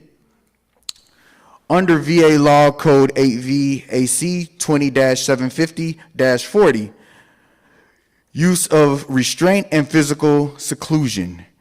It reads, school personnel may implement physical restraint or seclusion in these cases. 1, to prevent a student from inflicting serious physical harm or injury to self or others. Quell disturbance or remove a student from the scene of a disturbance in which such student's behavior or damage to property threatens serious physical harm or injury to persons. My question or concern is, why didn't a staff member break up this fight? I've heard from a few key witnesses that 4 teachers were in the vicinity, but were either on their cell phone or not paying attention at all. And also another teacher said they cannot touch the children. Under the guidelines of corporal punishment in Kings Fork Handbook, it reads, corporal punishment may not be used as a means of discipline. However, this does not prevent teachers and principals from using reasonable and necessary force to maintain order and control. Remove a student from a disturbance which threatens physical injury to persons. So this administration has let Morgan down. You failed her in this situation. Under disorderly behavior clause in the handbook, it also states, fighting and other forms of disorderly conduct will not be tolerated. A student should avoid fighting by walking away and reporting the incident to the nearest staff member anyone who is involved in fighting, attempting to fight, or instigating a fight will be subjected to disciplinary actions. Well, this term fighting needs to be defined as mutual combat, for it leaves no room for self-defense or just being assaulted and not fighting back. Morgan didn't fight back, but was still suspended. And if you're attacked, you can't always get to a teacher, especially one that's not paying attention to you anyway. My next point is why more students haven't been suspended. According to the school handbook, once again, portable electronic devices aren't allowed, yet this was recorded by many students for the world to see. So now Morgan can be bullied, traumatized, and attacked over and over again. Your book reads, to avoid disruption of the instructional process, students in the middle school may not at any time possess or use portable electronic communication devices on school property, which includes the bus or bus stop, as well as any school sponsored activity. The school officials may take possession of the portable device if such item is displayed, heard, or brought to school. So this could have been prevented. She did not have to be all over the internet. It could have been stopped right there. So how was this recorded? Why aren't these students being held responsible? Is this not a form of instigating under your bullying guidelines? Bullying can be physical, verbal, emotional, or sexual, according to the handbook. And now, because the school failed to follow its own protocol, this young lady will have to relive this traumatizing situation over and over again. I'm asking you today to follow the rules you have in place and to amend your rule on fighting to include self-defense or an assault clause should be entered in it. The staff needs to be retrained so they are aware they can break up fights and protect themselves as well. Because sometimes the staff has been attacked by students and different things like that. But in this case, one student was just assaulting another student and nobody broke it up. They stood there. And I know maybe they're scared or whatever or whatnot, but something has to happen. Out of 4 of them, something has to happen. They're just standing around. And our kids are getting beat. Her hair was pulled out. I'm sorry, your time has expired. I just asked you to look at this. Thank you. Thank you. Appreciate it.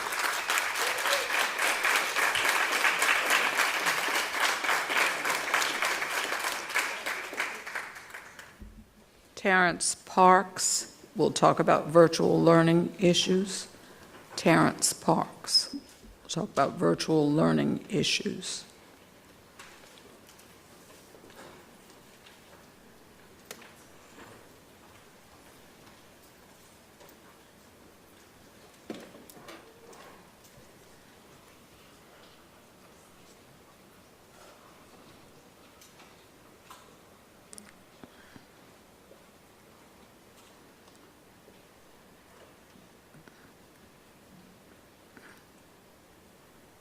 Good evening.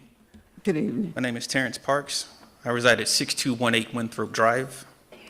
I'm a father of a 10th grader at Nansemond River High School and a 7th grader at Fred Cherry, who is currently undergoing virtual learning. I come to speak to the board tonight about an issue I've been having that has taken entirely too long to get resolved. As we all know, beginning of the school year started on September 7th. However, it wasn't until the 7th of this month that I got final confirmation of Edgenuity classes that my daughter was taking. I was present at the last school board meeting, and the question came up of exactly which classes she was supposed to take and when. The two classes in question were science and civics. I was told that night that science and civics were semester classes and that my daughter was only supposed to take one for one semester and then the second one for the next semester. I was given this information by 2 other administrators as well. The only person that told me anything different was the Edgenuity teacher. She is the only one that from day one said that my daughter should have been taking science and civics at the same time. I'll go back to what I just said. The first day of school was September 7th. So because of this misinformation, My daughter is 4 weeks behind in her education, all because of miscommunication. That's completely unacceptable. As a parent, I rely on the information presented to me by the teachers and the educators, and if that information is communicated properly, then the children are the ones that suffer for it. I'm currently working with the teacher to get my daughter caught up, but it's an unnecessary burden due to a simple failure to communicate properly. To be fair, within this week, I've been offered the opportunity to have my daughter's classes switched to semester, but I felt it was best to leave them as they are right now to avoid any further stress that she already has to endure. Okay. As of right now, I implore all educators to make sure that the correct information is passed to the parents and the students in a timely manner, and if they are not already doing so, give as much attention to the virtual learning students as we do to in-person learning. A lot of us are familiar with the expression out of sight, out of mind.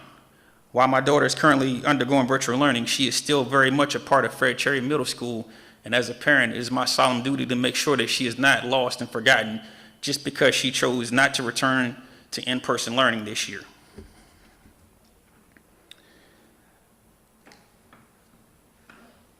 As we've been undergoing these changes due to the pandemic for the past 18 months, there's been a change in delivery methods for the way we educate children. However, that is no excuse, nor should it ever be an excuse, to diminish the quality of the education that they received. And that's why it's important that we communicate properly and that any information that is passed is done correctly. And in any case that a parent is misinformed, that the correct information get to them as quick as possible. Therefore, this mistake doesn't happen again in the future. And I thank you for your time. Thank you.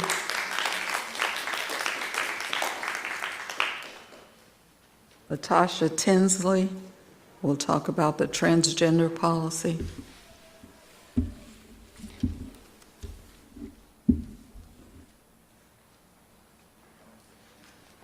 Good evening, board members.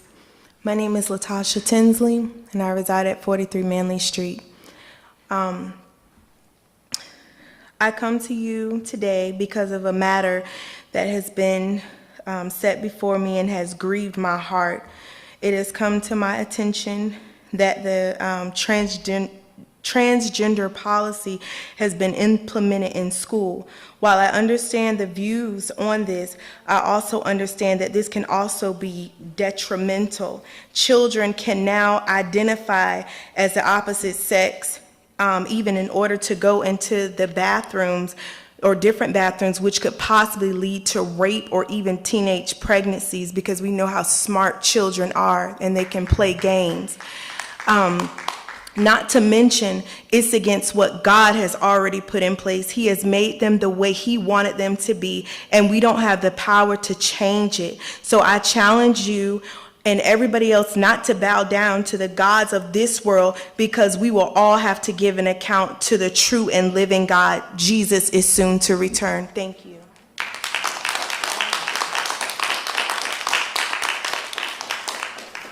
Tracy Hill will speak about bullying in school.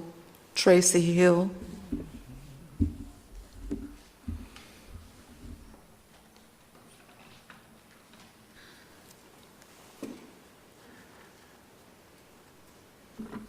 Good evening. My name is Tracy Hill. My address is 1010 Claridge Drive. And on this evening, I'm speaking on behalf of my nephew, who actually is unable to speak. One evening we was talking, and he was like, "Aunt Tracy, the kids are bullying me on the bus." And I said, "Devion, why you didn't tell the school?" He said, "They're not going to do anything."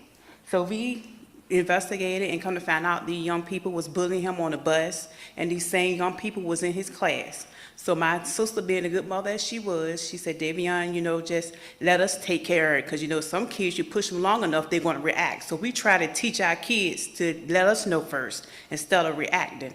So she had went downtown and pressed protection charges against him, and she took the paperwork to the school, and she talked to the principal, and a week passed by, nothing changed, and those same kids was in his room. And then he's right there, and we did not send him back to school because at the same time, he was going through losing his father. So losing your father at 12 years old and getting bullied is a lot of pressure on a child. So we was trying to get this thing worked out, and we went to the school, and nothing happened, even with getting his bus changed. So we coming higher to the school board so to see what you all can help us more, because the school really much didn't do nothing. And he's 12 years old, and he don't want to go to school, and it's not right that a child is traumatized like that at 12 years old when we're trying to teach him not to fight back. But like I said, a child can only get pushed but so much before they react. So we ask that you all will help us on this situation. Thank you. Could you tell me where he's in school? Kings Fault Middle School, I'm sorry. Thank you. And he's in 7th grade. Thank you.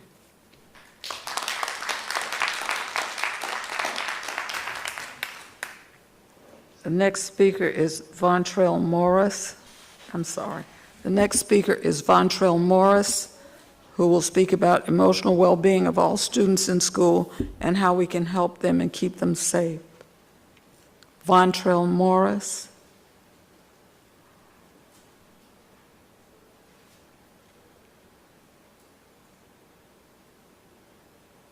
Is anyone outside? No? Okay. All right. The next speaker is Margaret Rankin, who will speak about board members to put students first, toxic environment amongst board members and the citizens it serves, reminder of the board's role according to VA code. Thank you again. Good evening, board members. Margaret Rankin, 4505 Quaker Drive. Yes, the dynamics of school board meetings has certainly changed because citizens are no longer complacent. The citizens, as you've heard tonight, aren't happy with what's going on in our schools. We need your commitment to put students first. Yes, we are all watching, and we have observed a toxic environment brewing amongst this body and with the community it serves due to the growing distrust and the perceived lack of leadership. Until tonight, we observed this board routinely outvote or shut down a fellow board member as well as various citizens on critical issues, despite the public's opinion. Again, I heard the term groupthink, so it leads me to believe there's possibly some groupthink going on here. When you can pretty much determine the outcome of every vote with a 99.9% accuracy. Each of you have a fiduciary duty to support your respective constituents, even if that opinion is not supported by you or the majority of this board. Each of you must listen to the needs and concerns of your constituents. That isn't done by ignoring them. If it's too much to acknowledge an email or respond to a phone call, perhaps you're in the wrong position. Use of public funds for the court proceedings of late for FOIA violations demonstrates less than satisfactory execution of your fiduciary duty. Those funds could have been better spent on educating students versus defending FOIA violations. When the actions to withhold public information, as I've heard many speakers talk about, becomes greater than the transparency, it leads to distrust and the perception that there's something to hide. Virginia Code Article 7 calls for the supervision of every school to be vested with the school board and not the superintendent. In addition, the Code of Virginia 22.1-79, paragraph A2, powers and duty. A school board shall secure by visitation or otherwise as full information as possible about the conduct of the public schools in the school division and take care that they are conducted according to law and with the utmost efficiency. Yet a fellow member of this board is perceptually ostracized and counseled, exercising her due diligence in performing the very duties she was elected to do. FOIA violation lawsuits and social training for staff is deflecting much needed focus and funds from the needs of our students. This body should be laser focused, I've heard that term tonight as well, on the challenges of COVID and find a way to make sure that our kids are getting the best education that they can. Low test scores across our schools are shameful. COVID is not an excuse, it's a challenge. And the citizens of Suffolk put you here. Now put the success of those students, or their students, put their successes of their students first by fostering trust, being collaborative as a board, and being transparent. But more importantly, engage your constituents. You should want to know what's on their minds and what they want for the students in this community, and not just during election season. Parents, do not delegate your raising of your kids to this administration. You are your children's biggest advocates. Thank you.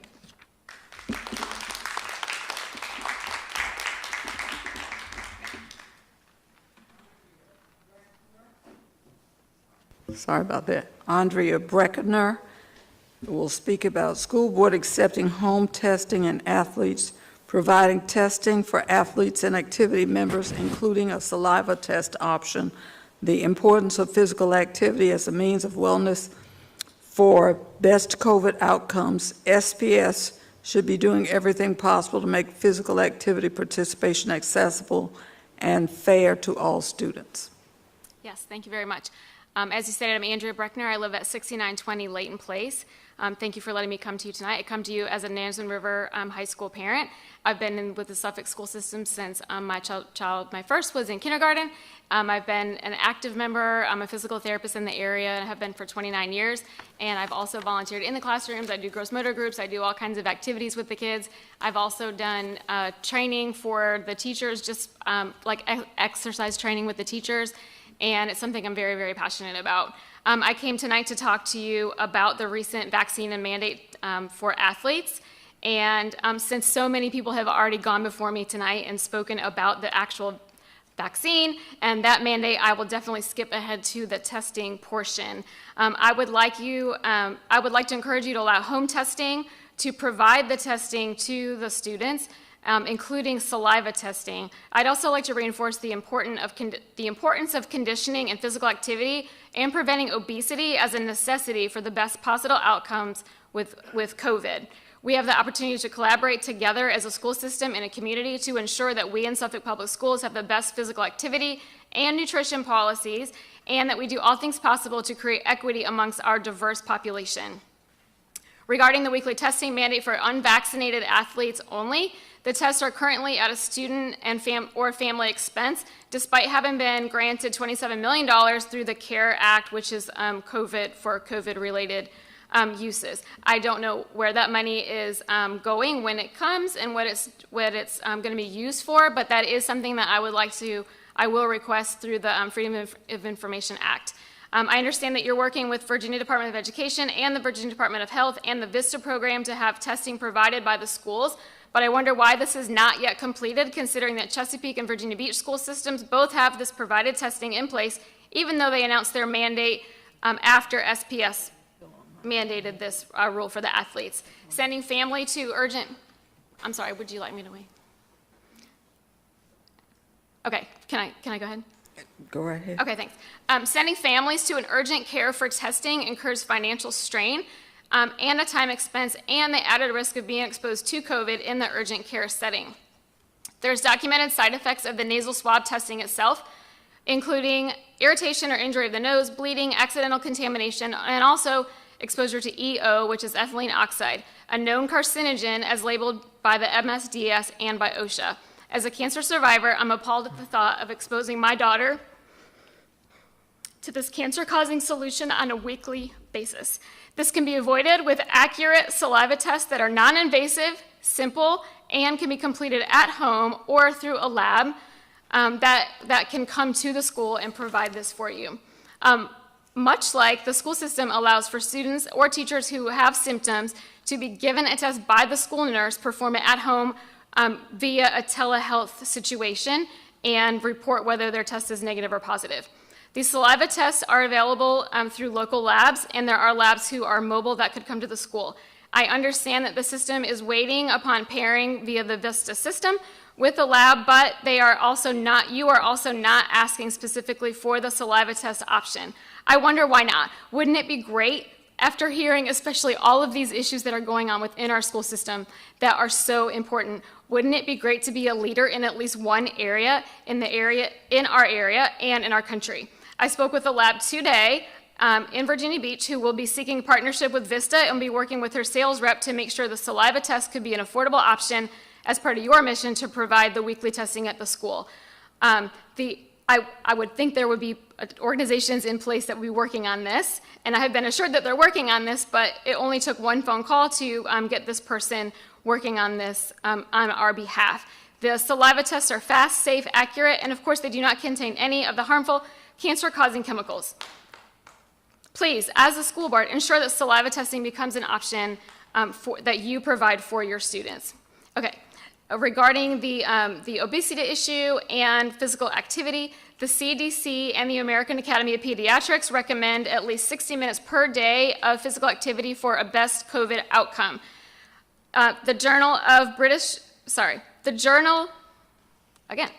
British Journal of Sports Medicine reports that physical inactivity is associated with a higher risk for severe COVID-19 outcomes. And the sports and the activities that we provide in the school is an excellent way for us to participate and to promote health and reduce obesity in the student population that we have. While I understand that you would like. I'm sorry, your time has expired. The time has expired. Okay. I do want to share something with you. Yes, ma'am. The CARES Act money, all you have to do is click on our website. You can see every penny we spent. You don't have to FOIA anything. Oh, okay. Thanks very much. We don't keep it a secret. Thank you. Okay. I do hope Have that a good evening. Thank you very much, and I hope that you do consider the conditions for promoting obesity prevention, especially in the populations that were discussed tonight. Thank you. That are more predisposed to COVID, and we can do a wonderful thing for those populations and for our student athletes. Thank you very much. Thank you. Angela Kilgore will be speaking about school board approved mandates, certified teachers being rejected from open positions, HR sending response letters to applicants for jobs not applied for, CRT, funding allocations, school maintenance costs, double paying contracts, disrespect shown to parents at school board meetings, vaccinations, mandates, students' disciplinary actions for TikTok games, school security, financial allocations of mental health of children. You have 5 minutes. I've made sure I didn't miss anything tonight. Hi, my name's Angela Kilgore for 123 Springfield Terrace. At the previous school board meeting, a resolution was introduced without public input before being voted on and passed that night. Actually, tonight we had it amended. The resolution called for eliminating midterm and final exams and community service for graduates.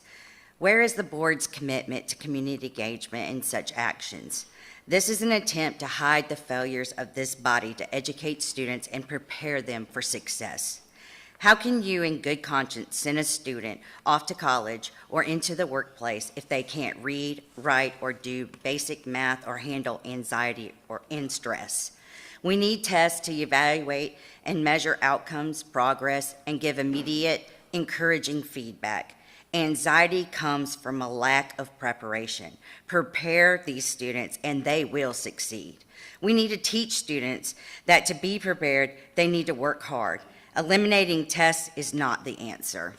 Students will face many tests in their lifetimes, and we need to prepare them to handle anxiety and to overcome obstacles. They need to know they have to work hard. Nobody is handing out jobs and financial security, and we should not be handing out diplomas for just showing up. Stop marginalizing education. Thank you.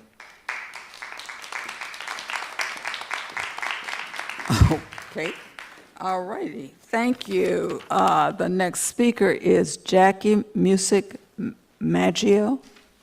And if I didn't pronounce it correctly, please correct me when you come to the mic.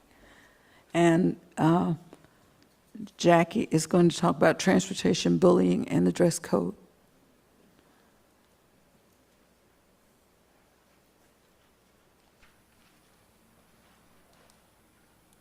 Okay. The next speaker is Dr. Stephen Blunt, who is going to talk about support of superintendent and responsibilities of the board, versus the role of the superintendent. Dr. Stephen Blunt. Stephen Blunt, 2086 Queens Point Drive here in the great city of Suffolk. To Dr. Buck, to Vice Chairman Byram, to all the members of the board, to our superintendent, Dr. Gordon, and to all of the administrative staff on tonight, good evening. Again, my name is Stephen Blunt. I serve as the senior pastor of First Baptist Church, Mahan Street. And look, I know the night is long, and so I'm going to just go ahead and get out of you. I want to provide, if I can, in regards to the relationship, in light of all that's been discussed on tonight, the relationship between superintendent, our board, and also our community. I want to begin by saying thank you to each of you for all of the tremendous work that you do as pertains to the potentiality of the greatness of our young people and all the pursuits thereof. These are trying times, and we know that it's not easy sitting in the seats that you sit in, so we want to thank you for that, first of all. I also stand tonight in affirmation and support of Dr. Gordon, who I believe and who we believe and many believe has done a tremendous job giving the stakes and the particularities of our context since becoming a part of the advocacy of the educational infrastructure here of our citizenry here in the city of Suffolk. And so we commend you on tonight, sir. I stand tonight not only as a pastor, but also as a proud parent. My wife and I are the parents of two proud, two beautiful, darling children, one of which is a student right here who would go crazy if she knew this is where her daddy was right now talking. And so on behalf of the aptitude of all of our young people, which is the most important thing that we're talking about tonight, we stand for their aptitude, for their efficacy, to make sure that regardless of their context, their hamlet, whatever particular borough that they are in, that they are not only represented, but they also have an opportunity to matriculate not only with efficacy throughout their years here in school and beyond high school, but also for the dignity of their personhood, their being, and their character. Suffolk is bustling with potential. Yes, there's an unknown amount of scientists, engineers, architects, you name it, that are about to be birthed from this city. A lot of that is going to be the direct result of this relationship that we're witnessing on tonight, this collaborative dynamic, not only between our superintendent, but this board, but also us as parents and members of the community. Our superintendent is kind of really charged, to paraphrase, to be the engineer of an ecosystem within our educational infrastructure. Board members, as we know, are charged with the governance and the maintenance of that vision as it pertains to those directives that are best for our young people. It's not your responsibility alone. We as parents share a responsibility as well. And prayerfully, within the symbiotic nature of that, the aptitude of our children will be what will always be best and forefront. Look, I get it. Leadership is tough in this season. Anybody in this house tonight that's serving in this season, they know what time it is, Absolutely. Right? So given all of the challenges that are real with that, in the midst of that, be them personified or personality-driven, whatever the cause or case may be, let's never forget what's most important, the aptitude of our young people, as they are depending on us, as we are depending upon you, so that we may be able to run faithfully and fearfully, understanding and believing that God has called us to persevere in a season such as this. Thank you all so much for your time. Thank you all for having me. Thank you. Thank you. Our last speaker for the evening is Jonathan Powell, who will talk about the past activities and actions of the board. Jonathan Powell.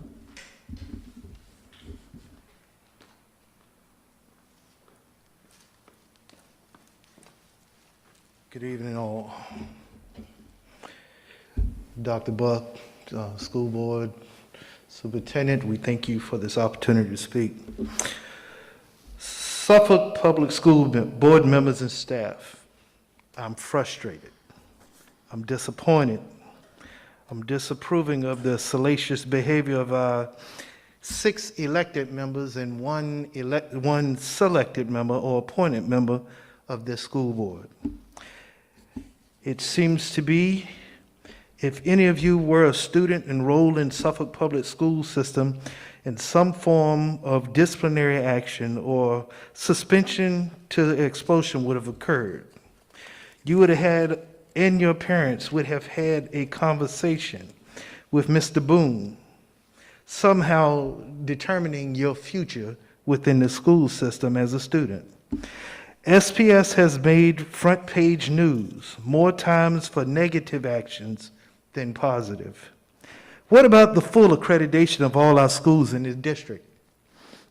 What about the STEM program and the success of the AP classes for all students? What about the Can We Talk program that is set up for November 10th, 2021 at 7 p.m. to have an opportunity for parents and students to engage in formal education beyond the 12th grade? Dr. Buck from the Nazareth Borough, Ms. Burham from Whaleyville, Ms. Jenkins from Cypress, Ms. Mayo from Holy Neck, Ms. Johnson from Sleepy Hole, Mr. Riddick from Suffolk, and Ms. Story from Chuckatuck.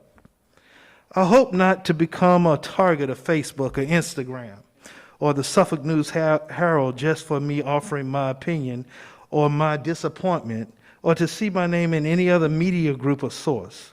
I hope not to be run off the road, threatened, or have a need to hire a private security company for my safety just because of my opinion. I hope to be able to traverse the city of Suffolk and the surrounding cities. I am frustrated to view and experience the commitment and execution of my tax dollars to defend the Suffolk Public School Board. The Bible does declare how good and pleasant it is for brethren to dwell together in unity. I don't see much unity within the Suffolk Public School Board or the activities with the community often. But I do see some of the shining lights where there are successes, where schools are being replaced, rebuilt, the outlying landscape of the school is being improved, but yet still in this challenging time of a national and global pandemic, we're still able to work together. I am asking if the school board will expel a spirit of collaboration, not a spirit of conflict. I see conflict and the collateral damage is the administration of SPS, the staff of SPS, the students of SPS, and any interested parent, guardian, or taxpayer. I'm grateful for the fact that I'm the last speaker for the night, because I would like to remind you that Jesus resolved problems. He extended grace, and he chose to collaborate with all, even with a child. It was a child's lunch that fed 5,000 men plus women and children, and then the very next day, 4,000 more men plus women and children were fed from a child's lunch. Here it is, the children of Suffolk are the most important collateral damage that we must look at and examine. I offer you a biblical perspective. He who is without sin cast the first stone. I'm tired of seeing stones being thrown. I'm frustrated with stones being thrown. I am sick and tired, and I know I'm not alone, of one looking at the speck in one person's eye when they have a beam in their own. With my mind's eye, I challenge you to look at this way and open up your hearts and your minds to hear this. I extend this thought to you. If you continue to throw stones in a pond, it will no longer be a pond. It will become a gravel pit. It will no longer supply refreshment. It will no longer contain food for one to eat, water to drink, or solitude for one's soul. SPS's school board members, I'm sorry, staff, your time has expired. Thank you. Thank you for your opinion. We appreciate it.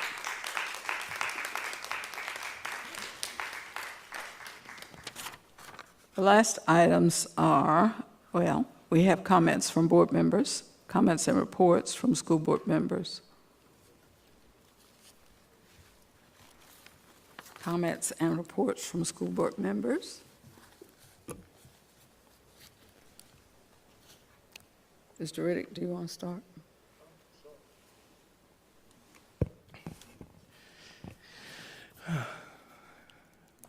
I just would like to start by saying thank you to all the Suffolkians who have given me an opportunity to serve you, to those who have reached out to me and gave your recommendations.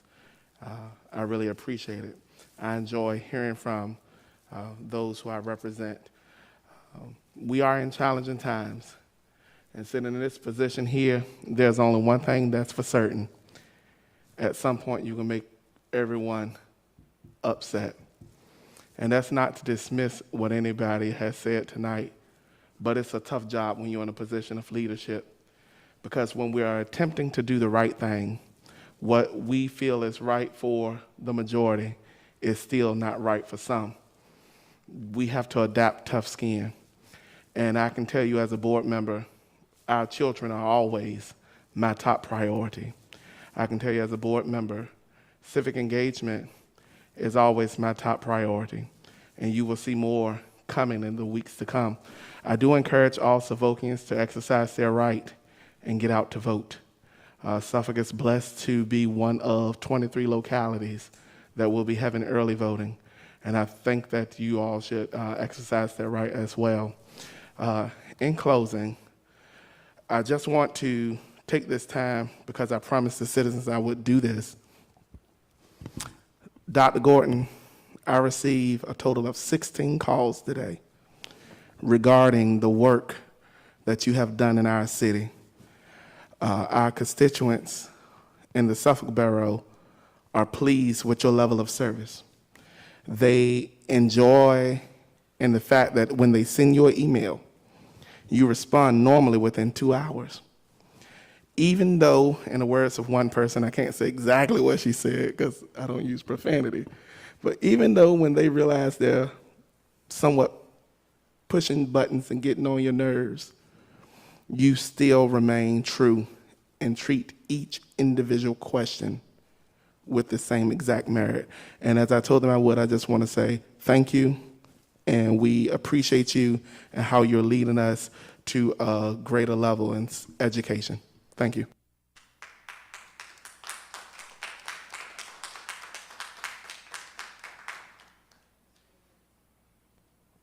Thank you, Dr. Buck. The hour is long, and I just want to thank everyone for coming out to share your concerns. As Board Member Riddick expressed, we do take your concerns seriously. We get emails every day, night, morning, and the things that we cannot address ourselves, we give them to the persons that can. And we always try to follow up to make sure that things have been taken care of.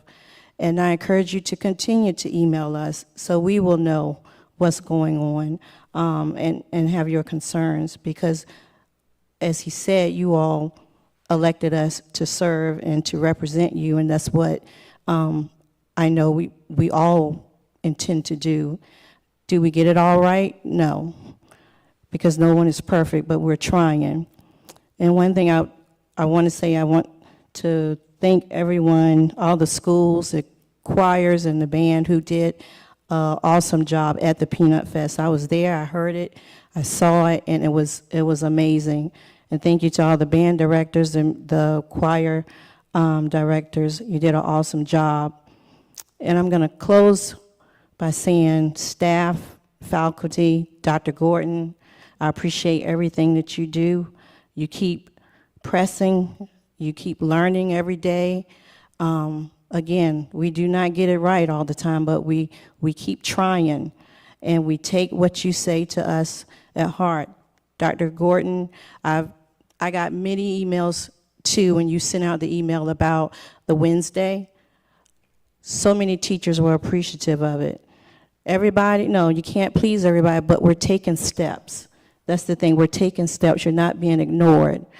Bullying has to stop. It has to stop. I'm going through something right now with my own granddaughter who's being bullied. And it's not because she's my granddaughter. I'm in school all the time that's in another city. I do not tolerate bullying. It has to stop. And we're going to do whatever we have to do, whether we talk to the principals, we talk to the teachers, from whatever level, it has to stop, and there's going to be consequences.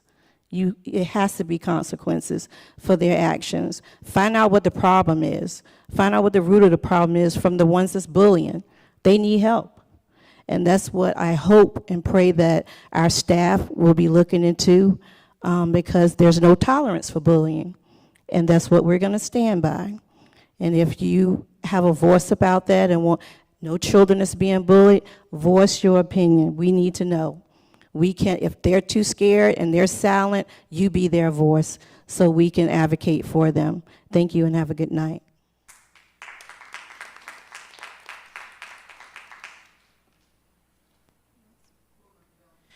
Well, I'd like to start by saying thank you to everyone that came out this evening. And you know, one of the last speakers that spoke made a comment that I just think is true of everyone in this room and pretty much everyone that I know in our city.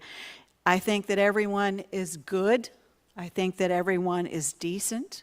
I think everyone is honest. I think we're good people, and I think we're a great city. I know we have our differences. We always will. As long as they're human beings, we're going to always have differences. We have all got the same challenges, though. COVID is a challenge. It has been a challenge, and it continues to be. And I have listened tonight, but I will tell you that I do believe COVID is valid. I think it's real. I think the science has proven it. There are 700,000 people, their families have lost someone at the table, I being one of those people. And I don't want anyone to go through that. So I know that this is tough, and our kids do. They absolutely are. Look, they need to be in school. They need to be with people. They need to be, you know, seeing. And then the other thing they need to know, though, is that we are all there for them, every single person. And I think that is true. So while our differences may seem very, very large, at the end of the day, I think everybody wants the same thing. And that's that we want the very best education for our students in this city. We want these children to excel. I can't think of any better way to say it than what Dr. Blunt just said. We have engineers, musicians, we have doctors, we have lawyers, we have every possible career right here in our city. There is no stopping the students here. So the only thing that I really want is that we have to put a positive spin on Suffolk Public Schools because it is a good public school. It is not, yes, every single school has problems. Every single area in the country has problems. Bullying is a problem, and it's not just a problem with children. It's a problem with adults. Social media is a huge problem. It can do lots of good, but it can also do lots of damage. So I just think at the end of the day, we just need to all pull together. We need to work together. We do hear what's being said, and we know these things. We have work to do. But I also want to take this time to tell you that I do believe that Dr. John B. Gordon is the best thing that has ever happened to Suffolk Public Schools. And he deserves our support. He deserves our help. He does not need to hear anything that makes him feel less motivated in the morning. He knows what his challenges are. He knows that it's all of our challenges together. And I have so much respect and so much belief in him that I know he's going to get this system where it needs to be for our students. Thank you and good evening. Thank you.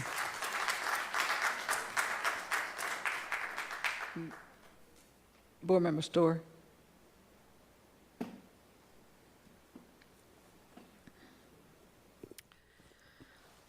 To the Suffolk citizens who came tonight, we've had more input than we've had in a long time, and I'm so happy for that. I've asked at various other meetings for you to come. Please come and engage in the system. Come and speak from your heart, and be part of a public school system, because it is the public, and we all were elected by citizens. All the citizens of Suffolk should have an interest. 1/3 of your tax dollars goes towards the schools.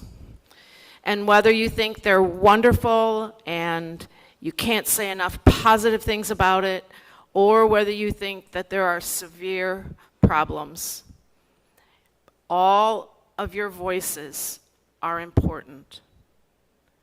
All of them. And I want to say that for each person who was here, I know you're looking for some accountability, because we all do, and some change or action. And I think that's reasonable. That's why you took your time, and that's why you're still here. And so I expect the same thing. I expect some things to change because of what we've heard, and I expect some accountability because of what we've heard.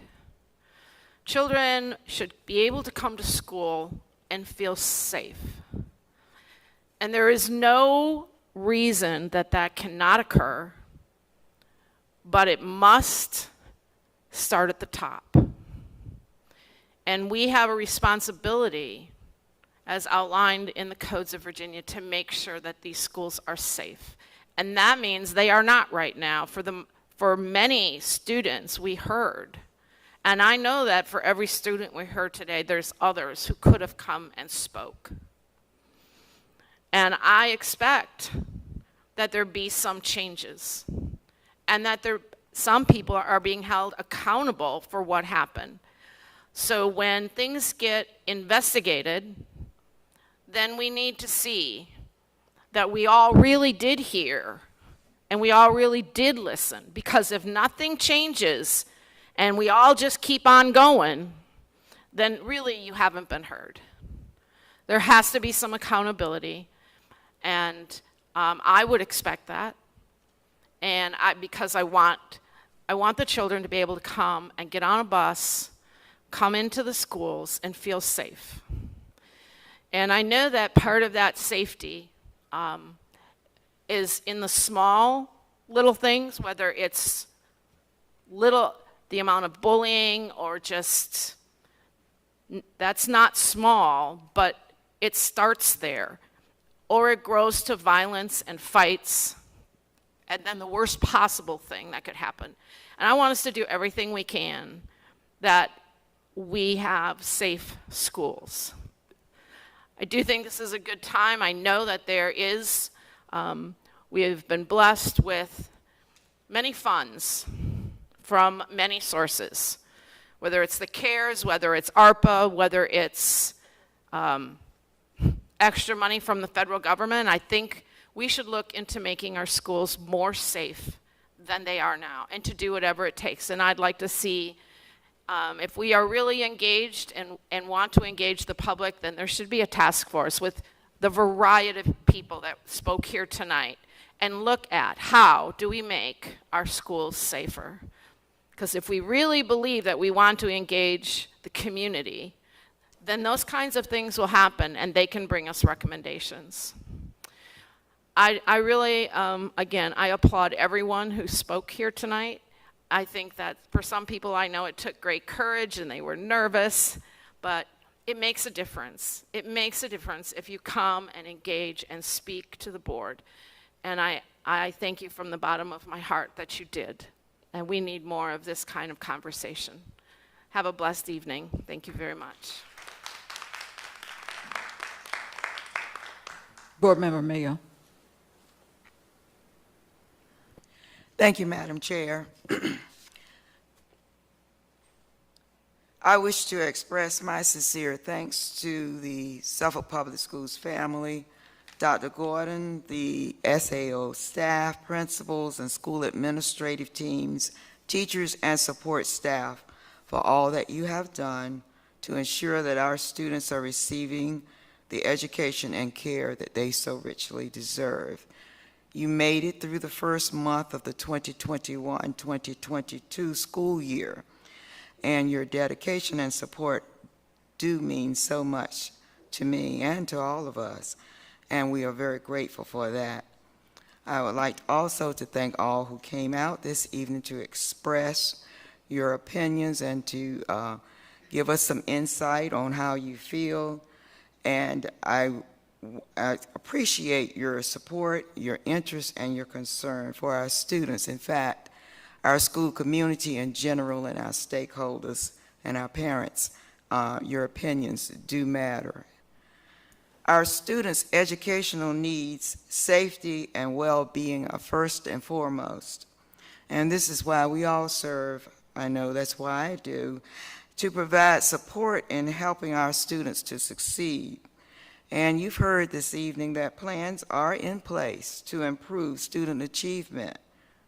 We've got to give it a chance, and to provide remediation and certain strategies to help our students to improve.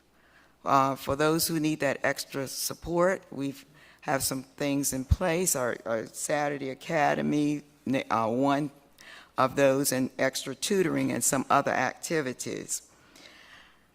I serve on the Governor's School for the Arts Regional Board, and I wanted to make a report because we had a recent board meeting. The Governor's School for the Arts is doing well under the leadership of our new director, Dr. Michelle Syak. I hope I pronounced that correctly. Currently, there are 366 students participating in the program, and 28 of them are from Suffolk. Dr. Syak is working on a new model for students who wish to audition for the program, and more information will be forthcoming as plans are made for the next school year. We all know, oh, by the way, our Governor's School is sponsored by the Virginia Department of Education and the public school divisions of Chesapeake, Franklin, Isle of Wight, Norfolk, Portsmouth, Southampton, Suffolk, and Virginia Beach. We all know that this school year is different because of the pandemic and the mitigation strategies and health protocols that must be implemented. Extracurricular activities such as athletics, clubs, etc., are very important in the life of our schools, and this allows our students the opportunities to build relationships with others as they learn and grow. Let's continue to work together to ensure that we can safely continue our extracurricular activities and to educate our children. I thank you, Madam Chair, for the opportunity to share my thoughts and to make comments this evening. Thank you. Board Member Story. Thank you very much. I forgot, and I feel terrible that I forgot. But I want to mention the Sperry family. I want to mention just how sorry I am for the loss of their little girl and how that affected so many people. The loss of a child is a terrible thing. And I want to mention them tonight and let them know, as I have in the past, that I think of them and I pray for them all the time. And that was just a heartbreak for our district, and I want to personally mention her and the little girl who was talked about a lot. I suppose these things will be investigated. I'm expecting them to, but we grieve when any children are injured, become sick, and certainly the death of a child is very sad. So, Sperry family, I just want you to know that we're thinking of you, and I am thinking of you and praying every day. Thank you. Vice Chair Bauer. Ditto to many things that were said this evening, and not repeating a lot of it, but thank you, Ms. Mayo, for mentioning some of the things that you mentioned. Quite astute. We have so much in this city to be proud of, and we have so many great things going on. I agree with the former mayor, Linda Johnson, over there. We have a multitude of talent. It is good to see people come out on this occasion and give their comments, and I think it has been somewhat orderly. I think it is good that we all have an opportunity to express our opinions. and I'm glad that this has occurred.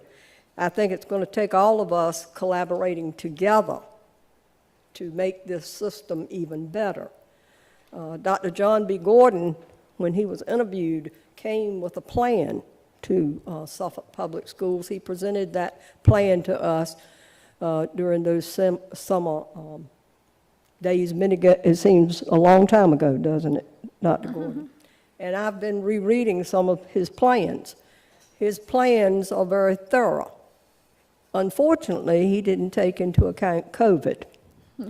And COVID has put a ringer in a lot of things. But I do believe, and I commend Dr. Gordon, whenever I have gone to him personally as a board member, he has addressed my concerns. If you have a concern, go to Dr. Gordon. He is always pronto on answering. And if he doesn't know the answer, he will tell you, but he will also get back with you with some information. He has great plans for our school system. Like I said, COVID put a ringer in things. But I have confidence in him, and I know he listens. Just recently, I contacted him because I had received a lot of emails concerning, from teachers concerning the work overload.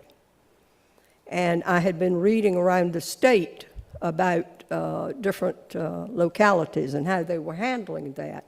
And so I immediately, when I received these, I transferred them to my superintendent, who needs to know what's going on. He cannot handle a problem unless he understands or concerned. And within a few moments, he responded back to me, "I'm already working on this, Ms. Byram." So he is working 24/7, and you need to know that. He is I've worked under all the superintendents that have ever been in the city of Suffolk, beginning with, I believe, Robert Wood. And I either taught under them or I, served on the board under them. And I've worked under now 3 superintendents since I've been on the board. And I have great confidence in Dr. Gordon. He has a vision, and he is working on that vision.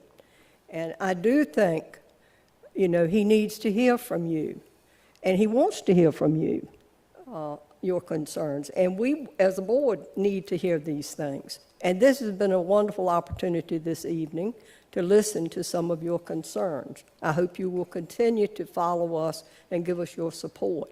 This is not a very easy job. I don't think anybody up here would say that it is. And we have struggled over the last 19 months or so now with things that we never anticipated. But I do believe that we're heading in the right direction. I like to look at the positive, and I try to always stress the positive. The things that I'm going to take away from this meeting would be the attention we gave to our employees, our bus drivers who came out this evening, and our aides. They are going above and beyond the call of duty. Mm-hmm. Now, that's not only our bus drivers, but our teachers, our administrators. Everybody's working 24/7. I know this. I have students that I taught over my years at John Yates High School and Nansemond River High School that are employed in this system. They tend to let me know how things are going. I know when they are diligent people, they're devoted and dedicated, but they let me know when they're having problems or concerns. And as soon as I get those concerns, I turn them over to my superintendent, because it's his job to work on those concerns. And I commend all of our employees for their dedication and devotion. And I know a lot of people are doing 10 jobs more than they usually do. They're taking on extra duties, they're doing this. A lot of people are volunteering to do those things, and I commend them for that. That's what a team does. And that team is going to pull through all of this.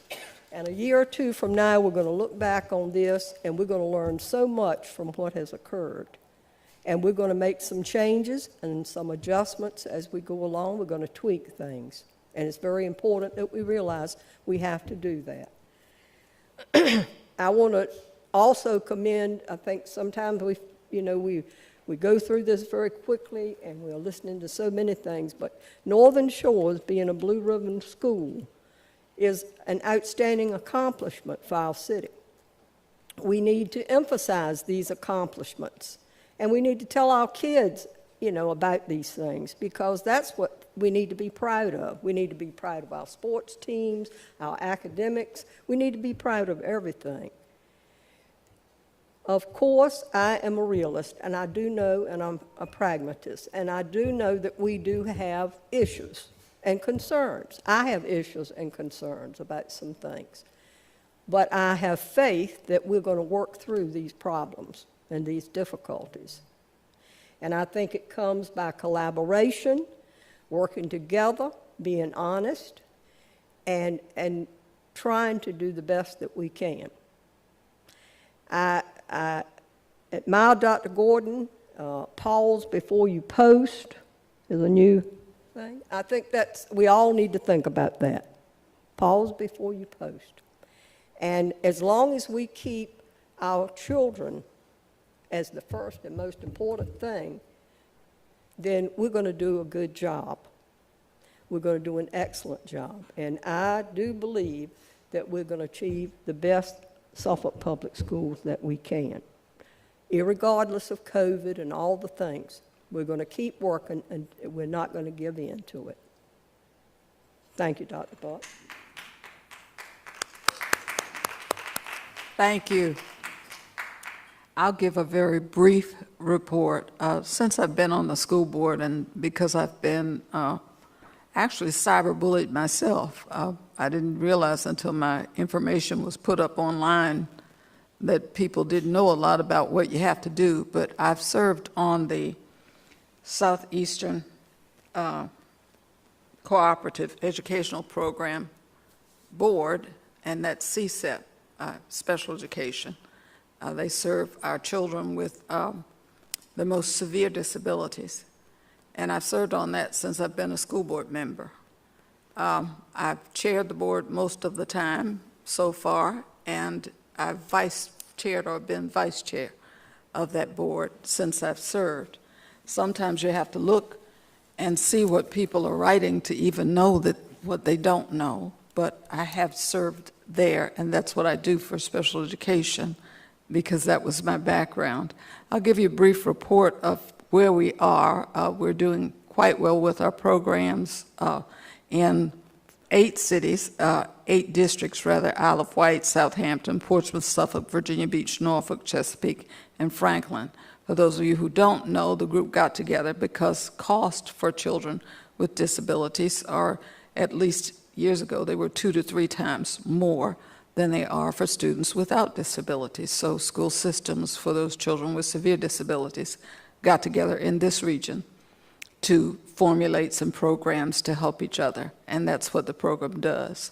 Our programs are serving our children. We are doing well at this time. Our counts are about where they're supposed to be, about where they normally are, but because of COVID, we do have some students who are at home receiving virtual learning. We have some students who are in school. We have classes all over our city, even though it is a consortium that we have, and I serve on that board. We don't usually give reports, but I think it's important for people to understand, because I thought from some of the very unflattering things people said, they have no idea of what that is, and they need to know that's where our children are being served. We spend quite a bit of money for those programs, and I believe, as a special educator now for over 50 years, that the money is well spent, and that's what we should be doing for the children. We met week before last, and we meet quarterly on that board. Each of us is assigned certain duties and certain boards that we serve on, each board member, in addition to our standing committees that we serve on, if board members will serve on those committees. Some have declined, and of course I can't make them. but we do have boards that we each serve on. And that was the board that I was assigned to when I got on the board, and that's the board where I serve. I do want to say this. We have some wonderful, some very positive things going on in Suffolk Public Schools. Oftentimes when we hear the incidents, and if we hear 25 incidents of bad things, they get around and that becomes the story for Suffolk Public Schools. And it's just a false narrative because we have over 14,000 students, and most of the articles, I would correct someone in that, most of the articles that have been written about Suffolk Public Schools have not been negative. They really haven't. We counted them. So they haven't been. That's a misrepresentation. We can show you the data. We are working as hard as we can. The staff is working as hard as they can, and as they can, and we appreciate what you do. We appreciate our parents because we had great parent support, great volunteer support, and since Northern Shores is a school in my borough, it's my school, where I used to volunteer. I think a parent came up and talked about volunteering. I used to volunteer until they put me out too. I can't go over and volunteer myself. But I used to volunteer and teach reading there every week. So I understand the concerns. We hear what you're saying. We cannot implement everything that everybody wants us to implement. And of course, we have to be concerned about every child. And what's best for most children may not be best for your own individual children, but we do the best that we can with what we have. We do make our funds available. Our expenditures are online. If anybody wants to know what we spend on CARES, all we have to do is go to our website, click CARES, and you will find out what we did with the CARES money. It's up there. It's a list of things that we've done so far. And we've also spoken on several occasions about what we plan to do with the monies we have. You have to do that in order to get the monies. So that information is available, and nobody has to FOIA it because nobody's hiding it. It's available. We want you to have a blessed evening. It's almost the next day, so I'm going to be quiet, and we're going to move forward.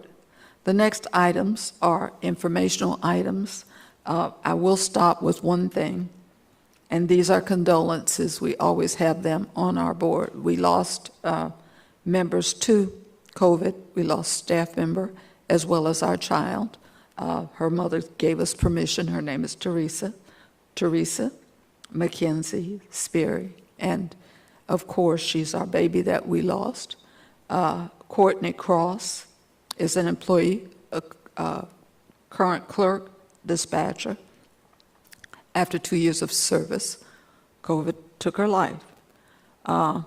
Margaret Huberger, retired teacher assistant, passed away, and Rosa Wiggins, who's a retired custodian with 38 years of service, also passed away. Our prayers are with all of those families, and I ask, because that's my faith belief, that God will bless them and continue to bless them and give them a hug as they need it right now. We want to thank you for coming. Thank you for your comments. Thank you for your attention. And we do listen. We want to thank our officers back there for hanging with us as well, because we appreciate you being here and helping us out. Now, if all minds are clear, I'm not going to say that because I think people got confused. I'm not going to end it that way. I'd like a motion to dismiss. I learned from last time. So moved. Thank you. We have a motion and a second to dismiss. Are there any questions, concerns? Okay. Madam Clerk. Board members, please vote. Board Member Jenkins? Yes. Board Member Johnson? Yes. Board Member Mayo? Yes. Board Member Riddick? Yes. Board Member Story? Yes. Vice Chair Byram? Yes. Board Chair Brooks Buck? Yes. Motion passed. Good night.